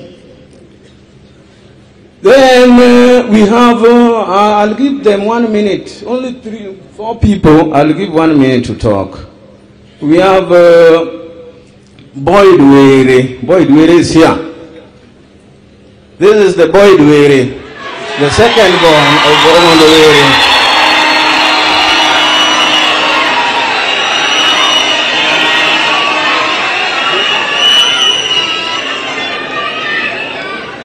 The BB of our elder brother is there, Gladys Otieno. I have also to thank the funeral committees, both in Nairobi and Hapa. But Upondo Kaloma, Mheshimiwa Upondo Kaloma, umeni surprise Saidi. I attended your father's burial, courtesy of the MP. Chakula ilikuwa, bati umetengeneza mzuri Saidi, hiyo Ongandowere. Chakula imekuwa mingi kushinda hata ile ulitengenezea baba yako. So, tunakupenda. You have done a lot to us. The governor has done a lot to us. A lot to us. And the governor, every time mjumbe has a problem, alikuwa nasimama na mjumbe. Governor, tunakupenda. Wewe unajua tu, you are not only our governor, but wewe ni mama yetu. We are not going to cry sana. We are not going to swear sana.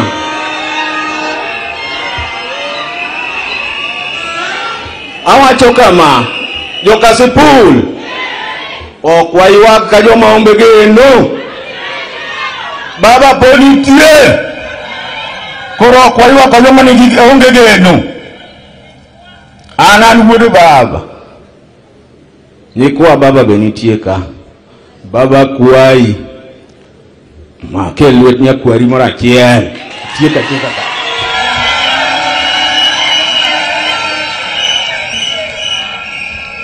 we will be a very important issue a very important person.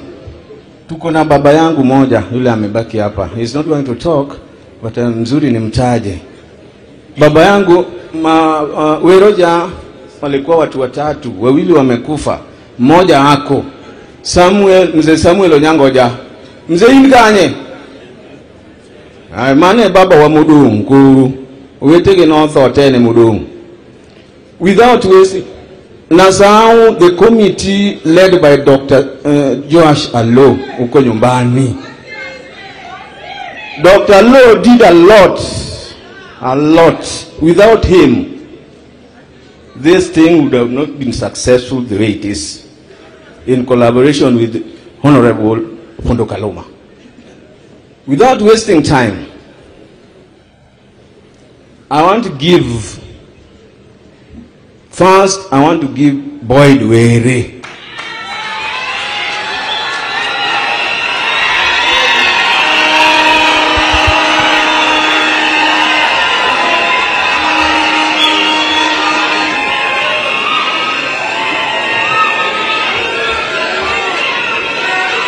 Joturo untie, Jokasipul untie. Adogo ne Jokasipul erokomano kuom chung gi baba chakre 2013 nyaka sani. To kendo adogo nu erokamano maduong' kuom biro yuago ogai ma milambo. Erokamano. First of all, as a family, we are not intimidated. We can't be intimidated. Mzee was a fearless person, and what I'm sure of, he never raised a coward. So for those who thought that by intimidating us, by eliminating God, that they will succeed, that won't happen. It will not disrupt our cause for the people of Kasipul. Mogik, adong iso jo Kasipul. Ankodu, tokendo okabiweru. Ankodu, jaduong nitie. Erokamano. Thank you very much, Proctor. ODM. Jokasipul gima agoyo nu erokamano kuom chungi baba wa chakre chieng' mane otho nyaka kawuono. Gima duong' kata ka jaduong' otho, ginege but nyithi Ong'ondo Were pod nitie. Kata ka jaduong' otho, kaka mama jaduong' nowacho nyathi ka nyathi otuge dhod min gi. Homa Bay en ODM. Erokamano uru. Thank you very much. Thank you. Aya, wacha nipatie Pascal Ochieng aseme two things. Speaker of the National Assembly, Honorable Moses Wetangula, Prime Minister Raila Amolo Odinga, every MP over here, Governor, good afternoon. All I want to say is thank you for being here with us. We're really grateful. Since the day our dad left, we were so low, but currently with all your support, we are better. And please don't forget us. You can visit us anytime you want, and we are really grateful. And as I finish, I want to say this. Wadwaro dad oyud justice. Erokamano. Aya, sasa tunakuja hapa.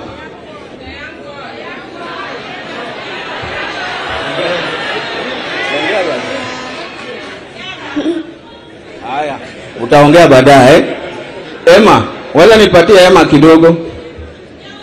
Roma. Praise God. My name is Immaculate Atieno Were. I'm the daughter to the late Honorable Charles Ong'ondo Were. He used to call me baby or Nyaboro daughter. Dear Dad, a face that is always on my mind, a smile I have seen a million times, two eyes that would light up the sky at night, one last battle you could not fight. To stay with us, you fought so hard. A million pieces went my heart. Now a photo I look at to see your smile. I keep your number on speed dial.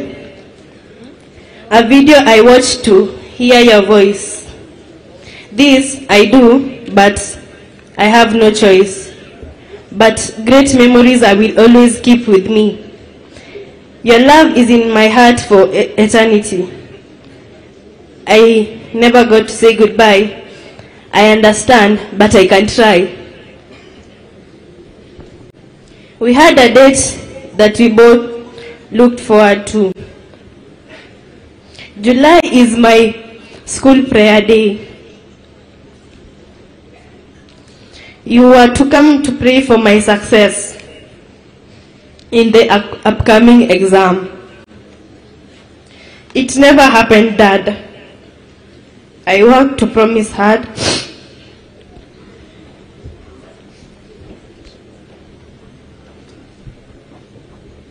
Determined to succeed because you are my dad.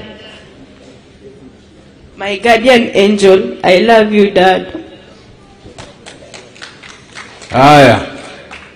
Because of time, I'm going to give Anne Were, the second wife.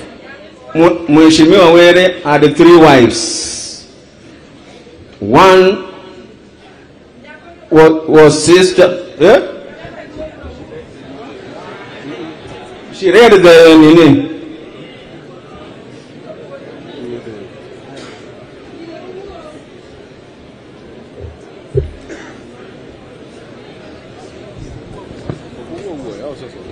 Praise God. This is my tribute to my dad. My father, Dad, Daddy, a light from our household gone, a voice we love is stilled, a place is vacant in our home, which can never be filled. I always wish I could take the pain you felt away. In death, Dad, I still love you. No one could ever fill the place you left in my heart. My biggest fear was losing you. I don't know how I will live without you, Dad. Who will call me daughter or msichana wangu? You always taught us to love home and appreciate what we have. God gave me a beautiful father, a father who never grew old, always there with a helping hand. If I could write a story about you, it will be the greatest story ever told. Although the door between our world is closed and we are apart until the time God opens it, you are always in my heart. Rest in peace, Dad. Chungo mine moko ka jodala ginie iye ka onge ng'ama wuoyo, adwa mana acknowledge their presence only. Wang mine gidhi ga dala. Wan gi wede mopogore opogore, uneno former governor Cornell. People call it Cornell, but jita Cornell Rasanga. Cornell Rasanga osewacho ka ni nyamingi no mjumbe okao ma jowuote jowu ariyogi. Kuro jowa moa Siaya te warwakou, feel welcome. Bomet dalawa ka en multi-party, to en multi-party ma ji ogore ot. Wan gi mon moa kuonde kabila ka kabila, mamoko jo UDA, korgi ko jo UDA, korgi kod ODM, to onge joma gore. Kogik dala ka, kisedonjo dala to en ODM. One delegation more about Bomet, more with led by Honorable Josiah Samuel, MCA, Ewedo Kaja, Wave. That one is brother to Margaret Were, the MCA Bomet. Took on a delegation from Meru, led by Mr. Robert Akoapi. Maybe the end around. Oh, Robert Akouko, you brother to Anne Were. Took on a delegation from Vihiga County, Western Province, led by Derek Akwapi. Far end. Thank you very much. Took on a delegation from Busia. Delegation from Busia. We have delegation from Oriankoguenu. Joriang Dudo Tere Manika. Timura ne badumalo. Ginchine moko nikaja. Wanege Kobala. Delegation moa Kobala, Felix aneno kanon. Warwako. Wanege delegation moa Kabondo. Wadwa mathini nukipu Kabondo. Jo Kabondo te. Led by Kamata. Warwako. Jo Kanu. ungene warwako uka wedewa kaka Polomboya no manu wuod ner babawa wakili warwaki gi jodala temo akanjira apana dhi gikgi kanyo koro adhi mi opportunity ne an Were the second wife, the third wife to Mheshimiwa Were.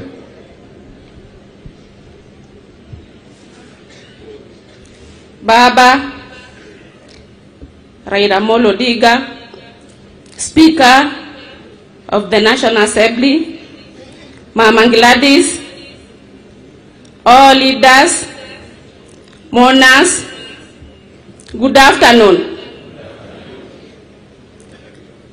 Kwa majina ni Ann Were Nyarmeru. Wacha kwanza ni washukuru Baba vile ulikuja kwetu juzi. You really supported us. Thank you very much. Despite kukua baba yetu ameenda, gap haijakuwa, you are still there for us. Wewe ni baba yetu. Speaker, you supported us very much with your MPs. Mungu awakumbuke. Be blessed. Mama, sina la kukuambia. Personally, umenisaidia sana. The family of your friend, you have stood with it. From the first day, paka sai, and I know you are not going to leave us. As a family, we are very strong because of the shoulder you gave us. When we were crying, when we were low, that's why today you cannot see any cry or even mourning, because you were there for us. You have really supported us financially, morally, prayers. Mungu awabariki. Nimetembea naye kwa muda mrefu tangu nikiwa youth, when I was in university. Paka saa hii bado ameniacha vile nimevuka tu youth. Kaniacha nikiwa very young. But akili amenipa. We have been working with him one-on-one. Meskia is an investor in Meru. And not Meru alone. I believe it's countrywide. Na mimi ndio tulikuwa tunafanya naye biashara. Kwa hivyo when it comes to business, nafikiria nimeiva. Kwa hivyo hajaniacha nje.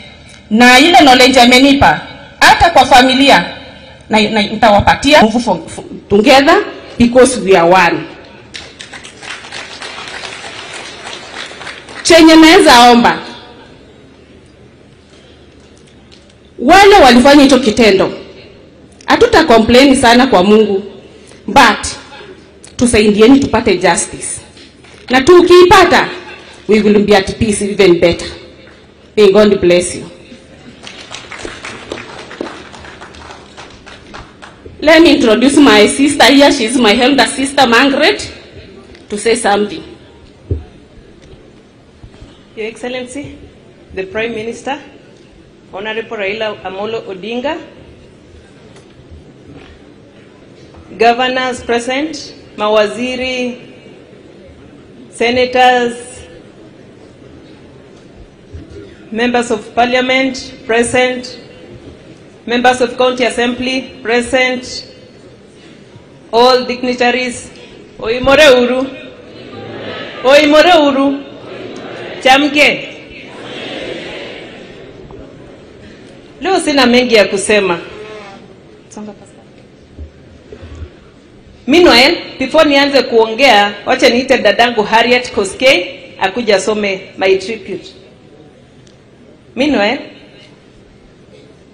acha akuja tusome ndio niendelee.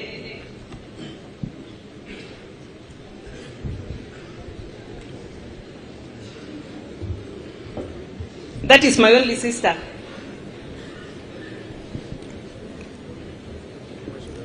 Good afternoon, everyone. I would like to read the tribute from Mrs. Were Margaret Minyaboro to the beloved husband who is lying before us. My dearest Charlie, my love, my safe harbor. How do I begin to capture the light you brought into our lives? You are not just my husband, but my truest friend, a steady hand and voice in our marriage. Your love was a force of nature, unshakable, selfless, and boundless. Today, the weight of your absence is immeasurable, but I cling to God's promise that you are His now, our eternal anchor, and that His strength will carry us forward. Your legacy is etched into every life you touched. You had a very rare gift for uniting people, for turning strangers into family with your open heart and unwavering grace. You taught us that the family is not just blood, but the love we choose to nurture. Our home was your masterpiece, a sanctuary of warmth where everyone felt seen, heard, and cherished. You led with quiet strength, showing our children what it means to live with integrity, kindness, and courage. To all my children who are standing before us today, we will walk this painful path together, arm in arm, heart in heart, keeping Charlie's light alive. He adored you, and I vow to honor that love by standing by you always. To my dear in-laws, my second family, you welcomed me with open arms and reminded me the meaning of unconditional love. What began as a kinship has grown into a bond no distance or sorrow can break. You are my friends, my confidence, and together we will preserve the beautiful legacy Charlie left behind. And to our precious children, your daddy's love lives on in every story we share, every lesson he taught, and every prayer we whisper. Though his physical presence is gone, his courage guides us still. Mommy is here. I will be your comfort, your protector, and your soft place to fall. We will face each day with the warmth, with the strength He planted in us, knowing He watches over us with pride. To Charlie's friends, Honorable Her Excellency Gladys Wanga and team, and all ODM family, this is still your home, your spot in that house that is Maggie's house, where laughter flowed is still there. Charlie loved his friends and even named the friends. Whenever they received blessings in their family, even the added calves in their boma, he named them after the many friends he had. There is a calf in the boma that is called Wanga. There is one that is called Rosa Buyu and another one called Joanne. So that tells you how much Charlie loved his friends. The doors Charlie opened for you will never close. This family remains yours. Keep his spirit alive by gathering here, sharing stories and lifting one another as he always did. His love built these bonds, and together we will ensure they endure. Charlie, your shoes are impossibly big to fill, but I will walk boldly in the path you carved, leaning on the foundation you built. Your love was our compass, and it will remain so until we meet again in God's embrace. May your Nyarlango, the name you loved calling me always, will surely miss you. I loved you and forever will. Rest now, knowing your legacy burns brightly in us all. Thank you. Thank you, my sister. Let me just say something small about Sir Charles. Wacha niongee kwa Kiswahili ndio mamangu aelewe. Mamangu ako pale, ako somewhere pale. Charles ni mtu alikuwa anapenda amani. Ni mtu alipenda familia yake. Alitupenda sana. Huwezi jua mtoto ni wa nani kwa hii boma. Charles alisimama na watu wa Kasipul. Wamama wa Kasipul, mko? Muendelee kukuja kwangu. I'll always be there for you. Hapo ni kwenu. Tuachane na hii maneno ya kuandika social media. It will not help. Tumzike Sir Charles. Nilikuwa napenda kuita Charlie nikikasirika, namwambia Charlie anacheka. So wacha tumzike kwa amani. To Baba, Baba Raila Amolo Odinga, umesimama na sisi. Ufikishe pia ujumbe kwa Rais, ndugu yangu William Samoei Ruto, amesimama na sisi. Speaker Moses Wetangula, you've really stood with us. Governor Gladys Wanga, support yako itabaki vile mheshimiwa alikuwa amesema. Tutakusupport vile umetusupport. Rosa, Mili, Eve, Pensuda, Kajwang, and all the rest. Tumewashukuru sana. All members of parliament, tuliwashukuru sana. Majirani, nimekuwa Nairobi lakini nimepata nyumbani iko sawa. Nawapenda sana.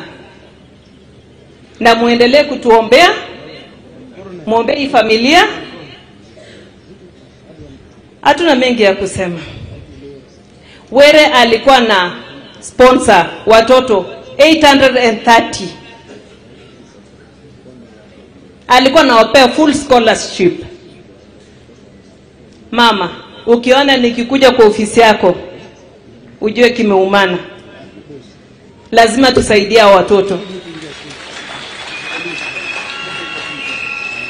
Hata sina mengi ya kusema. Kwa shukuru tu. Asante. Haya, tuendeni. Poleni sana. Pole. Boyd, there is a part of their family, I think the people they work with, which one? The Kenya Revenue Authority team leader, Ryle.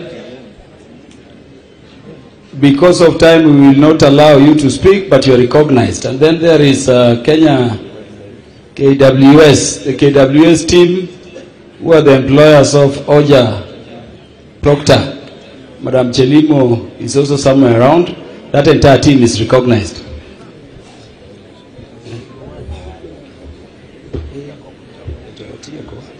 Just 1 minute. Okay. Hata wakadwa wuoyo mang'eny keche nyithindo gi osewuoyo. An gima dang' awachi, joka Sepol manitiere ka manyochodo modong' nyithi kiye. Nyasaye marito nyithi kiye, Nyasaye biro chulou. An awacho mana gima ora Rasanga owacho. Joka Sepol winjo kowacho nochiwo lodhe adi. Lodhe ariyo gi tuwinjo kokoni kwasetiyo gote duoko. Ambende were wuorwa noweyo lodh. Lodhno njane manomiya goto namiye brother Charles. Charles kanoshe nindo. Lodhno koro dong'. To piny osewuoyo, adhi chiwe kuma piny osewuoye. Thank you very much. Anne works with Meru National Polytechnic. I'm told there is a very big team. You are recognized. And then the team that works with Madam Margaret also. You are recognized and you are welcome. Speaker, we have gone so far. Thank you all MPs for what you've done for the family of our brother when he fell. Governor, allow me now to welcome you, Governor Wanga. Is it, Yeah. Oh, we were going back to the party. Let's do it very fast because... Yeah, thank you, Kaluma Mheshimiwa.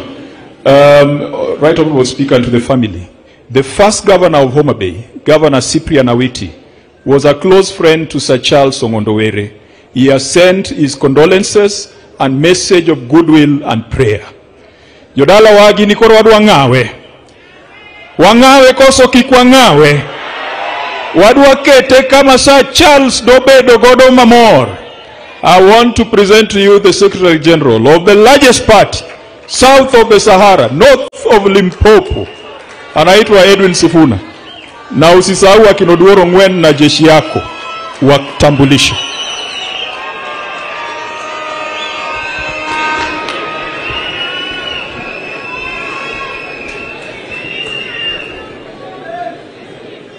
Asante sana Mheshimiwa Kajwang'.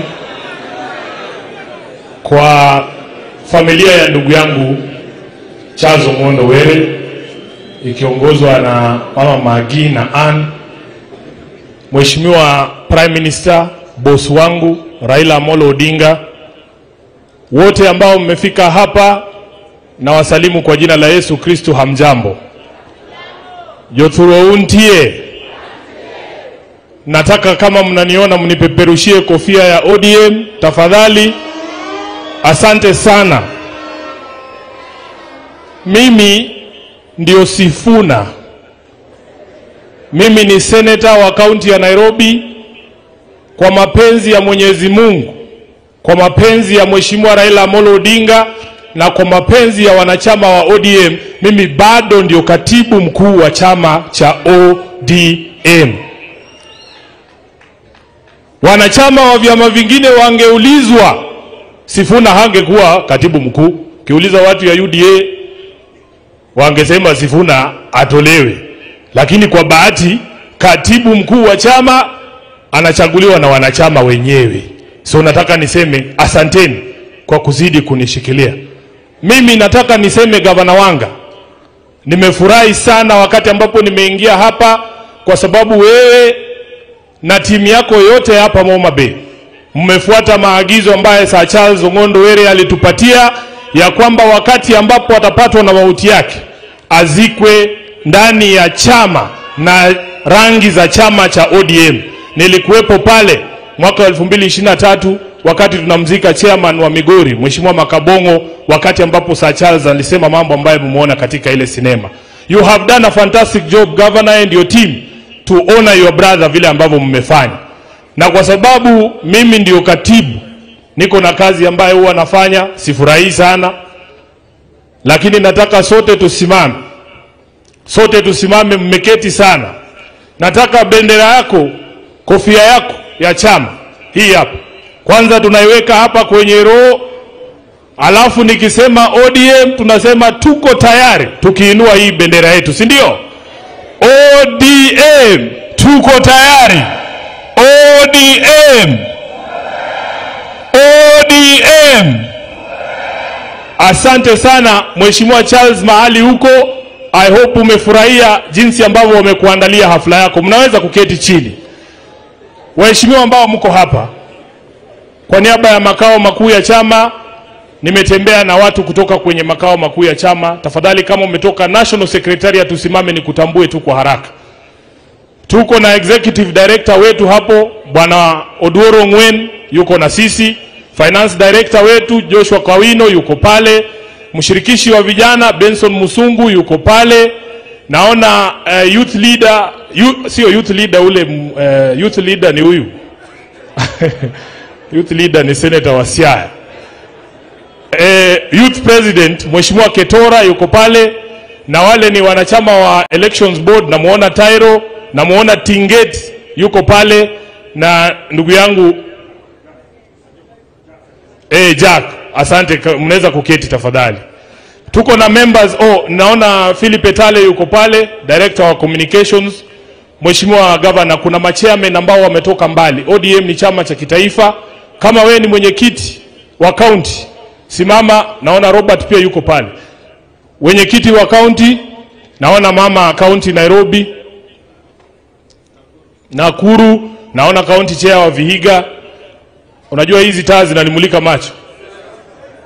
Civilizer kutoka Mombasa na chair wa Siaya. Unaweza kuketi, asante sana. We have members of the National Executive Committee, NEC. Wasimame tu, wengine walikuwa wameshazungumza, muonekane kwamba mko hapa. Mheshimiwa Pasaris, asanteni sana. Mnaweza kuketi. Vile ambavyo familia imesema, kwanza mimi kama senator wa Nairobi, ambao wanasema ndiye alipiga hiyo risasi, sisi tunawaambia tunangoja majibu kuhusu yule mwenye kupeana hiyo amri na mwenye kutuma pesa ili hii kazi ifanyike. Tunaona muko na Omena, muko na Kamongo, sisi tunangoja Mbuta na Liech, ule mkubwa ambaye alituma hiyo kazi ifanyike. Si tunaelewana hapo? Na nataka niwahakikishie familia ya kwamba tutasimama na nyinyi hadi haki ipatikane. Kama mwanasiasa, mimi nimesema wazi kwamba sisi sio wakamilifu. Tuna makosa yetu, saa zingine huwa tunateleza, tunasema kitu ambacho kinaweza kukukwaza roho, na hiyo tunasema pole. Lakini mimi nataka niseme, wakati mnatukosoa, mtukosoe kama tungali hai na tunaweza kujitetea. Munikosoe kama wengine wamesema Sifuna hapa mara mingi. Niko hapa nitawajibu. Lakini kuattack mtu ambaye amelala hapa hawezi kujitetea yeye mwenyewe, it is very unfair. Hii mambo ambayo mnasema, mbona hamkuwa mnasema wakati alikuwa pale kwa makao makuu ya chama? Mimi ndio naweka stakabadhi za chama. Sijaona mtu amekuja pale kuripoti kwamba Charles Ong'ondo Were amemdhulumu. Hamkuwa mnakuja. Sasa mnakuja saa ile jamaa hawezi kujitetea. Saa ile siwezi kumuita nimuulize na hii mambo watu wanasema ni kweli ama ni uongo. It is very unfair. So mimi nataka niseme, kama uko na shida na Sifuna, sema tu leo, kubona ni mundu. Hapana kungoja nimelala alafu unaanza kusema Sifuna alikuwa mbaya. Jambo la mwisho, mimi Mheshimiwa Raila Odinga, mara ya kwanza nikipiga kura ilikuwa ni mwaka wa 2002. Ndio nilikuwa nimefika umri wa kupiga kura. Tangu nikue umri huo, tangu nianze kupiga kura, mimi sijui chama kingine. Najua chama cha ODM. Mwaka 2002 baba, sisi ndio wale vijana tulikuwa tunaimba pale Uhuru Park nikiwa university ya kwamba yote yawezekana bila Moi. Hiyo ilikuwa kina sisi. Ulituambia tupigie Kibaki, nilipigia Kibaki. 2005 wakati alijaribu kuharibu kuleta katiba ambayo haukuwa unakubaliana nayo na haikuwa katiba ambayo inaungwa mkono na wananchi, sisi ndio tuliangusha katiba ambayo Kibaki alileta, kwa sababu tulikuwa tunamfuata Mheshimiwa Raila Amolo Odinga. 2007 nilikupigia kura mimi ndani ya chama cha ODM 2013 na 2022.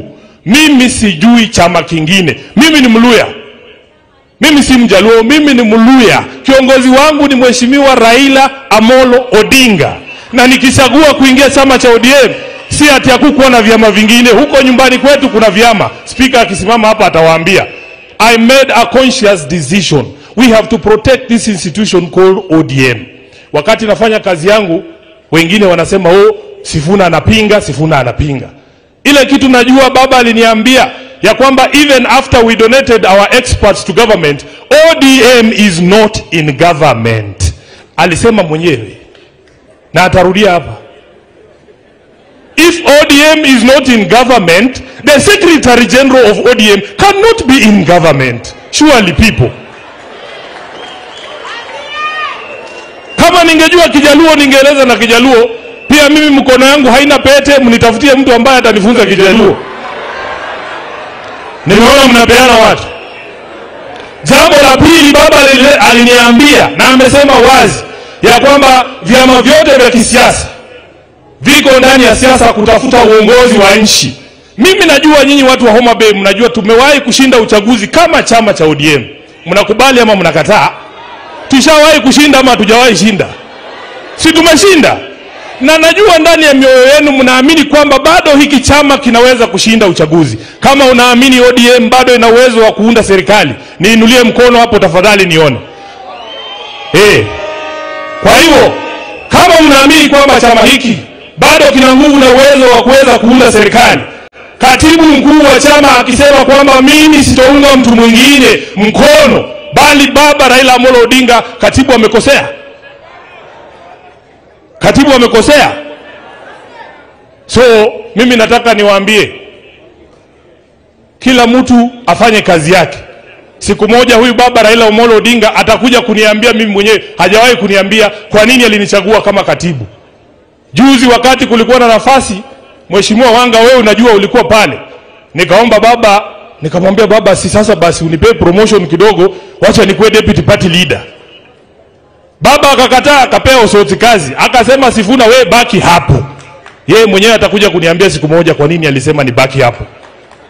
Hawa jamaa wetu, marafiki zetu wako kwa serikali. Mimi ile serikali najua ni serikali ya Charles Kamuren. Kamuren sisi Waluya huwa tunasema kama mwenye boma bado yuko na hajashindwa kazi, usimuongelele.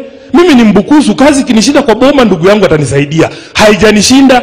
Kama msemaji wa chama amekaa hapa, wewe unaongeaje kwa niaba ya chama? Sisi tunajua pahali chama kiko. Niseme nisiseme? Niseme nisiseme? Hey, wewe unasema mmepumzika sasa. Mimi nawaambia msipumzike sana.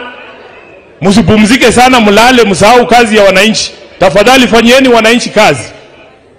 Na tunapokumbushana yale mambo ambayo tumesikizana, watu wasichukulie vibaya. Sisi baba ametuambia tunaweza kutoa maoni, lakini tunapotoa maoni tutoe maoni kwa njia ya heshima. Tusikoseane wengine heshima. Jacob, mimi naomba tu ya kwamba hiki chama, the only thing we can do for this party, chama ambacho Charles Ong'ondo Were alikuwa na kienzi, tuwe na umoja. Tunaweza kuwa na mitazamo tofauti kuhusu mambo fulani, but if this party remains united, this ODM, baba, the future is extremely bright. Hao watu wanapenda hiki chama. So sisi kama viongozi tusipotoshe wafuasi wetu ya kwamba ulisema 2027 chama cha ODM lazima kiwe kwenye debe. Those are the instructions I take. Fortunately for me as SG, I take instructions from one center. The day those instructions change, you will hear from me. Thank you very much and God bless you. Asante Senator Sifuna. Watu wa Homa Bay wanapenda ODM na wanampenda Raila Amolo Odinga. The deputy party leader of ODM, Senator Osotsi.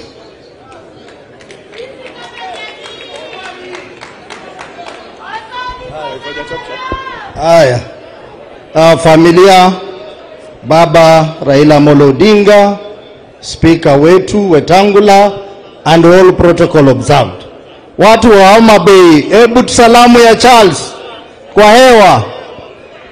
Yangu ni haraka. Ya kwanza naleta risala za lambirambi kutoka kwa familia yangu na watu wa Vihiga na watu wote wa Ingo. Wamesema nikuje niseme pole kwa sababu Ong'ondo Were alikuwa rafiki yao mkubwa. Jambo la pili, mimi nina huzuni kwa sababu mimi ni miongoni mwa wale ambao walionana na Mheshimiwa Were dakika za mwisho. Nikapata ripoti ndugu yetu ametuacha. Kwa hivyo, I want to ask the investigators. I think the phone records of Honorable Were will tell you the planners and the schemers of his death. Hiyo investigation muangalie hiyo. Jambo la pili, mimi sitaongea sana vile Sifuna ameongea, lakini I want to say one thing. We are now burying the second son of Homa Bay, who was true to the party, who was loyal to the party, and who was committed to the party. Wa kwanza alikuwa ni Senator Gerald Otieno Kajwang. Wa pili sasa ni huyu. And Kajwang taught us one thing, that the basic rule of ODM party is total loyalty and fidelity to the party. Kwa hivyo wale ambao mnayumba kidogo, today you must get a lesson that ODM members must be ideal and true members like Honorable Were here. Jambo la mwisho, nimesikia wenzetu wa Kenya Kwanza wakituambia kwamba tuendelee kuwashika. We have no problem.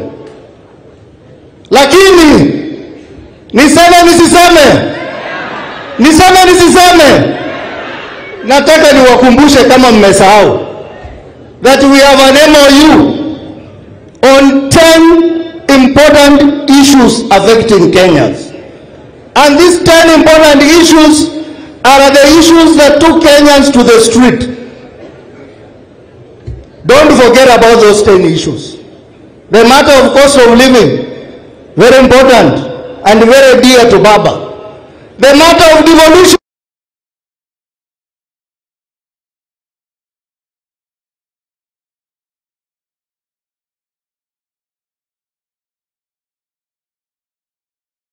To us, the matter of inclusivity, and the other 10 issues.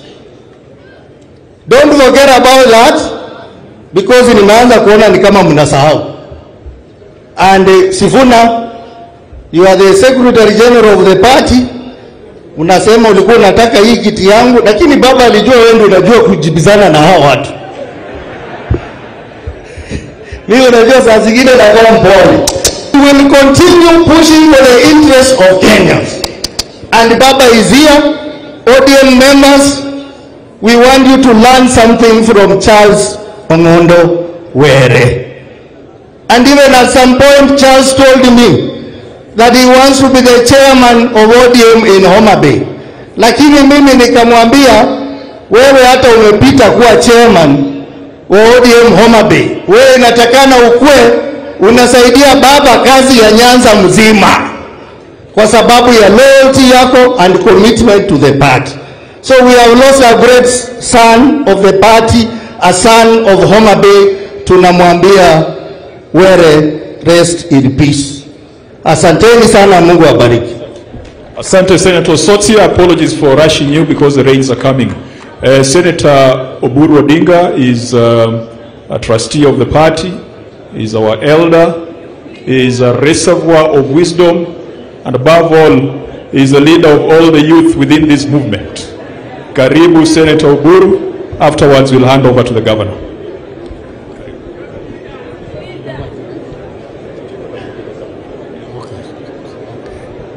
Thank you.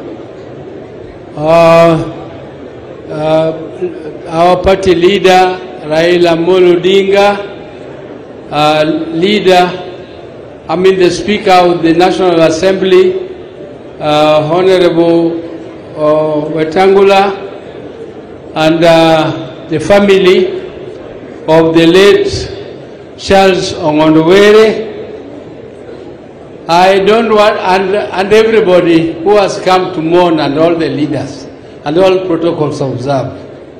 I don't want to say much because it is very unfair that leaders are given opportunity to talk at the bottom of everything, when people have said almost everything that should be said.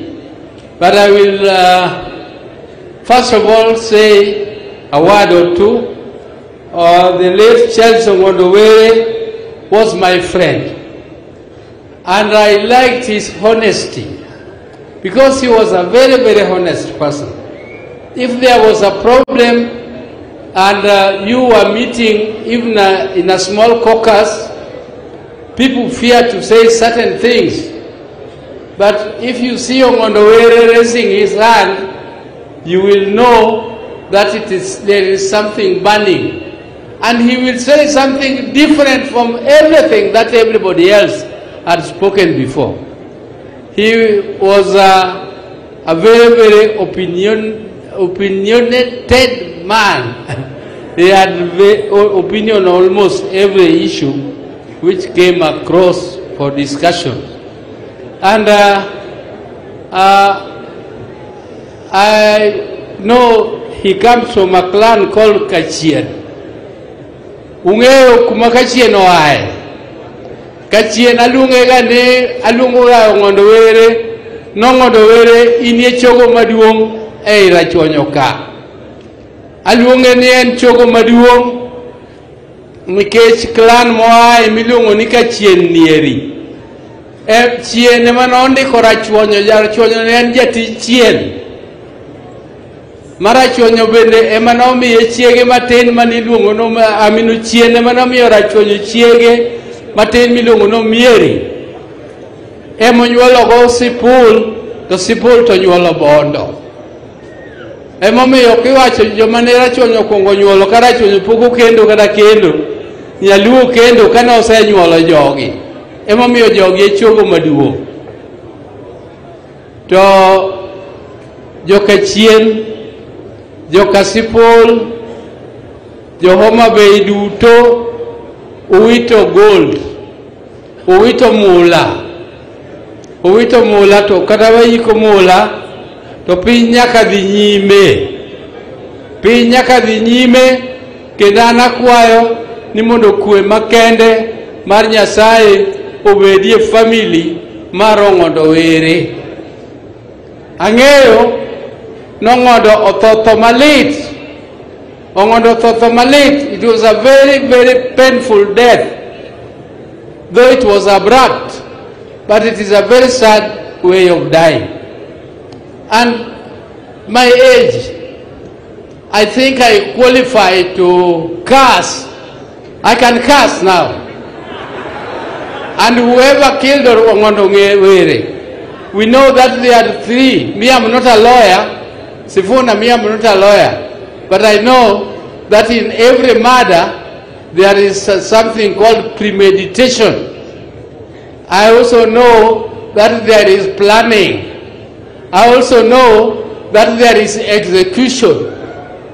And I also know that in the case of Ong'ondo Were, what has been done is only the part of execution.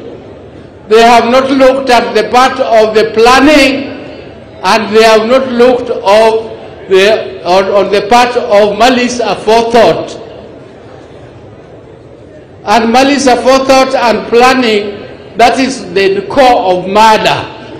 That is the core of murder, and therefore what has been done is still peripheral. We want to get to the core of the murder. We want to know who had some malice aforethought. And if anybody thought that by killing Ong'ondo Were, he is going to emerge as a leader, I want to tell him that you are not going to emerge as a leader. If that is the way you want to be a leader, you will never be a leader. A good leader is the one who preaches peace. And as Luos, we don't like bloodshedding. Luos always avoid bloodshedding, and the person who did this must be having some other blood which is not quite Luo. I don't believe he's a proper Jaluo, because Luos, you have seen, we have been killed in Kibera, we have been killed in Nairobi, we were killed in Nakuru, we were killed in Kisumu, but we never revenged. We never revenged. Because it is not in our culture to revenge, it is not in our culture to kill and spill blood. I want to say something about our party. There was a Jalango lady who spoke here very passionately. She was telling us that when Raila came and joined them, or supported Ruto somehow, they rested. Somebody has told you, please don't rest. Because Wananchi want services, and that is why they came out to demonstrate. And those services must be done so that the support of Raila to you has some meaning. It will not have a meaning if people just go back to rest and in their Lawrence. But what I want to tell you, again, you said the truth, that people are paying. We are paying for debts of those projects which went elsewhere in the country. Those projects never came to our area, and therefore when we are talking about how getting our share, we don't want other people's share, we want our share, including that share which went to other people, for which our people are also paying. Honorable Mbadi, please look at it. When your knife is on a bread, please on the top let it be equal, but as it goes down, let it be a bit slanted. So that we have affirmative action. We must have affirmative action. That is all I wanted to say. I thank you very much. It is late in the day, and let the peace be with the family of the late Charlie Ong'ondo Were. Thank you so much, Senator Oburu. Governor Gladys Wanga, take it over from this point.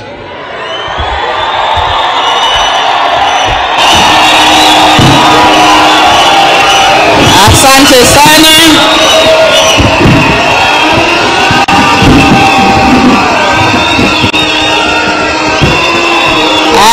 Thank you very much. Asanteni sana. Your Excellency, Right Honorable Raila Amolo Odinga, our party leader, the Right Honorable Speaker of the National Assembly, Dr. Moses Wetangula, the family of my late friend, Sir Charles Ongondowere, Margaret, Mama Emma, Anne, Mama Pascal, the children, the brothers, mawaziri ambao wako hapa siku ya leo, Jokasipul, Johoma Bay, Amoso Uni Nyasaye Ber, Sechete, mumekuja kwa fujo, mumekuja kwa fujo. Na nikisema ODM mara ya kwanza ni tuko tayari, mara ya pili ongeringo, mara ya tatu pindra. ODM! ODM! ODM! Your Excellency, Prime Minister, allow me to recognize the Council of Elders of Homa Bay and the rest of the region. Apollo Bwana and your team, tafadhali msimame mpunge hewani. Thank you very much. Allow me to also recognize the members of the County Executive of Homa Bay. Tafadhali msimame. Members of the County Executive of Homa Bay, anybody who works in Homa Bay County Government, tafadhali usimame. Because you have not been recognized, please wave like this. Asanteni sana for the support that you've given. Allow me to recognize Your Excellency, my husband, Wunkayo, George Wanga, Mr. is here also. He was also a friend of Ongondowere. Thank you very much. Allow me to bring apologies of Waziri Hassan Ali Joho, who also supported us in this function. Mpokee rambirambi zake. Governor of Nairobi, Governor Sakaja, he was with us in church and he also supported us in a big way. Tafadhali mpokee salamu zake. Governor Gideon Mongaro of Kilifi, who also supported us in a big way. Asante sana. Governor of Kajiado, where Honorable Were lives in Nairobi. Governor Olelenku, who also supported us in a big way. Governor Orengo also supported us and sent his greetings. Governor Anyang' Nyong'o has also sent his apologies. And Governor Simba Arati, with whom we were in Nairobi in church, who has also sent his apologies. I want to say a few things before I invite a few people. We have very few speakers left. I think we are 6 in total. So we will speak very briefly so that Baba and the speaker can have a chance to condole with the family. I just want to say very few things. Number one, I would like to say that since the death of Were, I've been a very sad person because he was a very close person to me. But today, I am sad but also very happy person. I'm happy. I'm sad because we've lost Were, but I'm happy for two things. I'm happy about the way yesterday when we came from Kabunde, na tukakuja Homa Bay, Kindu Bay, na tukaingia Yugis, mpaka tukafikisha Mheshimiwa Were nyumbani. It was in a massive manner. And I'd like to thank our people for doing what they've done to dignify Sir Charles Ongondowere. That made me extremely happy. I'm also very happy today because we have come here and this room, when you stand up here, is a sea of orange as was expected by Sir Charles. And we are peaceful and we are dignified. And some people thought that this place was going to be a war zone. but our people have dignified Sir Charles Ong'ondo Were, and that has made me, as the national chairwoman of the party, a very, very, very happy person. I'm a really happy person as we send off Sir Charles. And Sir Charles, as I used to call him, I'm sure where you are, Ogai Mamilambo,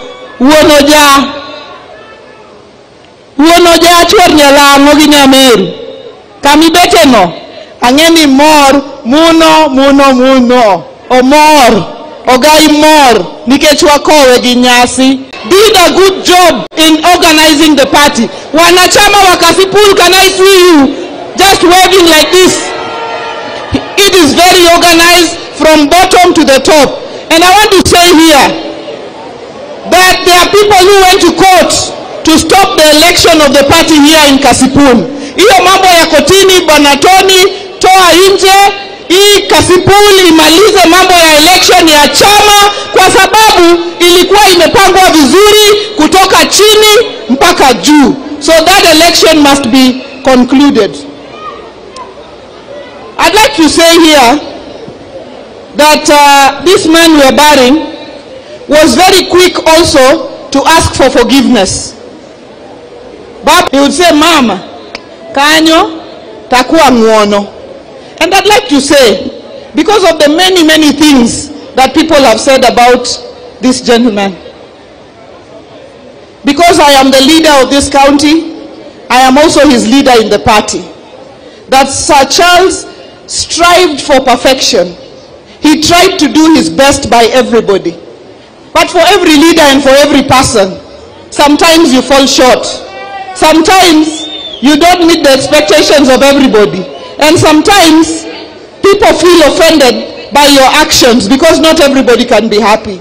And I want to use this opportunity on his behalf, because a lot has been said about him when he was not here to defend himself.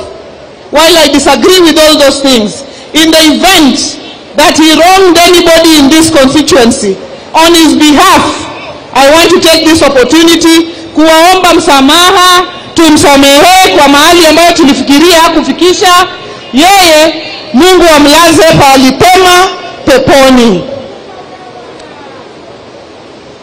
It has been said here that the investigations are going on, and we are very grateful that a lot has happened. And I'm also grateful to the president, because when he was in Migori, he said that the investigations were going to be expedited, and we have seen what has happened. But as everybody has said, we have seen a part of that team, but we want to know the mastermind who called the shot for the murder of our brother Sir Charles Ong'ondo Were. We want justice for this family so that they can rest and know what exactly happened to their father. Jokasipul, untie. Jokasipul, untie. Jokasipul, be untie. Adwani baba witni untie. Jokasipul, be untie. Jokasipul, adwani monda wachnu. Adwani monda kwau. Ungeni wan pile pile ka wan kato wawacho ni pok waneno Yesu kojuang'owa. Pok aneni Yesu. Nyaka nene pok aneni Rabi. Pile pili kedona. Amina yo pile pili lochona. Sama wasika neno chokore. Yesu ratego simba neno loyogi. Iseting'o tunga malo. Osiepa isewiro ya gimo manyien. Adwa kwa ujo Kasipul. Yesu ok bi yiene wasigu mondo lowa. Adwa ni jochama ma Kasipul ubed mos, ubed motegno, uriuru, ubed kamoro achiel. Ok abi weu abobedo kodu ka pile. Mondo waikre. I said it here and I will say it again. Me as Governor Wanga, as national chairperson of the party, I have made it very clear our position on the broad-based government. I have said we are in the broad broad-based, we support the broad-based, because that is the promise we gave to Baba, and we also gave to the President, William Ruto. But I said here the other day that this Homa Bay and this entire region is an ODM zone. And we will defend ODM. We will defend our party. We will fight for our party. We will stay strong for our party. That is what I said. Some people mistook it to mean that I was saying that the funeral of Ongondo Were, only ODM people should come. That is not the truth. This family alone is from Mount Kenya to the lake. The family alone. So I could not have been saying that. Everybody is welcome here.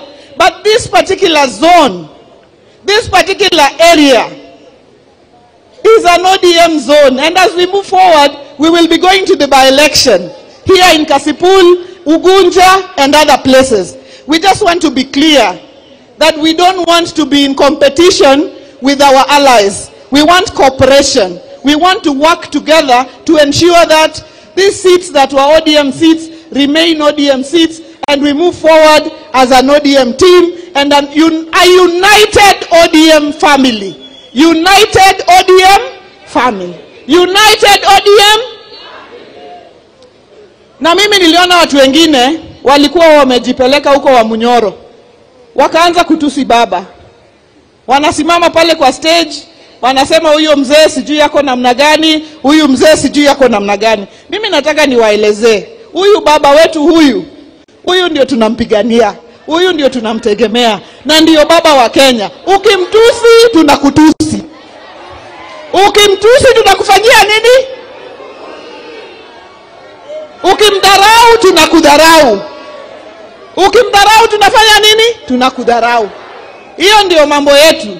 Na vile nyinyi mlitusi mzee, sisi hatuna masaa na nyinyi watu wa kutusi mzee, hatuko huko. You are our ministers in the broad-based. We support you. We stand with you. We are behind you. Yeah, do your work. We support you. And so far, you people have done a good job. You have made a difference. Mheshimiwa Mbadi, you are on TV and you are saying things that make sense to the common mwananchi. You are translating them. This Opiyo Wandayi, sometimes I see you in Bomet, sometimes you are in Kilifi, sometimes you are in... But when you come to Homa Bay, talk about Homa Bay and what matters to the people of Homa Bay. What you go to Kilifi, talk about Kilifi and what matters to them. That is how it is done. When you come to Homa Bay Mbadi, you tell us about how money is circulating and percolating in Homa Bay. That is how it is done. And there is nothing absolutely wrong with you outlining your agenda for this region as your agenda for the other regions in this country. Kosa wacho gigo marach, kono kisungu maduma madongo go kuginen. Dakupame kisungu gomera. Adwa du golo budu fuadi modo babo ngeni Homa Bay en ODM zone. Golo budu ewi. Fuado budu. Fuado budu. Fuado budu. Fuado budu. Fuado gina. Baba. Omera los microphone yati chwanyo rekodi kabisa. Ha? Baba. Jogi te. Jogi te. Kiwacho ni left wadi kanye. To kiwacho ni right wadi kanye. To kiwacho ni forward wadi monango. Anatieko weche na. Amor nikech were mor. Adwa koro ka othuolo ni, let me take this opportunity to invite to speak to you Waziri wa Cooperatives, our former deputy party leader, Wycliffe Ambetsa Oparanya. Karibu sana Bwana Waziri.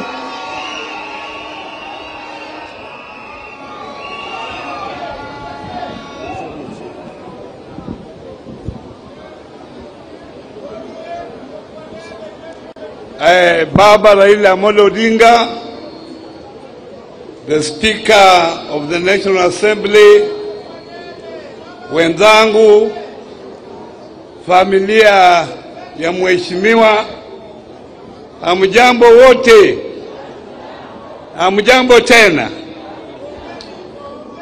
I want to take this opportunity to send condolences on behalf of myself and behalf of the family. I have known Mheshimiwa for a long time, since he came to Parliament, even before he came to Parliament. But what I remember more about Mheshimiwa is his courage.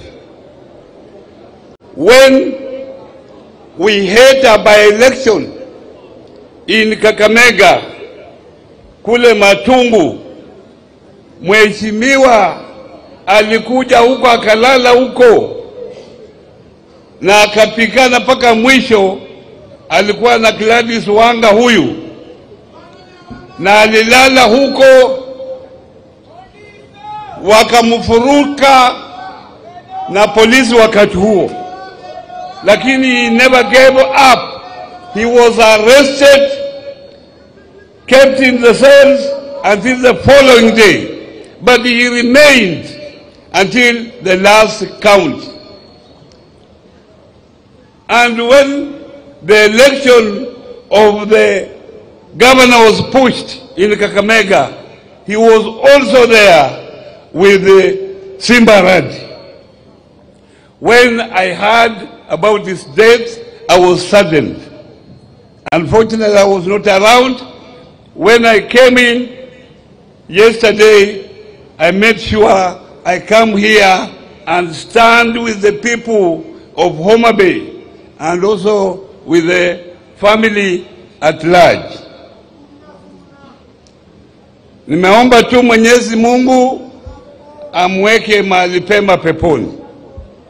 Nikimalizia, vile mnajua mimi nimekuwa mtu wa ODM. Hii miaka yote mimi ni mmoja wapo wale ambao walianzisha ODM. Nimekuwa loyal, nimekuwa deputy party leader kwa baba hiyo miaka yote. Na wakati papa aliniongelesha akasema anataka tuingie kwa serikali, tulikuwa na maswali, lakini kwa sababu alisema anataka we go into government to stabilize government, because unstable government will affect you whether you are in opposition, whether you are in government.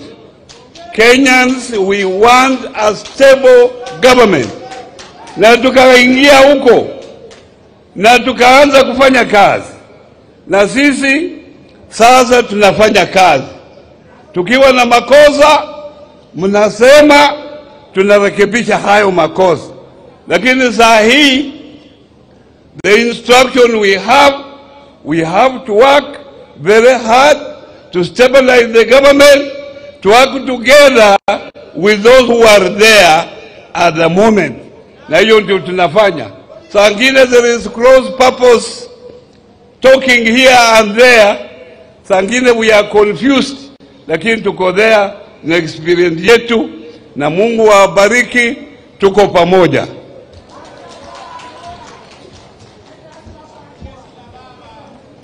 Thank you very much. Let me take this opportunity to invite Waziri wa Kawi, Minister for Energy, Intellectual, Opiyo Wandayi. Karibu sana Waziri.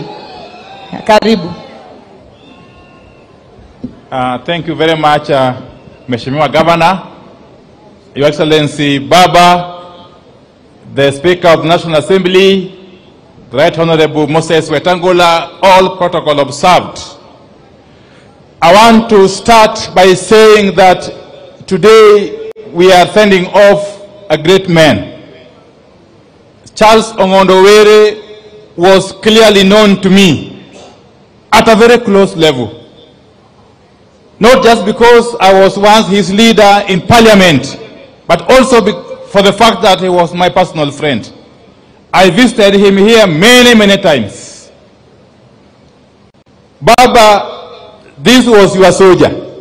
And I can remember very vividly that Charles Ongondo was such a member of parliament that was very easy to work with. And he was always willing to learn. Many a time we get new members coming to the house, but they don't pay attention. They are not patient enough to learn from the seniors. But this man was a patient person. So may the Almighty God rest his soul in eternal peace. Secondly, Baba, I'm taking cue from what Gladys has said. As cabinet secretaries, we continue to explain to the people what we do. And that is why I am confident enough to say that in this county of Homa Bay, the government of the Republic of Kenya has set aside some 2 billion shillings to carry out rural electrification programs. This financial year alone. Just like when I go to Narok, I will tell them that we have allocated some 2.4 billion shillings for them. Similarly, when I go to Migori, I will tell them we have allocated some 1.9 billion shillings for them. And we are moving steadily, Baba, in this broad-based government. I must also say, Your Excellency, that we have got an excellent working relationship with His Excellency the President, William Ruto. President William Ruto has given us enough space to execute our mandate as cabinet secretaries. And therefore, we owe it to you, the people of this country, that we deliver on the promises that the government gave you. Your Excellency Baba, you know, this Ongondo was a true nationalist. He was able to build bridges with various categories of people, with various groups of people, with various demographics. He was the kind of person that we need to emulate. In fact, his being in the Committee on National Cohesion and Equalization, or Equal Opportunities, was a godsend. Many a time there are projects he brought here on account of him being a member of that committee, Baba. And if we could all emulate this gentleman, this country would go very far. I am very pleased. When I was in Rumuruti in Laikipia County with my good friend, the MP for Baringo South, Mheshimiwa Kamuren, he showed me across the ridge, the area of Baringo South where you yourself, Baba, had visited with them. And whenever we go out there and we demonstrate to people that Baba, you coming together with President Ruto is meant to bring cohesion, everybody is happy in every corner of this country. And that is the way to go. That is the way to go. Finally, the only lasting tribute we can pay to this gentleman, the only lasting tribute we can pay to Mheshimiwa Ngondowere is to maintain the peace we have seen here today. In this constituency, in this county of Homa Bay, and in this region, and indeed in the entire Republic of Kenya. In the entire Republic of Kenya. And very finally, Baba, I want to agree with my brother Oparanya. There's no confusion. The reality is that there is only one government of the Republic of Kenya. And there is only one cabinet of the government of the Republic of Kenya. And currently, that cabinet has got members of ODM in it, including me. And not just members, Baba, senior members of ODM. Indeed, founder members, some of them. And therefore, there is no contradiction. Those are the realities. What one does with those facts is really a matter of choice. Kwa wana machache, asanteni sana, Mwenyezi Mungu abariki. Let me now invite our very own crocodile, Nyanja Divo, Minister for Finance of the Republic of Kenya.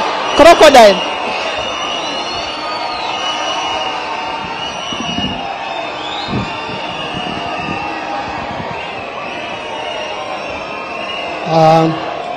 Thank you, Governor. To the family of our brother Charles Ngondowere, the late, Baba, the Prime Minister of the Republic of Kenya, Speaker of the National Assembly, other leaders present, Joyu akwete na okwe uru kendo. Because of time, I'll just mention a few things. Number one, Baba, I was in the United States of America. I came back after 1 week stay in the US. I came back on Sunday, the 28th, and I was very busy with budget estimates and the finance bill. I had just lost my nephew, who was my age mate, and with whom we grew up together. And since he died, I had not gone home. So I left Nairobi on the 30th and flew to Kisumu in the evening. As I was negotiating the corner at Ahero, I got that news. When I was first told by one of my people that there is this rumor going round that you have lost the MP, actually the first statement was, we've had the MP for Kasipul shot. The first instinct was to call him. I called his number, the line rang, but he did not pick. And immediately I sensed something was wrong. Then immediately now the social media was awash with the information. I went home. Now I had 2 matanga arriving home. And the following morning, Baba, you were the first person to call me. And I could hear the kind of pain you had. And then later, His Excellency the President called me. And the President told me in his own words that I have already instructed Amin, that's how he called him, that these people must be brought to book. And I'm happy that there is some progress. But I want also to add my voice that everybody involved must be brought to book. Ongondo was my friend. Ongondo was my friend. Ongondo is the first MP I visited. Immediately I was appointed to this position. When we came to do a fundraiser for Timeo group here in Oyugis. Ongondo came to my constituency twice when I had indicated that I would go back to run for parliamentary seats before my appointment to the cabinet. That was a friend. But let me tell you something. People have said that this was a principled man, and I want to confirm. And there is something unique about him and me. That even though when we were going for both of us, Gladys and myself, we were going for gubernatorial seat, among other candidates, there is one person, he was supporting Gladys and I knew it.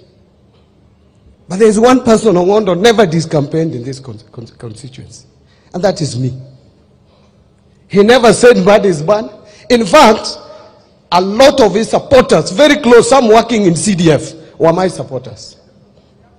Including party officials, ward officials, were in my team. And I used to hold even meetings around his home here. And he never complained. Why? Because we have a history with him. And that is where I learned. When he ran for parliamentary seat in 2013, he ran on tip-tip.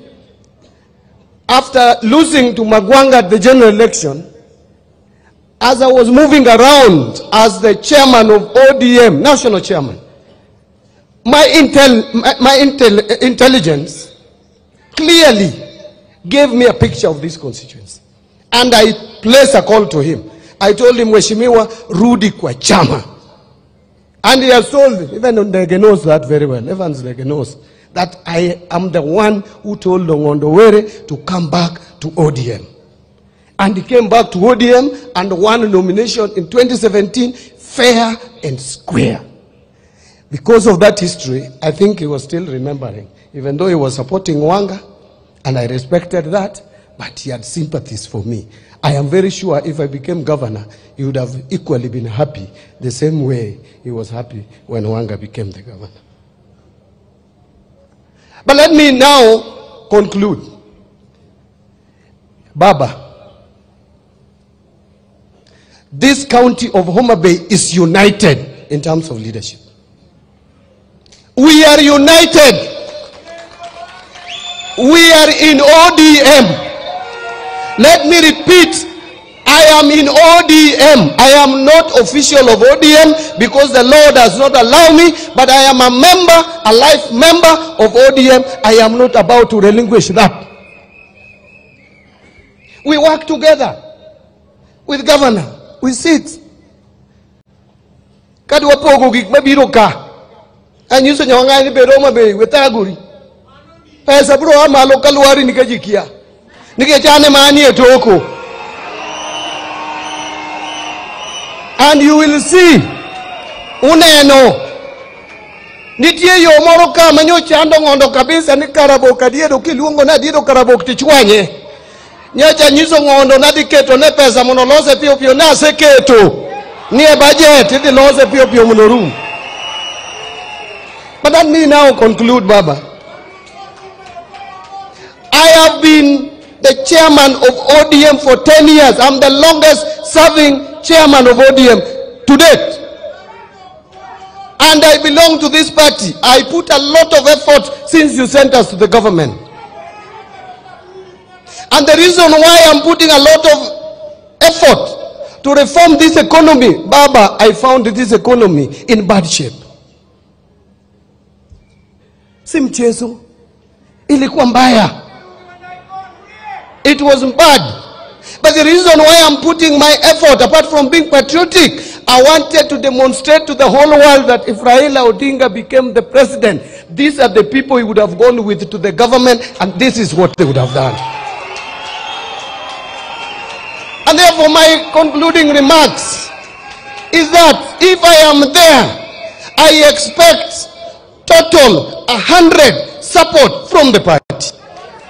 Starting with the Secretary General, my brother Sifuna, please, I am a member of your party. I don't belong to any other party. I belong to ODM. If I fail, there is no way 2027 you are talking about. You will convince anyone that ODM can run a government. May God bless.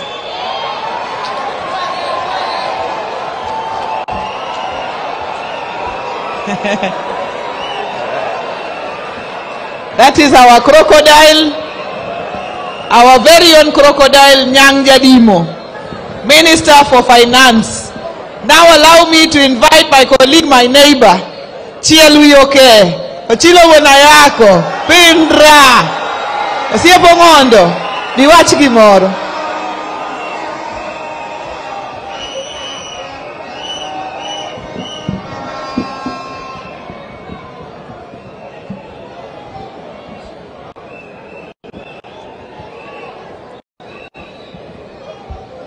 Baba, Bwana Spika, viongozi wenzangu wale wako hapa, kanisa yetu ya Katoliki na Wakristo wote na Wakenya, hamjambo? Bwana Yesu asifiwe. Thank you very much. Baba, mimi ndio Pindra kutoka Migori. Ane Pindra ma Migori. Donge ungeni an Pindra. Ne en gima lit ahinya ni Pindra ma Homa Bay onindo, ni to Pindra ma Migori ok obiro. Mano bedi nale obede an kare. Homa Bay untie. Homa Bay ang'eyo ni vijende masani ok ong'eyo tie Pindra. Be ung'eyo? Achieng' moro nabi na pimnu tanyalo gilonu matin. Pindra en aluru. Nitiere Pindra mamiyo to gi Pindra madichuo.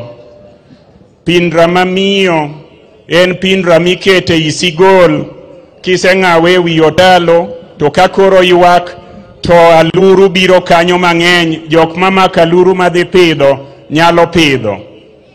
To nitiere Pindra mathuon mabende idhe gima iluongo ni blungoti kata mar konga. Koro koseso ibuowe kata osese ipuodho ka wasigu biro to koywak nigi piny piny to Pindra te, aluru te fuyo koro ok nyal makgi. Koro ewi talero kamano. Koro jodala wa un jo Homa Bay uwito Pindra, wan jo Migori pod wan gi Pindra. To baba nadwa kwayi ni Pindra ni gik mowacho donje bull's eye. Taneno nyithinde ka, aneno jodala gi ka, an kaka Pindra ng'e kuma Pindra nitie, Pindra ni kanyo. Koro baba nikech ng'ani nomako ni keyo maber kendo keyo motegno. Baba in bende ing'ama riek, ing'ama ogwedhi, ing'ama wir, ing'ama nyalo kweyo yamo ka yamo peke Kenya ka ng'i mana kanyo kamiwinjo ka jogi neno ni. Awacho kose ok awacho. Pindra mineno nindo ni jok ma jongoro, jok maluor noliwe. Ne ok ginyal chome pire siasa, ne ok ginyal chome pire ngum, giliwe kose ok giliwe. Donge gin ngoro kose ok gin ngoro. Ka in ng'amo mako gige ne opong'o lweto, kichomo mawadu koneni to ini nene. Iliwe kose ok iliwe. Emomiyo ng'ata ng'ata misewinjo kawuoyo kuome marach, ng'ata ng'ata misewinjo ka ichichgo ni noliwe, kik jak duog ka ni kwayi gimoro. Mano jalipo, mano makora, to Nyasaye biro miwa Pindra machielo ei Homa Bay. Omiwa kose kik omiwa. Ema kela wacho, jokopere untie. Wan kaka jokopere seche moko waweni, wan kaka jokopere wawero wach malich ahinya. Ka oneg ng'ato ka wawero niya, okani yudi ngima, paro chandi nono, ngima Yeso ng'aw, ngima sano lomba, ngima olombo chunje, ngima sano lomba, ngima olombo chunje, chunje huyo nono, ngima Yeso ng'aw. Katineg manong'ondo, okani yudi ngima, paro chandi nono, ngima Yeso ng'aw. Omiyo josiasa moko nyocha winjo ka wacho weche mathindo thindo ka giwacho weche maonge korgi, maricho kabisa. Bana Speaker, nilikuwa naongea kwa lugha ya kinyumbani. I want to tell you that there can never be such a sad moment as we are witnessing here in Homa Bay. Here in Homa Bay, people assassinate somebody, then they assassinate his character. They do that before his loved people and his followers. What a heinous crime. Those who are writing in social media, those who are accusing this gentleman who is lying here, why couldn't you be brave enough to talk about him when he was alive? Why were you cowards killing him? Why couldn't you just wait for 2027 and face him and let the people decide? So it is very sad. I just want to say as a second last point that sometime at the beginning of our tenure 2027, our securities were withdrawn. These members of parliament you see here, including Pindra, I am happy that God took care of us. So you policy makers, including members of parliament, never allow a policy or legislation where that will permit the security of leaders to be withdrawn. I know you can still pass on the way our brother has passed on, but I think security helps. Kwa hivyo wale wa kunyang'anya watu security, tafadhali endeni pole pole. Maisha ni matamu na ni mzuri, na let us not create a situation that can lead to this. I once had the honor of going to Alliance High School for Founders Day, and ule mtu wa Munyoro alisema magavana wana tabia mbaya, and those governors do not deserve security. I saw him and his spouse crying when their security was withdrawn.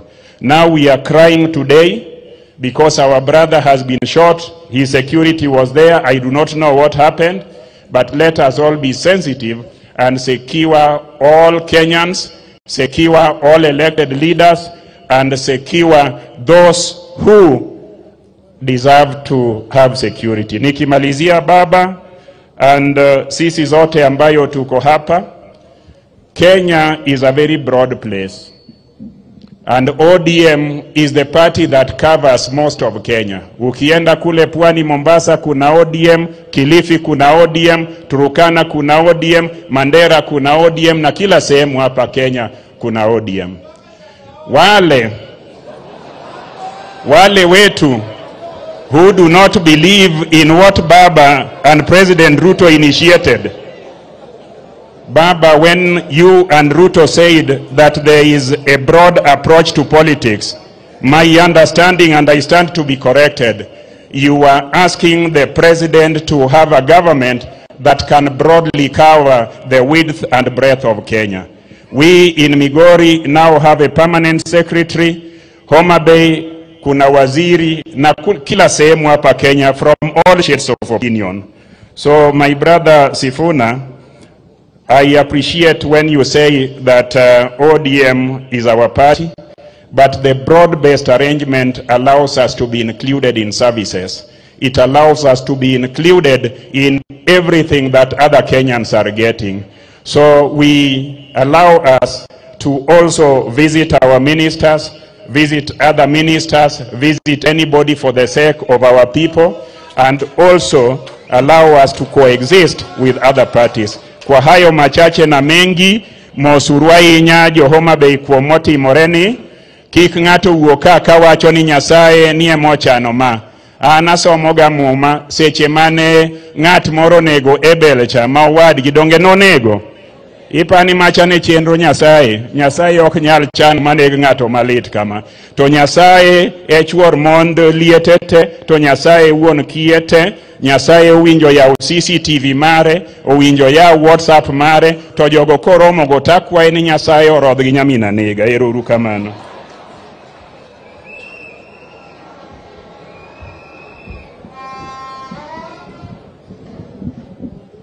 Nyasaye orodh gi. Nyasaye koro dhi bidong. Governor Abdul Somad Sharif Nasir, Mheshimiwa Mishi had brought his condolences and apologies, and we also have his contribution. Asante sana. Allow me at this juncture, with all humility and respect, to invite the Right Honorable Speaker, Dr. Moses Masika Wetangula, Speaker of the National Assembly of Kenya. Karibu Bwana Speaker.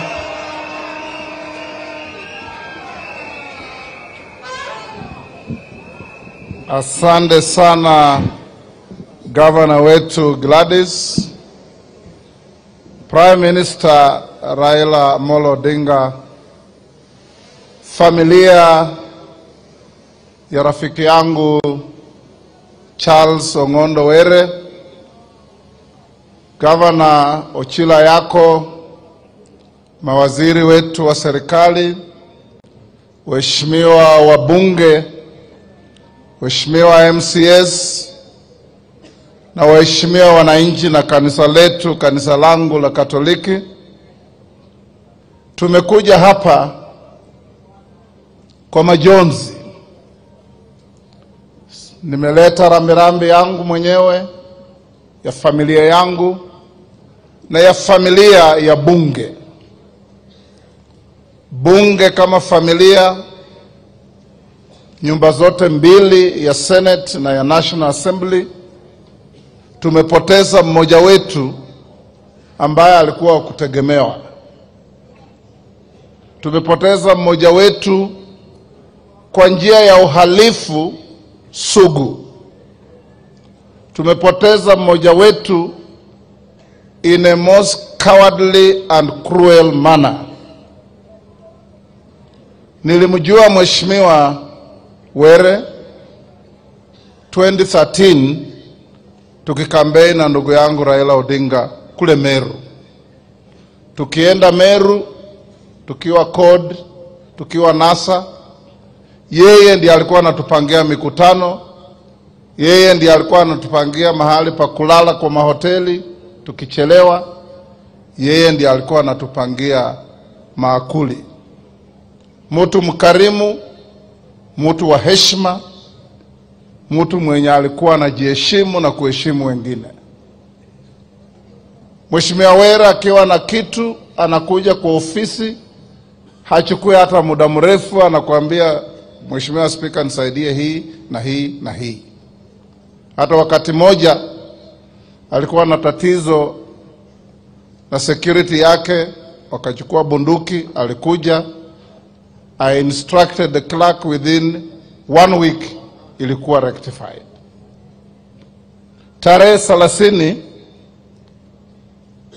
nilikuwa kwa bunge kwa sababu tulikuwa na mawaziri walikuwa wamekuja kujibu maswali, na nilikaa kutoka saa 8 mpaka saa 12:30.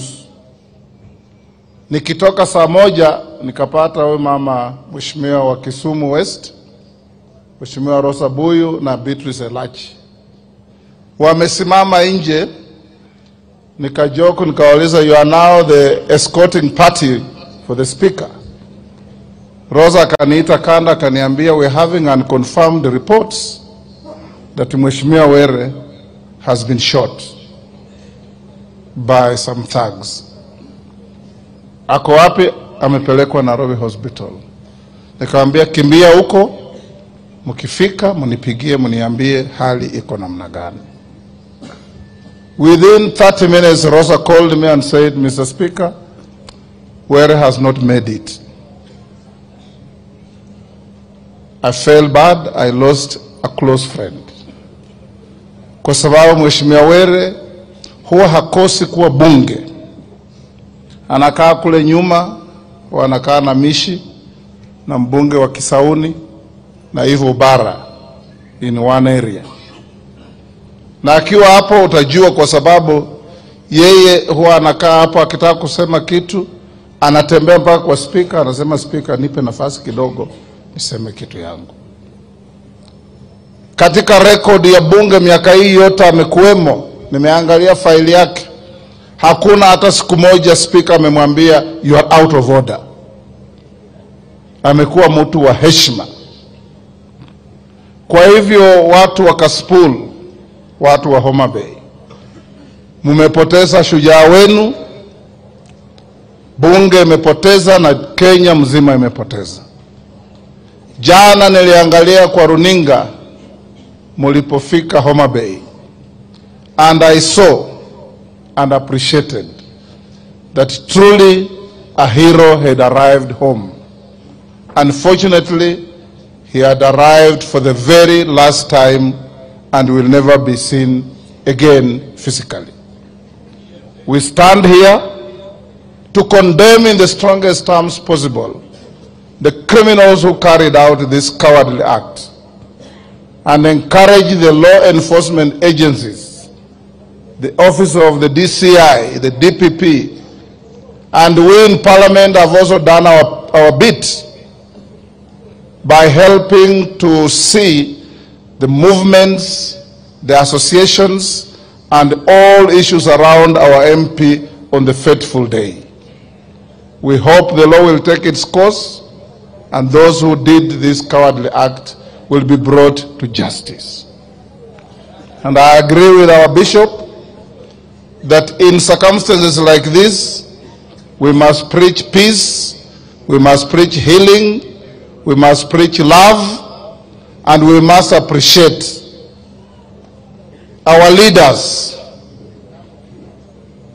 Prime Minister Raila Amolo Odinga and our President. They didn't come together for a joke.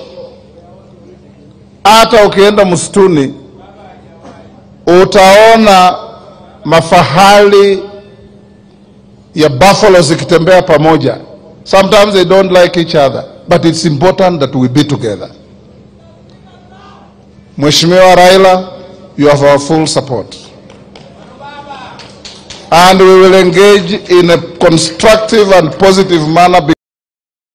To nikech dalatin ikwayo ni waduto wabrogone sacha lisoriti gika to dala jotelo to gi family ema bro die nikech dalatin wabro kowe ko maber to kwa chope gate to wawe ko donjo kai to wagone oriti gikanyo nikech dala ok nyal romo wate.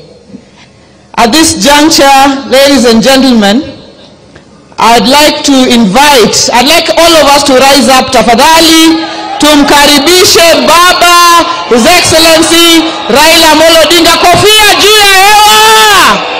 Kofia juu ya hewa! Kofia yako juu ya hewa! Kofia! Kofia!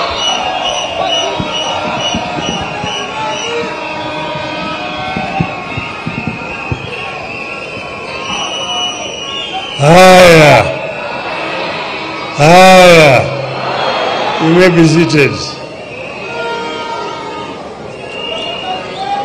Bwana Speaker, the family of our friend Charles Ong'ondo Were, all protocols observed. Hamjambo, hamjambo. Joyana Musaururu, ODM, ODM. Tumekaa kwa muda mrefu sana, lakini mimi nataka kushukuru wale ambao wamefika hapa siku ya leo. Ajiki heri, Ajiki.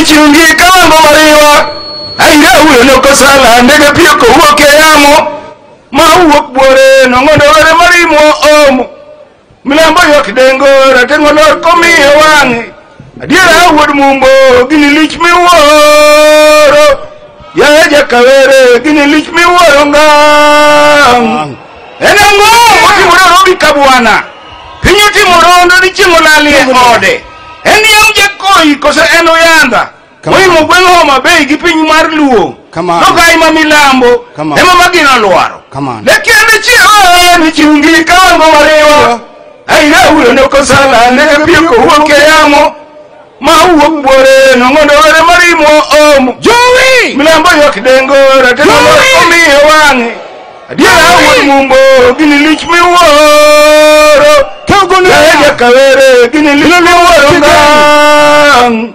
Wisiro chali jakasipul kachieno kamano jabura nyolo tek usipo moluguro ganda kamano usipo anganya wangaya gakinyi dwasi dher chak kokomoni mangari insulwe moluro budho lekende ni chungi kawango mariwa aira uyo noko sala ndege pio ko uoke yamo ma uok bore Ong'ondo Were marimo amojo dengo komiye wangi adiera wuod mumbo gini lich miworo ya Jakawere gini lich miworo ngang Nyasa sira muga juang Nyasa joka podho kamano miwa luth mar singo mani miyo Musa kang'ado nam gi jo Israel kamano mondo molo siem yo kaching osewuok ulo bwanga mar ng'uono gi hera mondo Luo donji oinga mar loch mar Kenya kamano lekende ni chungi kawango mariwa ndege pio ko uoke yamo 2027 ma uok bore Ong'ondo Were marimo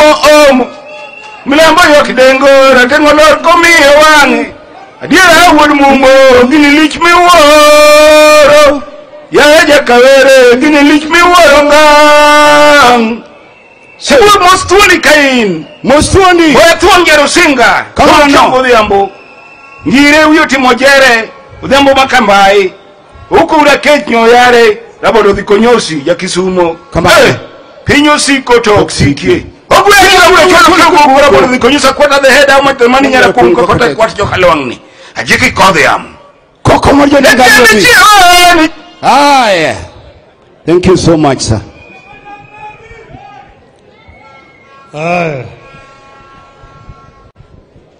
It is a very, very painful thing that we stand here today to send off our brother, our hero, Charles Ong'ondo Were. Ong'ondo Were is a great Kenyan by any standards. I've known Ong'ondo now for nearly 20 years, The gentleman here, Omondi Ajode Ntika, Omondi Ajode Heri, Ajode is not around. That is the guy who introduced me to Ongondo Were. Ongondo was living in Meru, and that's where he lived most of the times. I'm the one who invited him to come here to Kasipul. But Ongondo, by all standards, is a great person. He's a man of a few words, but a man who is very correct in everything that he does. When I went to Meru to introduce my party there, I met Ongondo and introduced me to other Meru leaders. He became the leader there. Those Meruans told me, don't look at this gentleman as a Luo. He's a Kenyan. And he's the one who can actually help us to unite us. And he united the people there in Meru and built a party branch which became very strong in an area which was fairly hostile. Ongondo likes people and is a man who does not have any grudge with anybody. He actually knew what was going to happen to him. Because when we were celebrating the Pijeluo earlier this year, we went to a function, and after the function was over, Ongondo came and he jumped in my car and told me that there's some people who are following me here. He just came in and squeezed himself into my car and told me there's some people here with bad intentions. I'm not going to tell you now, but I will tell you later on. So these people have been trailing Ongondo for a long time. And there were people who were known. Ongondo knew them. And I hope that the investigation of the police is going to lead to these people so they can be apprehended. Yes, they've already arrested quite a number, but those are basically agents who have been hired. The author of this crime must be brought to book. Because you see, Ongondo is killed. I got a message, Atuli is the one who called me. Oh, Mheshimiwa, one of your members of parliament has been shot and killed. Which one? The MP for Kasipul. Where? They are around the city mortuary. Some people trailed him and shot him. He's been taken to Nairobi hospital. Within 5 minutes of that call, I was in Nairobi hospital. I found Ongondo there, lying. But these people had been trailing him from the morning, even the day before they had been trailing him. And the people who are known, of course, they have been arrested. But those others, you have seen that Ongondo is killed, and the following day the social media is full of stories of people who was killed. People who was killed, this killer. If Ongondo has been killing people, why has he never been arrested and charged? That's not an allegation against Ongondo. It is accusation of our security forces that there is somebody, a member of parliament, who can be killing people with impunity and has not been arrested by the security forces. Those people who actually organize those social media reports are themselves the people who are behind this crime. Ongondo has been shot and killed, but Ongondo's spirit will continue to live on. We cannot live in a society that tolerates this kind of impunity. This must come to an end. These people must be brought to book immediately. And they are known. They are known. And we know that this is actually as a political assassination. Political assassination is, we know it in this region. We've seen people who have been assassinated. We knew Tom Mboya was assassinated. He was shot by Mr. Njenga. And Njenga talked of the big man who was never arrested. You've seen others, the Mumbai was shot in cold blood in front of his family. Nothing happened. We've seen quite a number of these political assassinations. This must come to an end. We must build a tolerant society where people can disagree, but then shake hands at the end of it. Yes, we had a crisis last year. We had a crisis also the year before last. And we were on the streets. But then there's something that Kenya must actually internalize and become a part of our culture. That we can compete very severely. But at the end of it all, people must shake hands and life must continue. Life must continue. That is how democracies are built over the years. Yes, of course, our elections have not been perfect. They're not perfect. We know exactly what has been happening. But Kenya is much more important than individuals. If we break Kenya, there will be no other Kenya tomorrow. We saw what happened in Somalia in 1991. Up to now, there's never been peace in Somalia. Al-Shabaab and all these gangs are roaming around all over the place. People are dying day and night. So we must institutionalize democratic practice in our country, where people tolerate each other, where people can compete peacefully, and at the end of it all, people come and shake hands and the country moves on. Yes, we are partners, and we have worked together for a long time. I'm bringing here for today condolences from President William Ruto, President Uhuru Kenyatta, and Honorable Stephen Kalonzo Musyoka.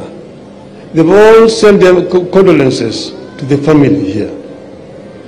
We, as members of ODM, must remain steadfast. ODM is a strong political party. Yes, in a political party, there's always differences of opinion on some issues. But the political party itself must have a firm stand on a particular issue. And that's why people can talk, and talk this way and this way. Ultimately, there's an official position that will be articulated by the party. And the spokesman of the party is usually the Secretary General, Mr. Sifuna. When Mr. Sifuna speaks, he's speaking on behalf of the party.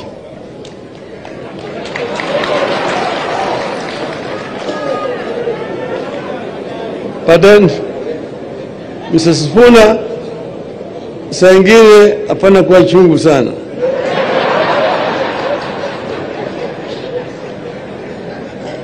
So, we have a firm stand. We have an arrangement with Kenya Kwanza, and we put it in black and white. And there is a 10-point agenda, which is in the memorandum that we signed. And we want that to be fully implemented. I want to thank our members who have joined the government and are working there. We will give you all the support that you need to be able to discharge your duties properly.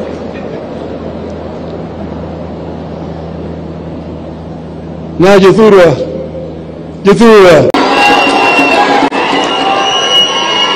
Vitiro Anjao, nene gise pim gongondo mongondo wembogi tugisika sika kinka giluru gongondo anawegi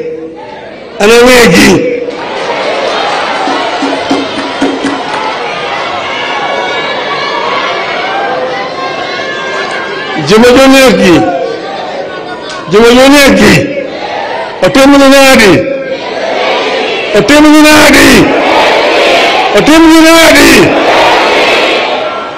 mwana kuntika okobiye nini ogondo remo gondo chuno chalo kamari mangama nonege tokonegi jemorono gondo otemu nadi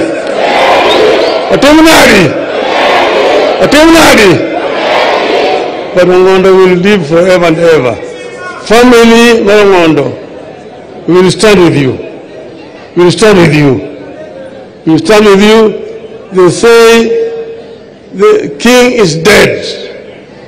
is dead. Long live the king. Ewu kamano.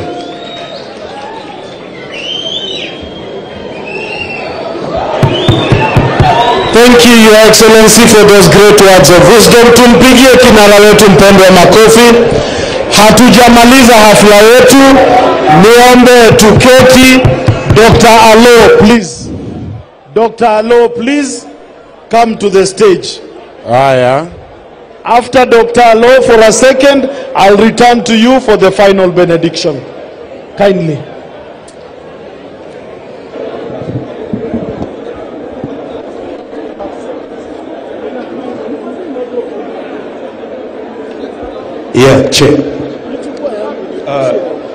Tunaomba the Prime Minister, tunaomba tafadhali, distinguished guests who have come to condole with us, fellow mourners, ladies and gentlemen, for cooperating with us. We want to thank the National Assembly, please, led by the Speaker. Please. We want to thank the senators.